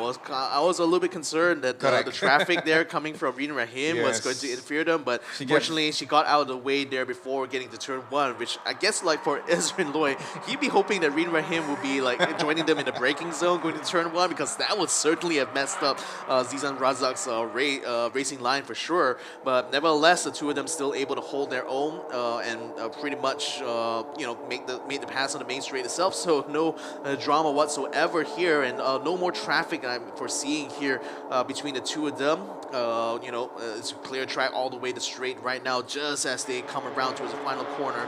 Ahirin in the meantime, the gap between her and the top two has just expanded now to a 4-second difference.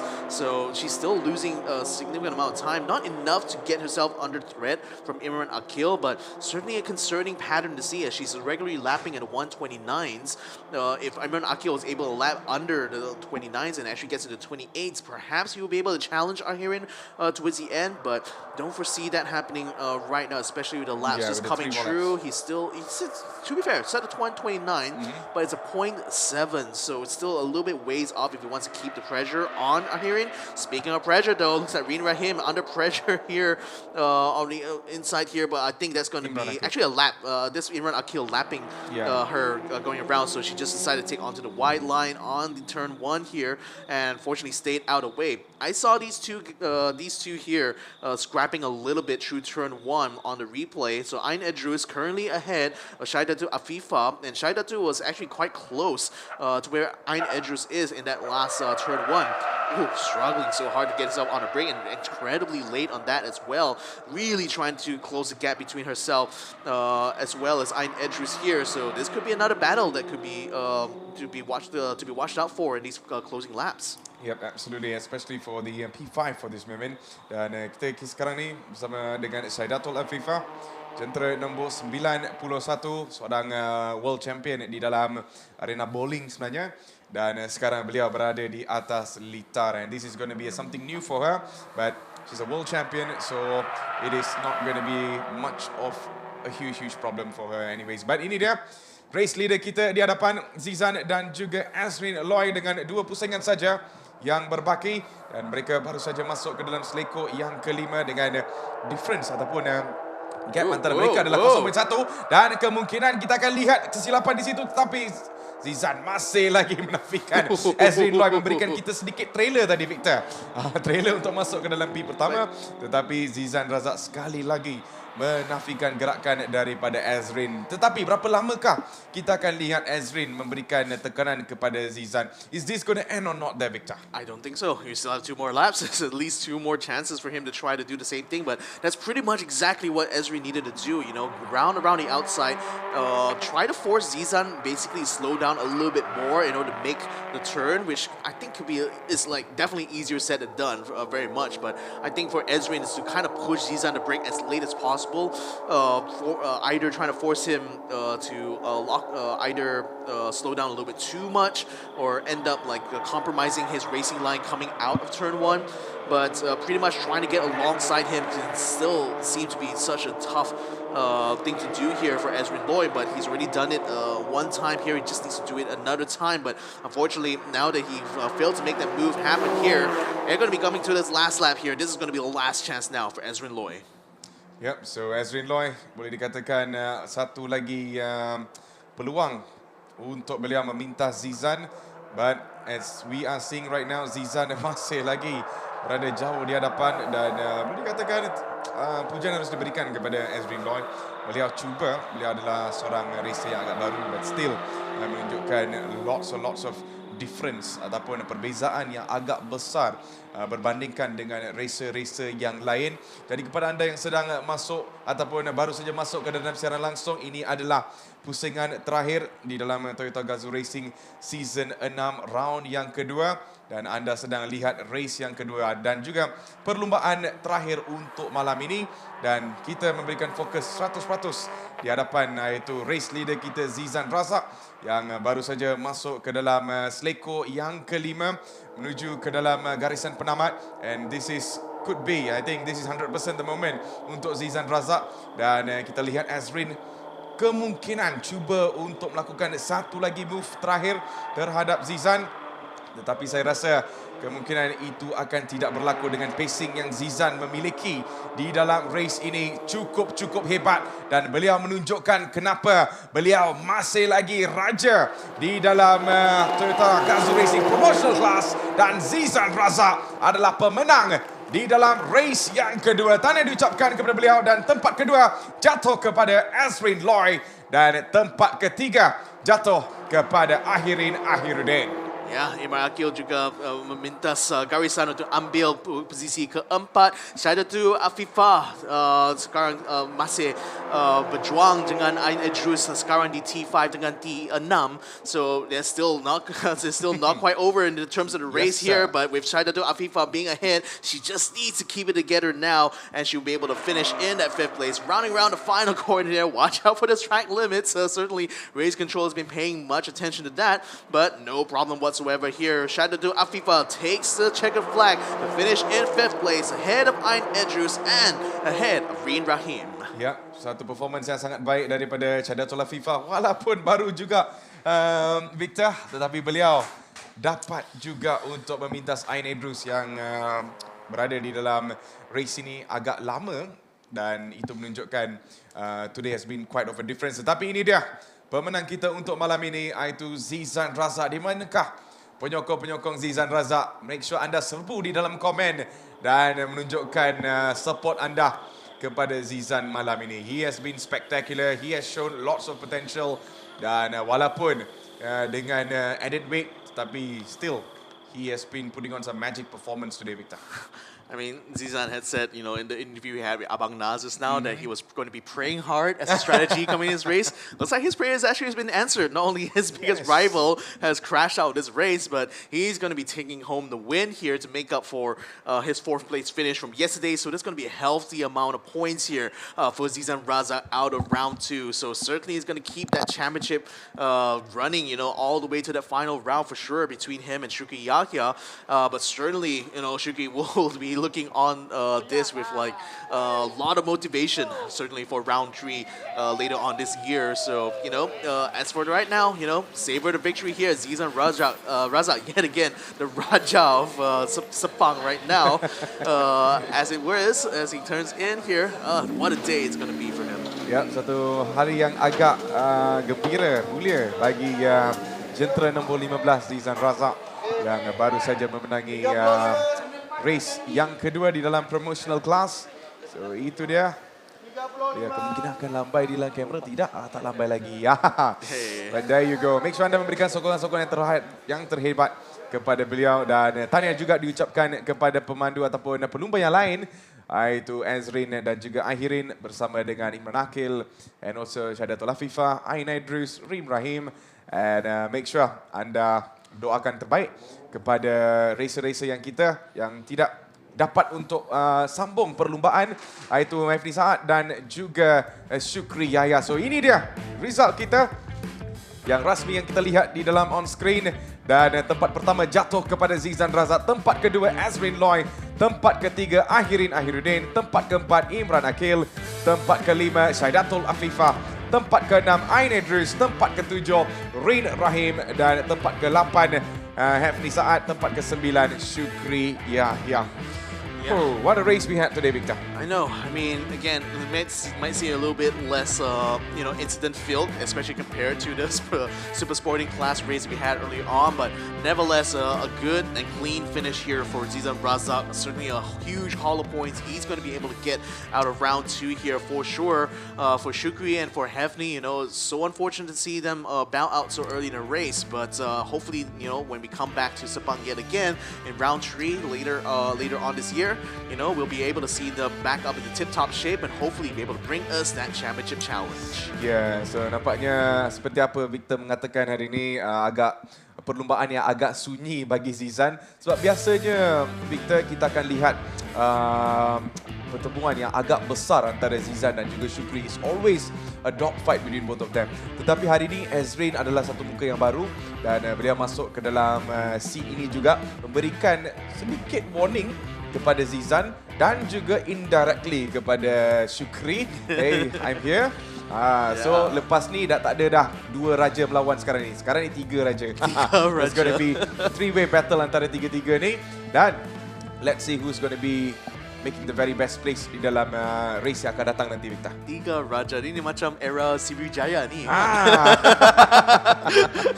I wonder which kingdom is like Zizan is, which one is in Ezrin's side. But nevertheless, you know, yeah, it's really exciting to see the new blood rise up to the fold here. And you know, I think it's going to be a matter of time actually before we will start talking about when Ezrin is going to be getting his first win. Exactly. It's coming closer there, Victor. From my eyes, it's coming closer. Exactly. Being able to get consistently in the top 3 here already showing that he has the ability to fight against people like Zizan, fight against Shuki Yahya, you know, in yesterday's race. So certainly a lot of excitement bound here for Ezrin Loy. Let's have a look at the highlights here to try to recap what happened during this race, which, you know, we started things off, you know, with Shuki Yahya being ahead of the pack here, and Hefni Sahad as well in the first grid slot for this first race start. So the first couple of laps actually went through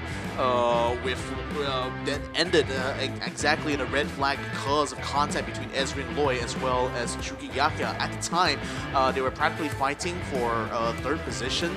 So hopefully when we see the replays once again, I'll be able to explain what exactly happened. But right off the bat, Hefni Sahad had a really bad start actually, like basically holding out Zizan Razak a little bit, which allowed on the other side there Ahirin Ahiruddin as well as Ezrin Loy to be able to capitalize on this heavily. So you can see that, you know, just coming around there on the left-hand side there was Ezrin Loy, and he was going to be challenging Zizan Razak going to that first turn. Nevertheless, Zizan already had the track position, had the car just ahead, so Ezrin, you know, tried his very best, couldn't come around on that second turn to challenge Zizan Razak for the lead yet. So nevertheless, once we came around, this was the contact, and again, you know, Shuki Yahya was a little bit slow coming out that final turn, which kind of boxed in Ezrin Loy a little bit, so I don't exactly blame him for wanting to stay on the track that much, but that contact certainly ended both Shuki Yahya as well as Hefni Sahad's race there, and Hefni was an innocent bystander in all of that really, because there was no way he was going to be able to dodge Shuki Yahya's car bouncing back on the track after the contact with the barriers. So very unfortunate for these two drivers. Fortunately, you know, they were able to walk out of the car on their own, although a little bit shaken, but definitely not stirred here. Yeah, so itulah yang insiden yang berlaku tadi antara Shukri dan juga Hefni Sahad. Dan nevertheless, seperti Victor mengatakan, we still have to continue the race. Dan kita lihat three-way battle antara Ezrin, Zizan dan juga Ahirin. Only for one mistake ataupun satu kesilapan datangnya daripada Ahirin yang betul-betul membezakan jarak antara tiga-tiga pelumba ini dan terus menjadikan two-way battle antara Zizan dan juga what happened over here? Yeah, this happened off the camera there. That's Noreen Ashikin actually losing control on the final turn. That's part of the reason why these drivers don't go out so wide, you know, on that turn 8 there, because the grass being very unstable and very low grip makes it so easy for you to get into the tank slapper, which is what Ashikin had to find out the hard way. Nevertheless, you know, the race continued on between both Zizan as well as Ezrin Loy, and that pretty much resulted in Zizan taking the win here in race number 2. A healthy amount of points now, especially in this challenge to Shuki Yahya. So this is going to come down to the wire in round 3, I expect. But today, it's going to be Zizan's day. Yep, so jadi tahniah diucapkan kepada Zizan Razak sekali lagi yang menjadi pemenang di dalam race kita. Anda bersama saya, Matthew Isaac dan juga Victor Cass, selaku pengulas rasmi anda untuk malam ini. Dan I think we had a wonderful race today, Victor. It was not that clean of a race because of this one incident yang berlaku. Tetapi lepas tu, everything was just good. But before we go, Victor, your final few words before we turn to Abang Nas. Yeah, again, you know, I'm just hoping for Yazid Razak that he's going to be okay. We have not received word yet about one's condition, but I've been told on good authority that he's actually fine. It's just that going to be going through a medical checkup with him.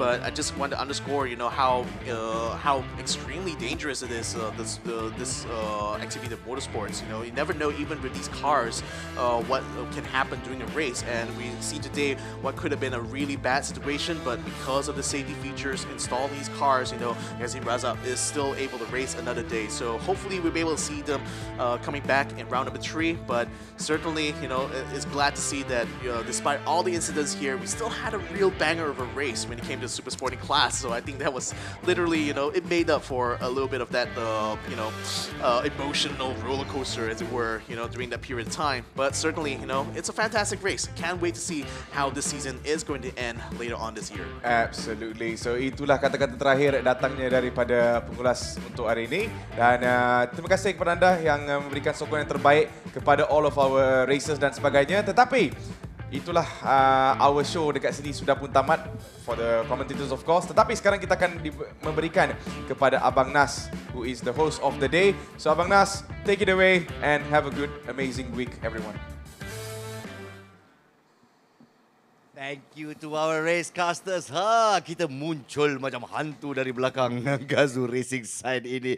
Of course, we're going to have to say that this time around for race day 2, what exciting races have we seen, especially for super sporting class, rookie class dan juga promotional class. Itulah dia lumrah perlumbaan. Ada yang menang, ada yang kalah dan juga ada yang kecundang. Alhamdulillah, everyone is safe. That is the most important part. Safety is always first when we talk about Toyota Gazoo Racing Vios Challenge, ya. Dan sekarang ni pun kita dah lihat semua racing dan kita akan mengadakan acara penyampaian hadiah sedikit masa lagi. Tapi seperti biasa, untuk kita menunggu race results kita ada sedikit kejutan untuk anda. Kepada super fans yang sentiasa menyokong Toyota Gazoo Racing Vios Challenge ini, kita selalu sambut dengan tangan yang terbuka. Kali ini is a close race, tapi ada juga super fans yang masih datang untuk menyokong. Jadi kita menjemput salah seorang daripadanya. Untuk pertama kalinya kita menjemput super fan ke atas pentas ini. Dipersilakan Nabila. Silakan.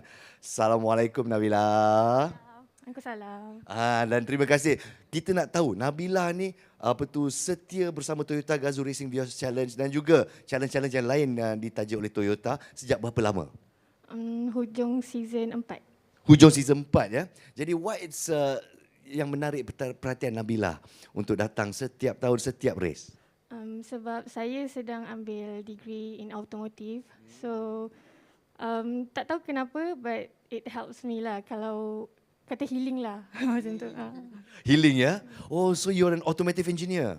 Alhamdulillah. Berapa tahun lagi tinggal? 2 tahun. 2 tahun lagi. Kita harap anda akan menjadi seorang engineer yang berwibawa.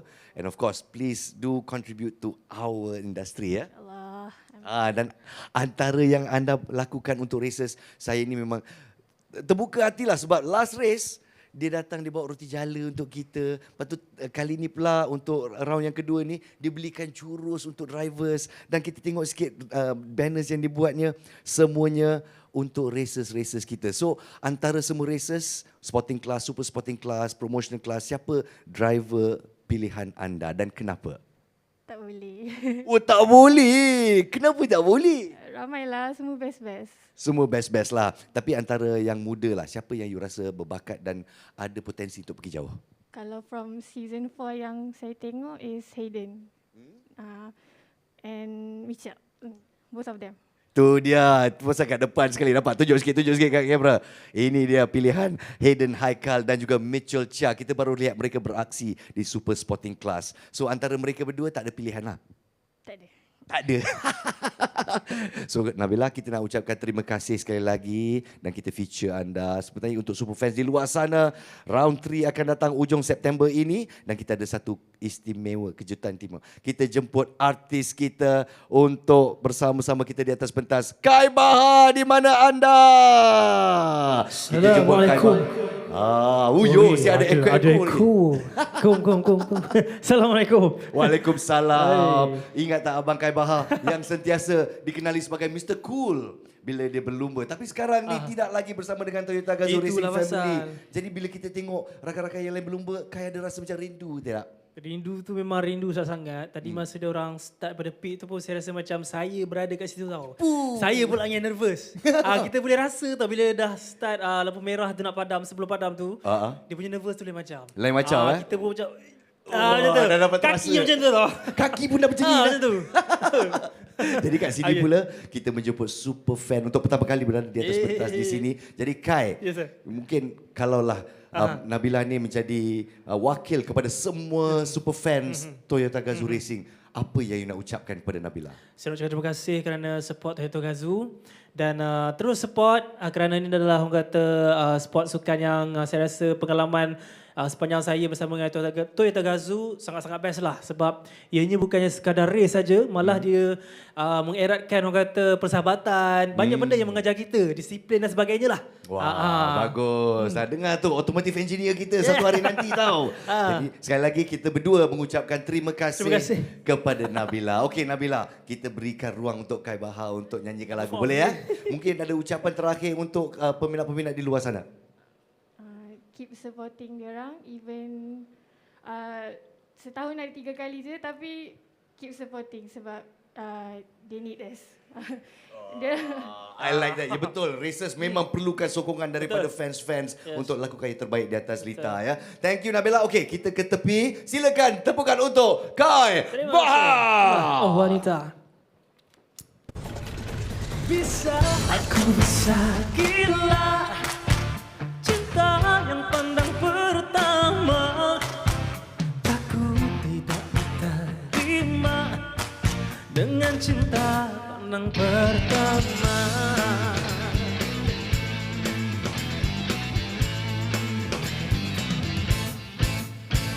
Bergetar hatiku bila bertemu si gadis ayu, cantiknya parasmu, ayu wajahmu, manis senyummu, lirik matamu, itu ku terganggu.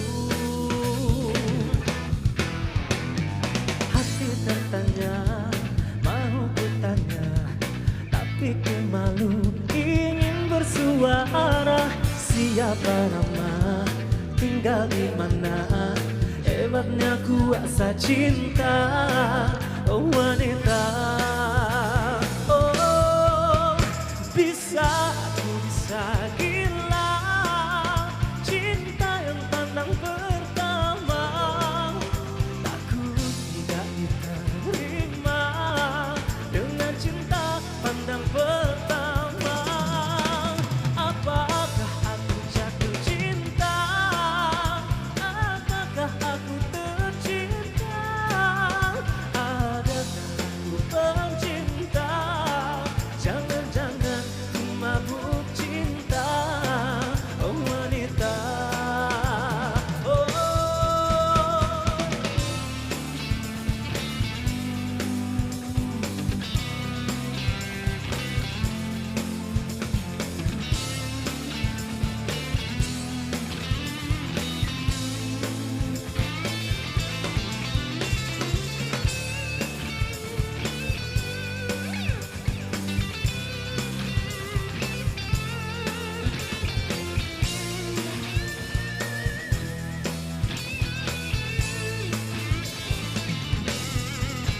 Bisa aku bisa gila cinta yang pandang pertama. Takut tidak diterima dengan cinta pandang pertama. Bisa aku bisa gila cinta yang pandang pertama. Takut tidak diterima dengan cinta pandang pertama. Apakah aku jatuh cinta? Apakah aku tercinta? Adakah aku pencinta? Jangan-jangan ku mabuk cinta, oh wanita.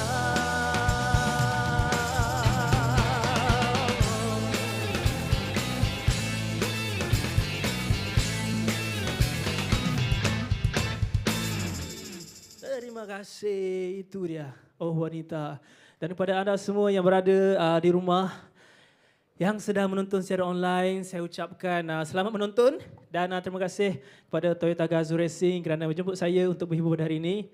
Abang nak naik ke? Tak saya seorang je. Okey, jadi saya ucapkan terima kasih kepada semua sekali lagi dan saya akan teruskan dengan lagu saya seterusnya. Tadi kita lagu rancak dan sekarang kita ke lagu ballad. Terimalah untuk anda semua, hanya segenggam setia.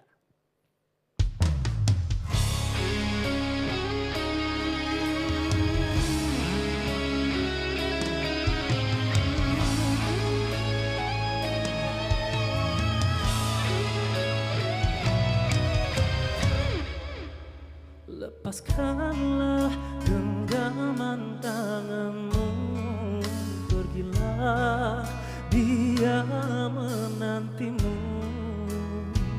Jangan menangis, janganlah kau menolehku lagi. Biarlah ku membawa hati. Jangan ditanya kemana ku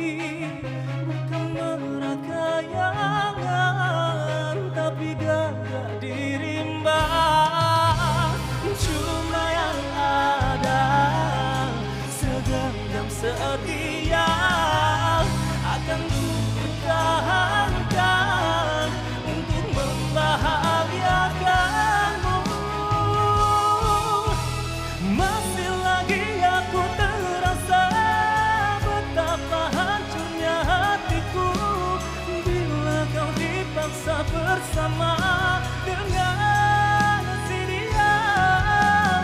Senyuman yang engkau ukirkan seakan mengundang sengsara. Kalau ku tahu kau tersiksa, takkan ku lepaskanmu. Setelah kau tiada di sisi bagiku, tiada cinta lagi selamanya. Di bibirku lafazkan rela, di hati terasa pedihnya melepaskanmu. Ilmu hatiku,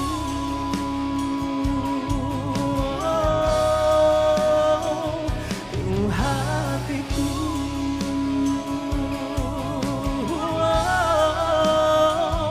ilmu hatiku.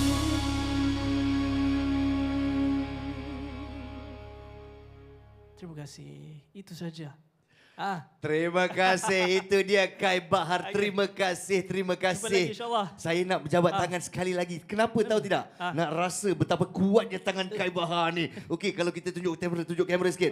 Kalau last time kita nampak Khai Bahar, dia macam slender, relax je. Bila bawa kereta dia ringan je. Tapi sekarang, huyo, otot dia, huyo. Kenapa kau malu? Janganlah macam tu. Tak ada, pertama kali I nampak Khai Bahar pakai baju. Hui, ketatlah ketat ni.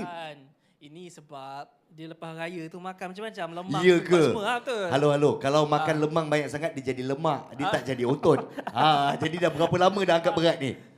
Kita angkat kereta. Dia orang race tadi, lepas dia orang race tu saya angkat kereta dia orang. Oh, awak yang angkat? Saya yang angkat. Patutlah macam Incredible Hulk besi Melayu. Itu lah. Oh, itulah dia. Jadi rasa healthy, rasa sado, best? Alhamdulillah, makin sihat. Makin sihat. Itu yang penting. Sehat walafiat. Okey, sekali. Okay. Aduh, ya Allahu Akbar. Kuatnya. Khai Bahar, everybody. Taburkan sekali lagi kepada anda di rumah. Thank you, Khai. Kita jumpa lagi ya. Waalaikumsalam warahmatullahi wabarakatuh. Itu dia persembahan istimewa khas untuk anda peminat-peminat yang sedang bersiaran langsung bersama kita sejak dari awal hingga ke tahap ini. Dan sekarang saya baru diberitahu bahawa kita sedang mengumpul semua markah-markah drivers kita. It's been an exciting race throughout. Jadi sambil kita menunggu results kita dapat berjumpa dengan beberapa drivers dan kalau boleh kita nak cungkil sikit isi hati mereka. Jadi mungkin kita nak mulakan dengan racer kita yang pertama di atas pentas ini. Saya yakin anda juga kalau nak tahu apa yang sedang berlega di fikiran mereka sewaktu mereka berlumba. Let's get up close and personal with Nabil Azlan, race 1 winner for sporting class, and for race 2, something happened right there. Dropping down to 4th place, still a podium finish. So, cepat pakai baju dulu Nabil, congratulations on that first race. Alright, so as you completed race 1, you were pretty confident, leading all the way till the end. So what were your thoughts back then? Were you thinking, round 2 is mine all the way? To be honest, yeah, I thought so too, but I think the ballast took into account quite a lot. So yeah, it was quite hard to manage, but P4 is still quite happy to be with. So really, P4 still happy, So what happened there, race 2? I mean, of course, you started from the back of the grid. That's one. To fight to 4th P4 is quite commendable, I must say. How much ballast were you carrying? 50 kilos. So yeah, I mean, I had a good start. I think got to P4 quite fast after lap 2, but then afterwards it was quite hard to even keep up with the top 3 leaders. So from there, I was just trying to be consistent as I could. So, because I think if I were to push a bit more, the car wouldn't like it. So yeah, so I just had to be consistent. So you wanted to sayang your car a little bit more lah. So here's the thing about our viewers out there, yeah? So what you must understand as viewers, once a racer wins a race or part of a podium finish, weight gets added onto the car, called a ballast, yeah? So because you've been winning quite a few races, there's 50 extra kilos on your car. It's like driving a second person in that car. So for someone like me who's never experienced that before, what difference does it make to the car? A lot actually, in terms of the speed through the corners, acceleration-wise. You just have to be patient with the car. If not, if you be slightly early on the power, the car will just understeer wide and get track limits in the end. So, how important is keeping to the race lines, especially with the ballast? You won't get penalties if you keep it on the track. So yeah, so that's the benefit of it. Setakat tu lah. Of course, you've seen quite a few thrills and spills here at Toyota Gazoo Racing Vios Challenge. So, what were your thoughts about this particular race day too? Yeah, a lot of stuff was happening today, as you could see from the promotional class and sporting rookies. It just goes to show, even though we're racing only Vioses, people might see it's still a road car. Racing is still racing, so it still can be dangerous. You know, the safety equipment that the Toyota has provided is really good, and I heard the driver that got caught up in the red flag is fine, so that's good to hear. That's good to hear, right? So it's always safety first with Toyota Gazoo Racing, no matter what the series is. Last but not least, what words would you like to throw out to your challengers as we move into round 3 in September? Get more ballast, please. Get more ballast. Well, here's the thing. There's a bit of extra pressure on you, you know. You've got a bit of pedigree to sort of look after. I mean, you've got your brother Nakib who outclassed everybody in rookie class, went up to spotting class, beat everybody else, and now competing in super spotting. So do you feel that pressure as well as the second in line? I take it as a motivation. You know, I always strive to be as good as my brother, if not slightly even better. But so far, I think I'm doing quite well. Just that I'm not winning as much as him during sporting class. But hopefully in the next round, I'll keep on winning. Sibling rivalry aside, who's the better driver? Me. Nabil Aslan, everybody. Well done. All right, P4 at super sporting class for race day 2. Doing quite well, actually, coming in from the back of the grid, moving his way up to P4, but just too much ballast for him to catch up to number 3, number 2, and number 1. So that's a little bit of insight from our young driver. We'll invite yet another driver. Now, this guy, we've been watching his development since he started in the rookie class. And today, race day 2, round 2, season 6, this man has won his first race. Putra Adam, ladies and gentlemen from Laser Motorsports. What's up? Laser Motor Racing must be very proud of you. And how are you feeling after all that pain, after all the practice runs, after all the defeats as well? Finally, victory is yours. So, what are your thoughts right now? Wow, I feel ecstatic. I'm really happy. There were a lot of challenges throughout round 1 and race 1 yesterday, but I'm really happy to be able to take the win today. And it's a special win as well because right from the off, there were people already gunning for you, yeah? Of course, you were starting off from P2, if I'm not mistaken, yeah? P4. So that's something quite special, especially after doing well in the first race. So did you have a strategy or did you just wanted to do your best? I knew that Mitchell would be quick, but he had extra ballast on him because he won race 1. So my target was just to win because I knew I had the advantage because I only had 5 kilos on my car. So yeah, my plan executed. Well executed, but were you surprised to see Mitchell Chia suddenly moving his way to the front at the start? He had a very good start. Were you worried at all? I wasn't so worried because I could see in my rear view mirror and he didn't have as much pace as I did. But yeah, the last lap, as everyone saw, it was, I think, the best battle that I've ever been in throughout my whole racing career. And yeah, suddenly Tengku Jan and Freddie came out of nowhere and we were 6 abreast throughout the 4th corner, turn 4. So yeah, I'm really happy I could take the win.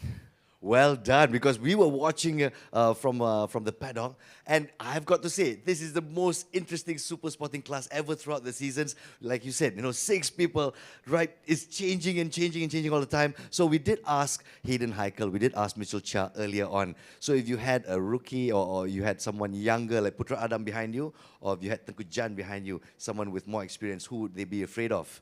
And they said Tengku Jan or someone with more experience. What are your thoughts? Honestly, it depends. Whoever's quicker that weekend, I think that's who I should be worried about. It doesn't matter if it's Tengku Jan or it's Hayden or it's Mitchell. Whoever's quicker, then I have to be careful. Ah, that's right. So it doesn't matter who's in your rearview mirror as long as someone's in your rearview mirror, yeah? So of course, looking forward to round 3. You've won your first race. You've only got 5 kilos ballast plus 20, that's 25 kilos. So what are your prospects for round 3? Adding on a 20 kilo will be, not so ideal, but 25 is my lucky number. So hopefully in round 3, I could win in race 1 again and hopefully take the championship home.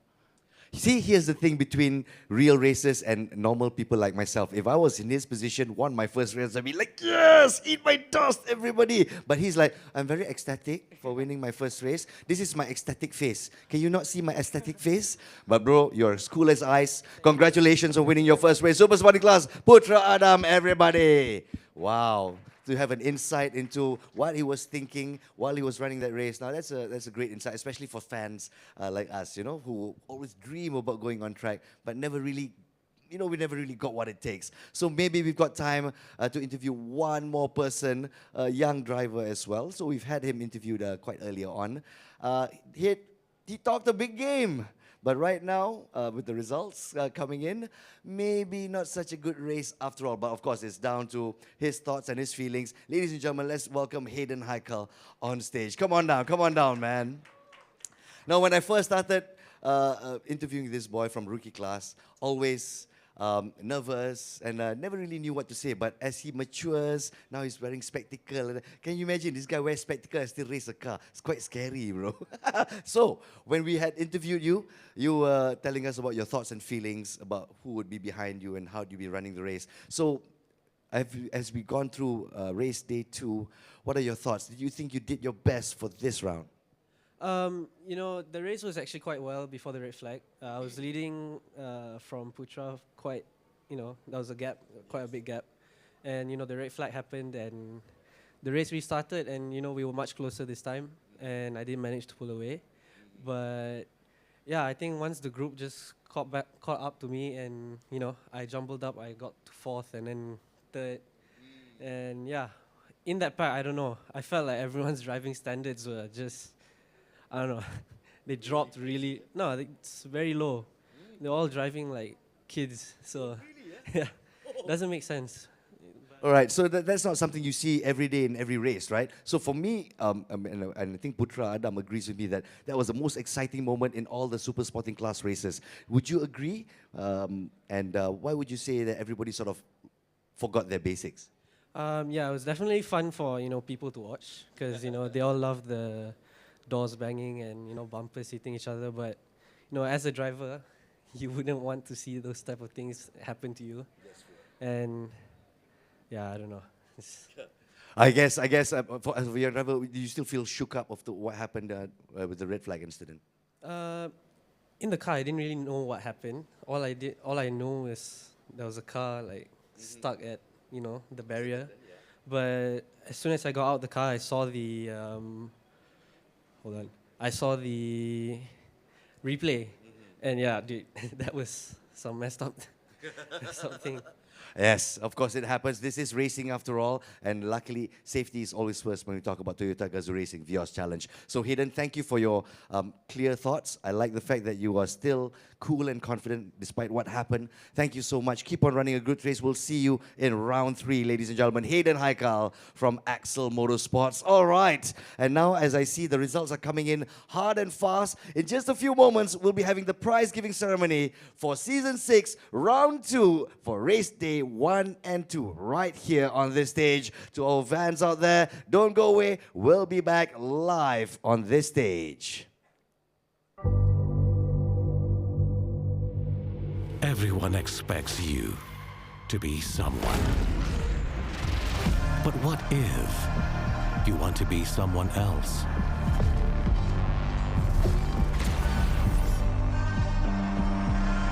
What if that someone is unexpected,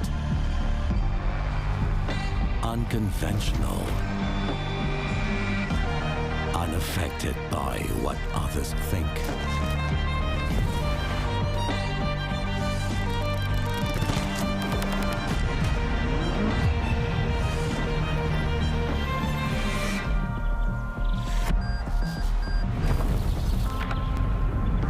untraditional,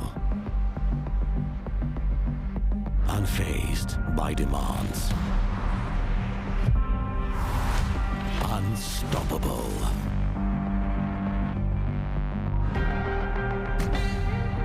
Unopposed to change. That's when you become unordinary.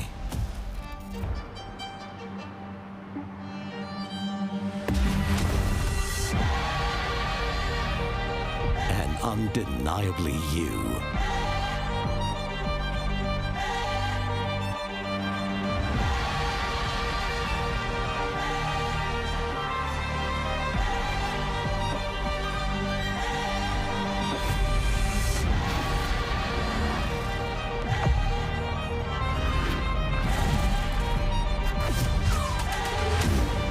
So go on. Defy expectations. With the all-new Vios.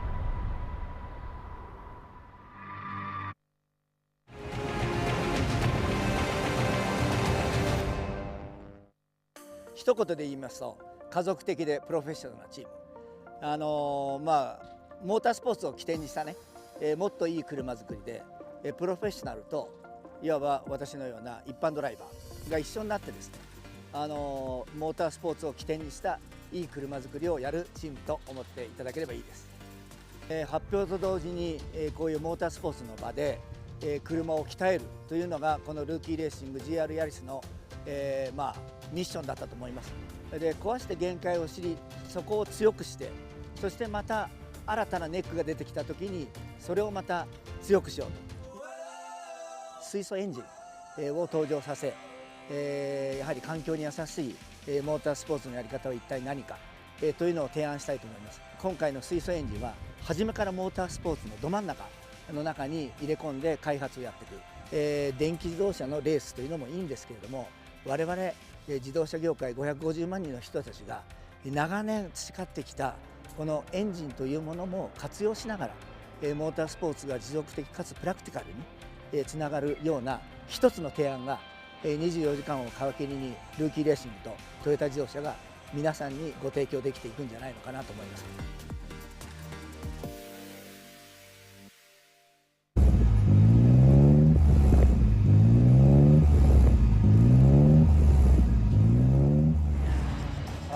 水素エンジンというのはガソリンに代わって水素をタンクに溜めて、それを燃料にしてガソリンのエンジンのようにエンジンでそれを燃やしてエネルギーを取り出して走っていくと。トヨタは水素といえば FCEV 未来を出してますから、水素でもう車って走ってるじゃんって思う人も多いと思うんです。未来はですね、同じように水素を燃料エネルギーにしてるんですけど、水素を使って発電してるんですね。だからエンジンは実はないんですよ。でも今回の車はエンジンがあって燃料が水素になってるだけなんですね。今まであったエンジンをそのまんま使いながら燃料をカーボンニュートラルなものに変えられるということは、ガソリン車を最初に出しておいて後々置き換えていくっていうことだってできるようになるかもしれない。だから車の作り方が変わっていくと思ってるんですよ。そういう未来の扉を今開けようとしてる感じで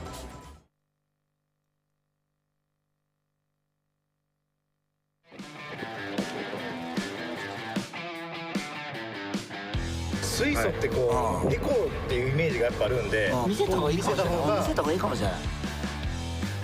カーボンニュートラルにおける挑戦の旅が始まりました。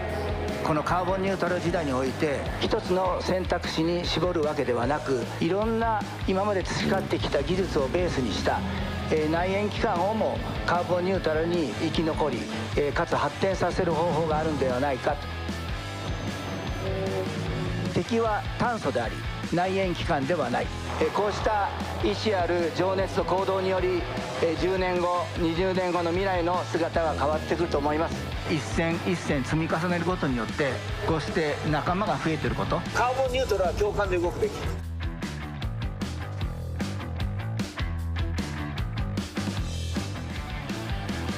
ろんな方々がいろんな思いを持ってここに賛同してくれてます。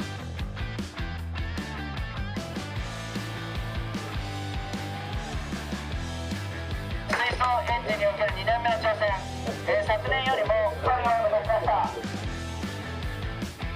余分に走った分だけ我々水素社会の未来に我々の情熱と行動でつなぐりたいと思います。ワンチームジャンプ。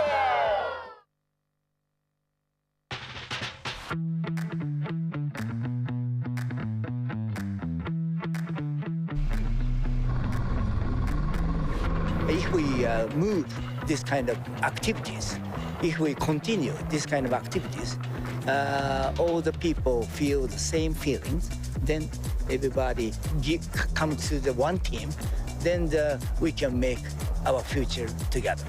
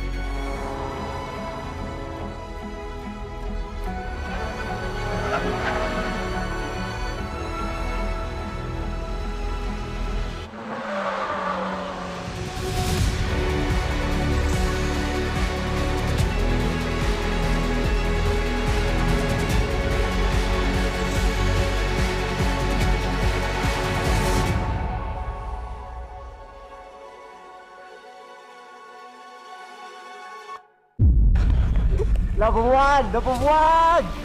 Okay, one more lap, box.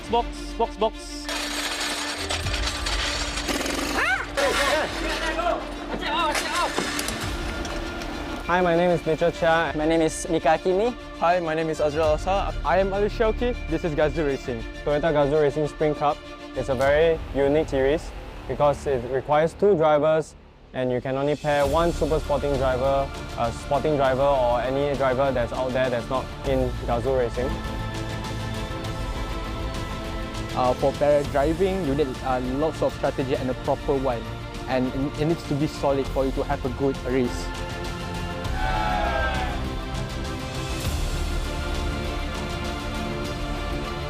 Having the best partnership in terms of similarity, in terms of lap times and consistency is very important. I feel quite privileged to be able to get a teammate that's at such a high level. I can learn so much, and there's a bit of pressure that comes with it, but it's part of the game.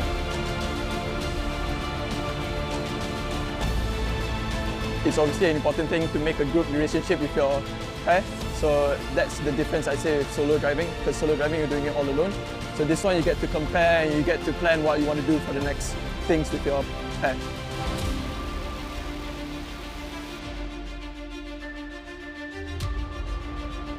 He doesn't have a lot of track time as compared to many of us here that's been racing for a long time. But I would say he's very quick. For me and my pairing, so far we didn't have any problems at all. So I think we're all kind of this, both of us are kind of the same. So yeah, we've been karting together for a while now and everything, so we know each other well.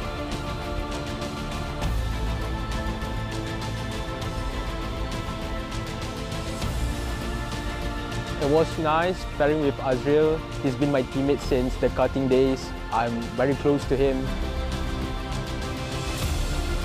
You're doing a good job. You're doing a good job. You can do it. Whatever help he needs, I will provide for him, and wherever that he might be a little better than me, of course, I will also seek the same advice from him.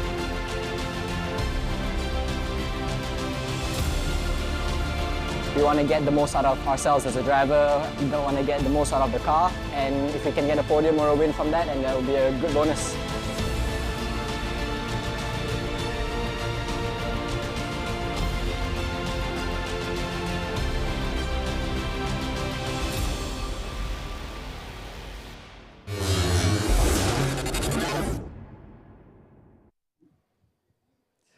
Welcome back to our super fans. Yes, this is the prize giving ceremony of Toyota Gazoo Racing Vios Challenge 2023 Season 6 Round 2. We've just concluded 2 days of racing. It's been a wonderful weekend of racing. Lots of thrills and spills as well. And lots of red flags. My goodness. For all fans out there, thank you very much for watching. And now it's time for our prize giving ceremony. Dengan tidak membuang masa lagi, ladies and gentlemen, para penonton di rumah, let's invite on stage our VIPs to give out the prizes. Dipersilakan Encik Mazwan Muhammad Safwan, General Manager UMW Toyota Motor, bersama dengan Encik Muhammad Syamsul Muhammad Zain, Director of Marketing UMW Toyota Motor. Dipersilakan, ladies and gentlemen, let's give it a big round of applause.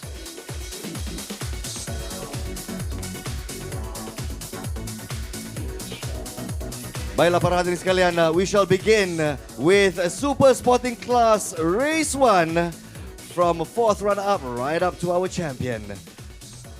In 5th place, our 4th runner-up, ladies and gentlemen, please welcome Mr. Freddie Ang. Congratulations!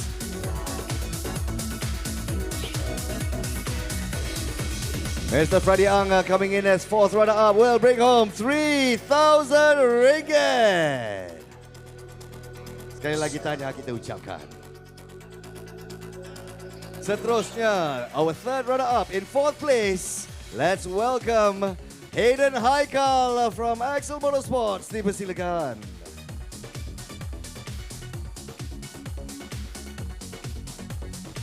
Our 3rd runner-up for Super Sporting Class will bring home 4,000 ringgit.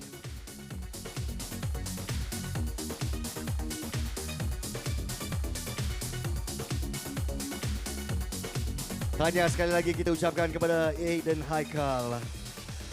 In 3rd place, our 2nd runner-up from Laser Motor Racing, Putra Adam.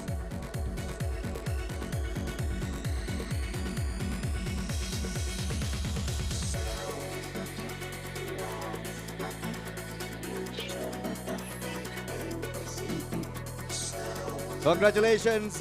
Our 2nd runner-up brings home 5,000 ringgit. And now, our 1st runner-up, ladies and gentlemen, for Super Sporting Class Race 1 goes to Liu Kawai, Laser Motor Racing. Silakan Tata Liu membawa pulang 6,000 ringgit sebagai 1st runner-up kita.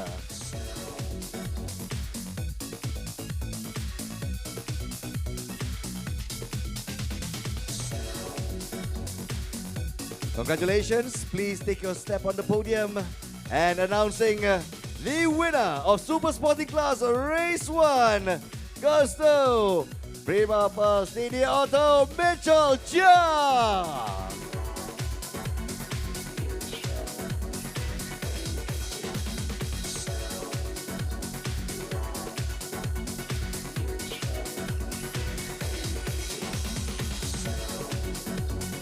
Congratulations once again to our young racer, the winner of Super Sporting Class Race 1, bringing home 7,000 ringgit. We'd like to invite you on the podium to our VIPs. Please take your positions. Now here's the group photo, ladies and gentlemen, from 4th runner-up right up to the winner of Super Sporting Class Race 1. Join me in giving them a big round of applause. Congratulations! Okay, one shot for official photographer. 3, 2, 1. Itu dia professional. Thank you so much. We'd like to invite our winners back to their seats. Dan dipersilakan our VIPs to remain on stage. Next up is the winners of Sporting Class Race 1. Ladies and gentlemen, the results are in my hands right now. And we are announcing our 4th runner-up in 5th place. Please put your hands together for Panglima City Racing Team's Kenneth Koh.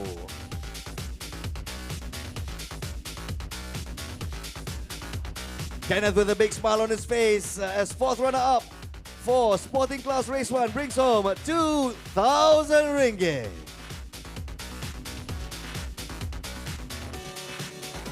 We'd like to invite you onto the podium, Kenneth. Meanwhile, announcing 4th place, our 3rd runner-up goes to Crashmax Motorsports, Bradley Benedict Anthony.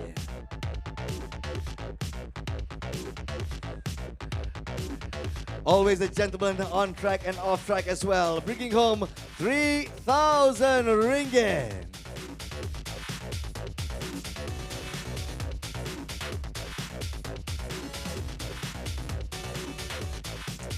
Next up, in third place, our second runner-up, no stranger to Toyota Gazoo Racing Vios Challenge. Put your hands together for Race Rally KL's Muhammad Shafiq Samsudin.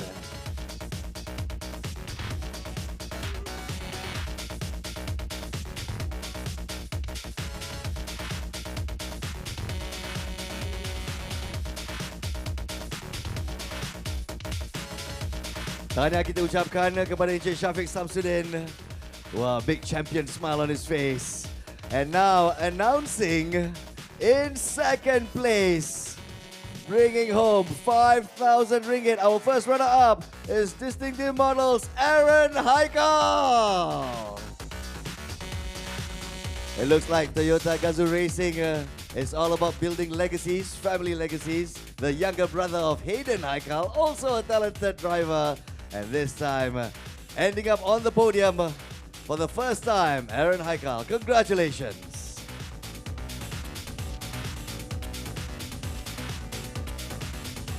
Thank you very much, Aaron. Take your place on the podium. And announcing the winner for Sporting Class Race 1, bringing home 6,000 ringgit, is Axel Sports Muhammad Nabil Aslan.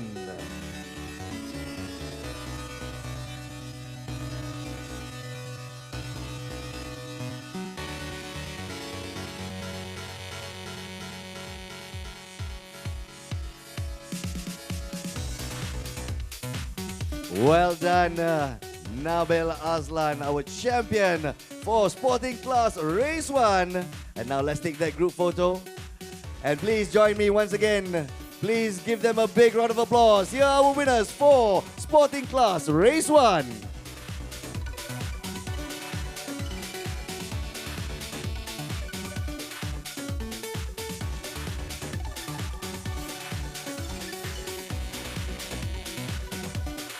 Thank you, official photographer. We'd like to invite our racers, our winners, back to their seats.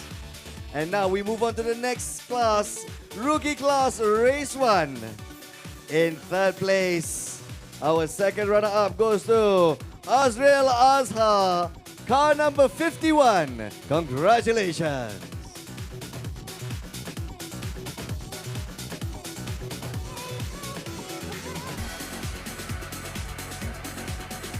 Winning his first podium, still unsure where to stand. Not to worry. As we go through the races, we shall be looking forward to seeing Azrael Azhar more often on the podium. All right, ladies and gentlemen, in second place, we'd like to announce car number 93, Yazid Raza, our first runner-up for Rookie Class Race 1. Unfortunately, Yazid Raza was involved with the red flag incident, and happy to note that our boy is healthy and well. So let's give him an online round of applause. In first place, car number 14, we announce Nazme Aslan. Congratulations.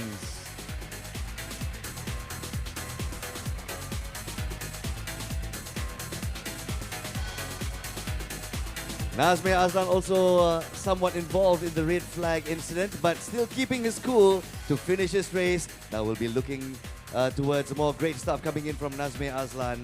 Please take your place on the podium, Nazme, as we have a group photo together with our VIP. Silakan. And there you have it, ladies and gentlemen. Here are the winners of Rookie Class Race 1. Congratulations. All right, we'd like to invite Azrael as well as Nazme back to your seats as we move on to our final class, announcing the winners category for Race 1 for Promotional class. In third place, second runner-up, our racer queen, Ahirin Ahiruddin, car number 37.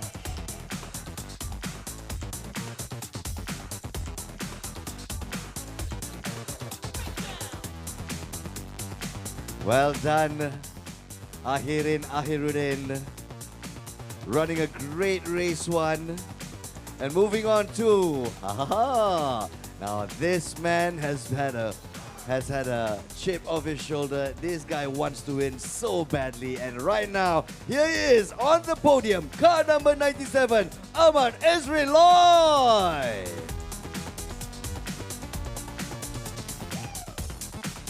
A newcomer to our promotional class series and immediately making a mark and claiming his first podium right here in round 2. Congratulations. And announcing the winner of race 1 promotional class, tak lain dan tidak bukan, wah, Encik Syukri Yaya, car number 24.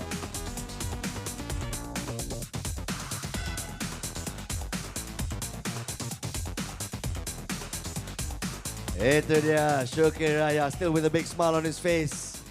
Despite being involved in another red flag incident. Lots of incidents for race day 2. But still, all's well, ends well. Dipersilakan Encik Syukri Yaya untuk naik ke atas podium kita. You deserve this win. Ladies and gentlemen, here are our top podium winners for promotional class race 1.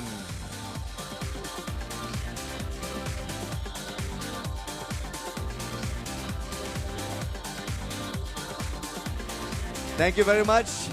Dipersilakan pemenang-pemenang kita untuk kembali ke tempat anda. Mana tahu ada rezeki untuk naik podium untuk race day 2. Alright, thank you dear VIPs. Please do remain on stage as we move to race day 2 winners. And again, we begin with Super Sporting Class. In 5th place, our 4th runner-up, bringing home 3,000 ringgit. For the first time after 2 rounds, welcoming him back to the podium. Tengku Jaleh, Prima TD Racing.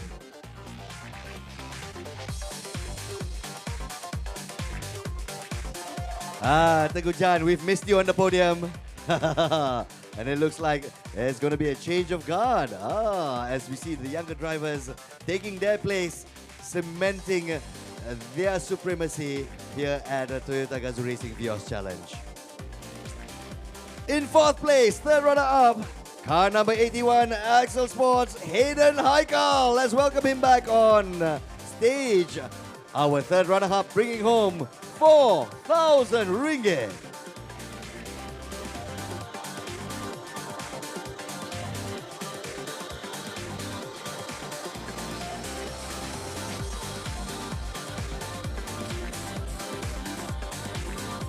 Congratulations, Hayden. We'd like to invite you onto the podium. And announcing in 3rd place, our 2nd runner-up, from Prima TD Racing, car number 61, once again, it's Mitchell Chia.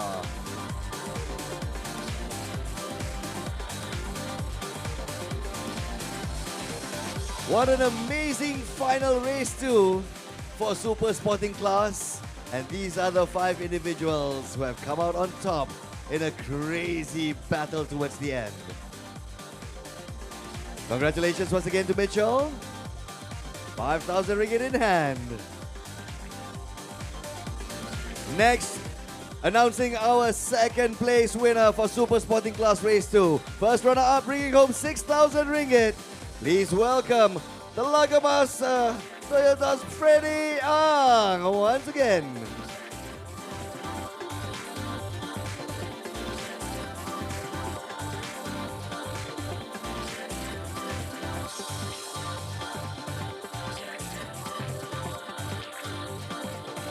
Congratulations to Freddie for making it to the podium once again. And now announcing our champion of Super Sporting Class Race 2. Tak lain dan tidak bukan Putra Adam car number 63, Laser Motor Racing.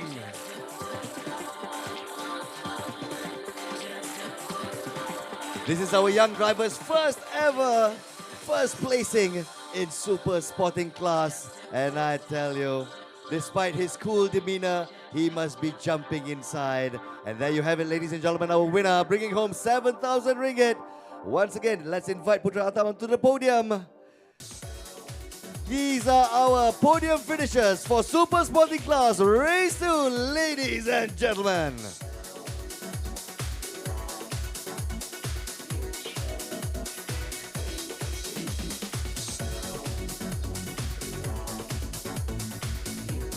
Thank you very much, racers. Please do return to your seats. And now, we announce the winners of Sporting Class Race 2. In 5th place, 4th runner-up. Please put your hands together for Muhammad Amirul Haikal, car number 36. Super Evergreen Motorsport.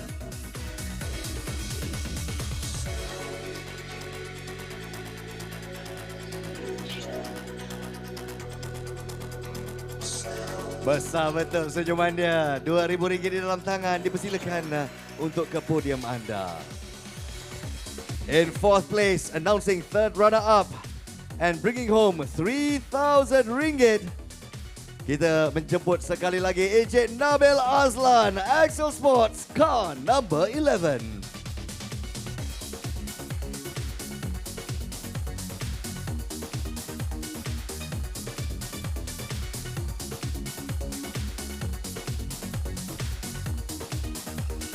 Congratulations once again to Muhammad Nabil Azlan from Axel Sport. Announcing 3rd place, our 2nd runner-up, bringing home RM4,000. Once again, it's Aaron Haikal, car number 82. From Distinctive Model, silakan. Looks like our younger Haikal is definitely making waves. 2 podium finishes over the weekend for round 2. Coming into his own and maybe giving the rest of the drivers a run for their money. Meanwhile, we move on to our 2nd place winner. First runner-up bringing home RM5,000. Inviting once again on stage, Mr. Kenneth Koh, Panglima City Racing Team, car number 46.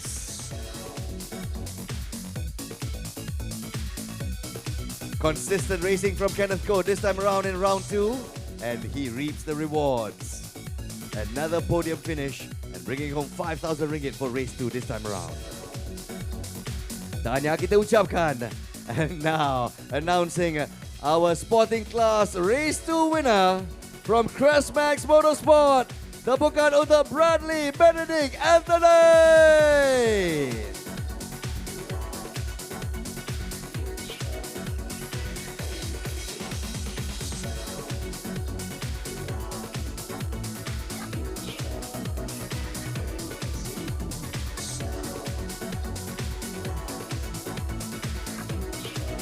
Congratulations. Let's have a group photo with all the winners of Sporting Class. Wow, Bradley. Enjoy, Bradley. Wow.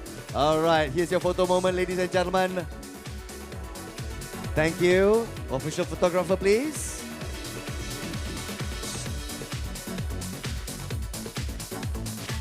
And there you are. Congratulations once again to Sporting Class winners. Congratulations on a wonderful race too. And now we move to the next class. This is the Rookie Class Race 2. In 3rd place, 2nd runner-up, once again, is Azrael Azhar, car number 51.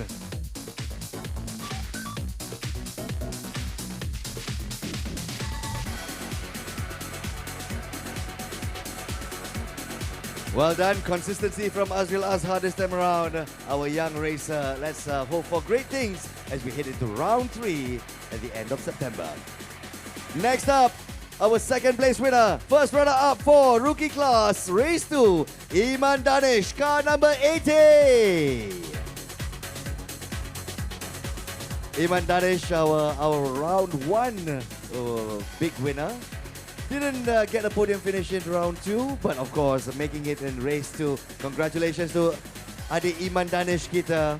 And making it to number 1. He's got racing pedigree, that's for sure. Let's welcome Rookie Class Race 2 champion Elson Liu, car number 77.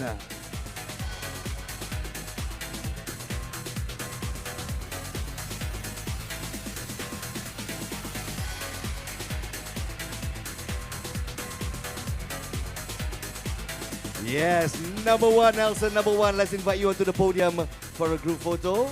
Dipersilakan members of the press. Here you are, our rookies, race 2 winners. Congratulations. Oh, one official photo, silakan.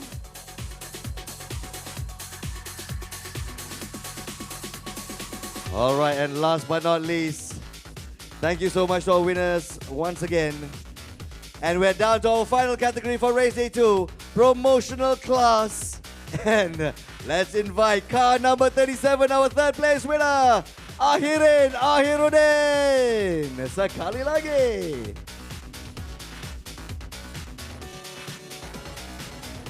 Looks like Ahirin is going to be here to stay. Nampaknya round 3 nanti just stand by kat podium aja. Wah. Congratulations Ahirin. You ran a really good race. In second place, sekali lagi nampaknya Mr. Consistent juga kita, Ahmad Ezrin Loy, car number 97.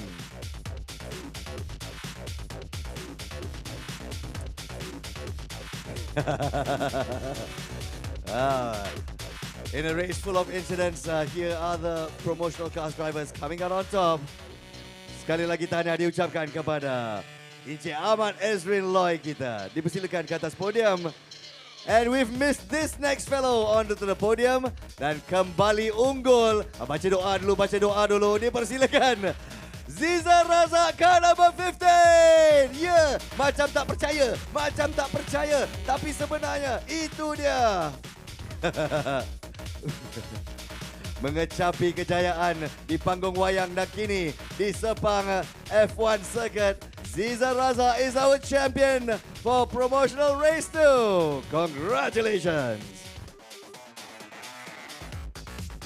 Tahniah kita ucapkan, dipersilakan Encik Mazwan dan juga Encik Syamsul untuk bergambar bersama dengan pemenang-pemenang kita. Once again, ladies and gentlemen, here are your winners for Promotional Class Race 2. This is round 2 of Season 6. Let's give them a big round of applause. Congratulations! Setinggi-tinggi tahniah kita ucapkan dan terima kasih juga kepada didier kehormat kita, kepada Encik Mazwan dan Encik Syamsul. Terima kasih banyak-banyak. Thank you very much, sir. Thank you for giving out the prizes. Dan itulah dia, sekali lagi temukan untuk semua racers kita untuk pusingan yang kedua musim yang ke-6. Saya pengacara anda Nazruddin Rahman teruja untuk berada bersama-sama anda sepanjang siaran langsung ini. Thank you for continuing to stay with us. Dan setakat ini saja kita menjemput TGR celebrities kita. Mari. Untuk kita ucapkan selamat malam kepada semua. This has been our night race. Ladies and gentlemen, we'd like to say goodbye, good and proper. Jangan lupa, final round 3 untuk musim yang ke-6 ini akan bermula pada September, hujung September. Nantikan announcement dia. I think we have the dates already, but all we know for now is going to be the end of September. Is it going to be a ride race? Is it going to be a festival? Adakah anda dijemput semula ke Lita Sepang F1? Stay tuned to laman-laman rasmi Toyota Gazoo Racing Malaysia. Pantau Instagram mereka, pantau Facebook dan TikTok mereka. InsyaAllah kita akan dapat news bagaimana anda dapat menyertai kami hujung September nanti. Hopefully it's going to be a night race as well. Mentang-mentang Malaysia ni panas kan. Dan jangan lupa untuk final round nanti, untuk musim yang ke-6 nanti, mungkin ada sedikit kejutan untuk peminat-peminat kita. The all new Vios bakal membuat kemunculan. Yes, we might get to see the all new Vios, ladies and gentlemen. And so, stay tuned for round 3. Dan nampaknya celebs kita, silakan. Yes! Wah! Menang lagi. Yeah. And Ahirin, we're going to be seeing you a lot more on the podium, that's for sure. Afifah, silakan Ratu Tenpin kita. Uyo. Abang Ezrin Loy kita pegang 2 piala. Abang Imran Akil kita masih belum dapat merasai macam mana rasa nak pegang piala. Kak Rin Rahim kita, Kak Ain kepanggil kakak pula. Abang Hefni kali ini tidak percaya ada DNF kat sana, tapi bukan salah anda. Inilah dia lumrah perlumbaan. So celebrities, shall we see you in round 3? Yes or no? Dan jangan lupa untuk anda semua saksikan kehangatan Toyota Gazoo Racing Vios Challenge Round 3 hujung September nanti. We'll see you at Sepang International Circuit. Semua kita lambai sekaligus. Thank you very much. Assalamualaikum. Dan nasib baik Nabil tak ada. Kalau tidak habis aku dah kena angkat dah sekarang. Okey, jangan angkat. Jangan angkat. Okey, terima kasih sekali lagi. Assalamualaikum everyone. Have a great weekend ahead. Bye. Tidak.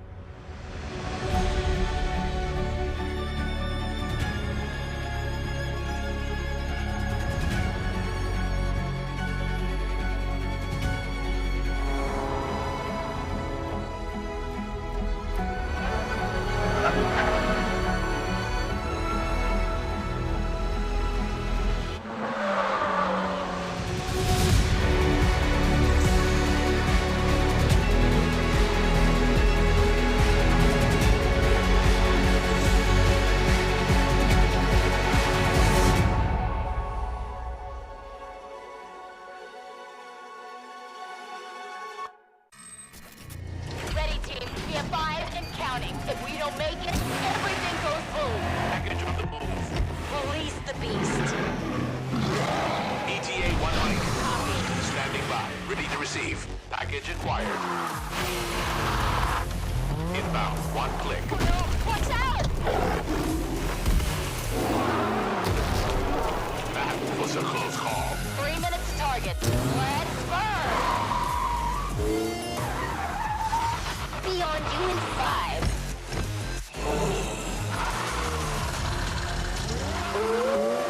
It's going to be too close. It's not over yet.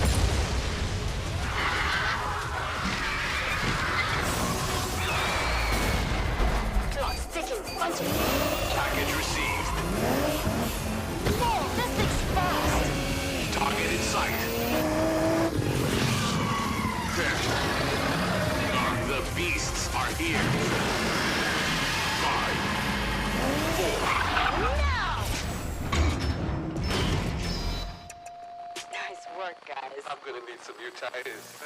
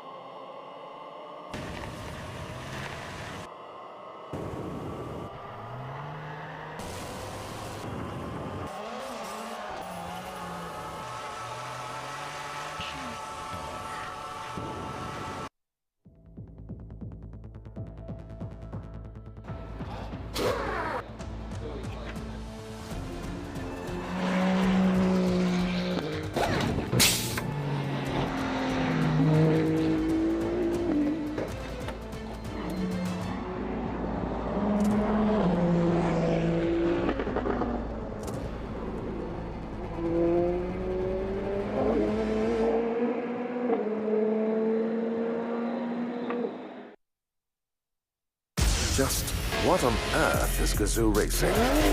Gazoo Racing is a spirit. The spirit of pushing one's limits. It's more than just a badge, a symbol, or a poster on the wall. Gazoo Racing is Kaizen of competitiveness. It's the rubber hitting the road again and again and again. Fine-tuned on the world's most demanding racetracks. Powered not just by all forms of energy, but also by our passion to accelerate, exhilarate, elevate the Toyota mandate of making ever better cars. Moving not just people, but the human spirit forward. This is our spirit. This is Gazoo Racing.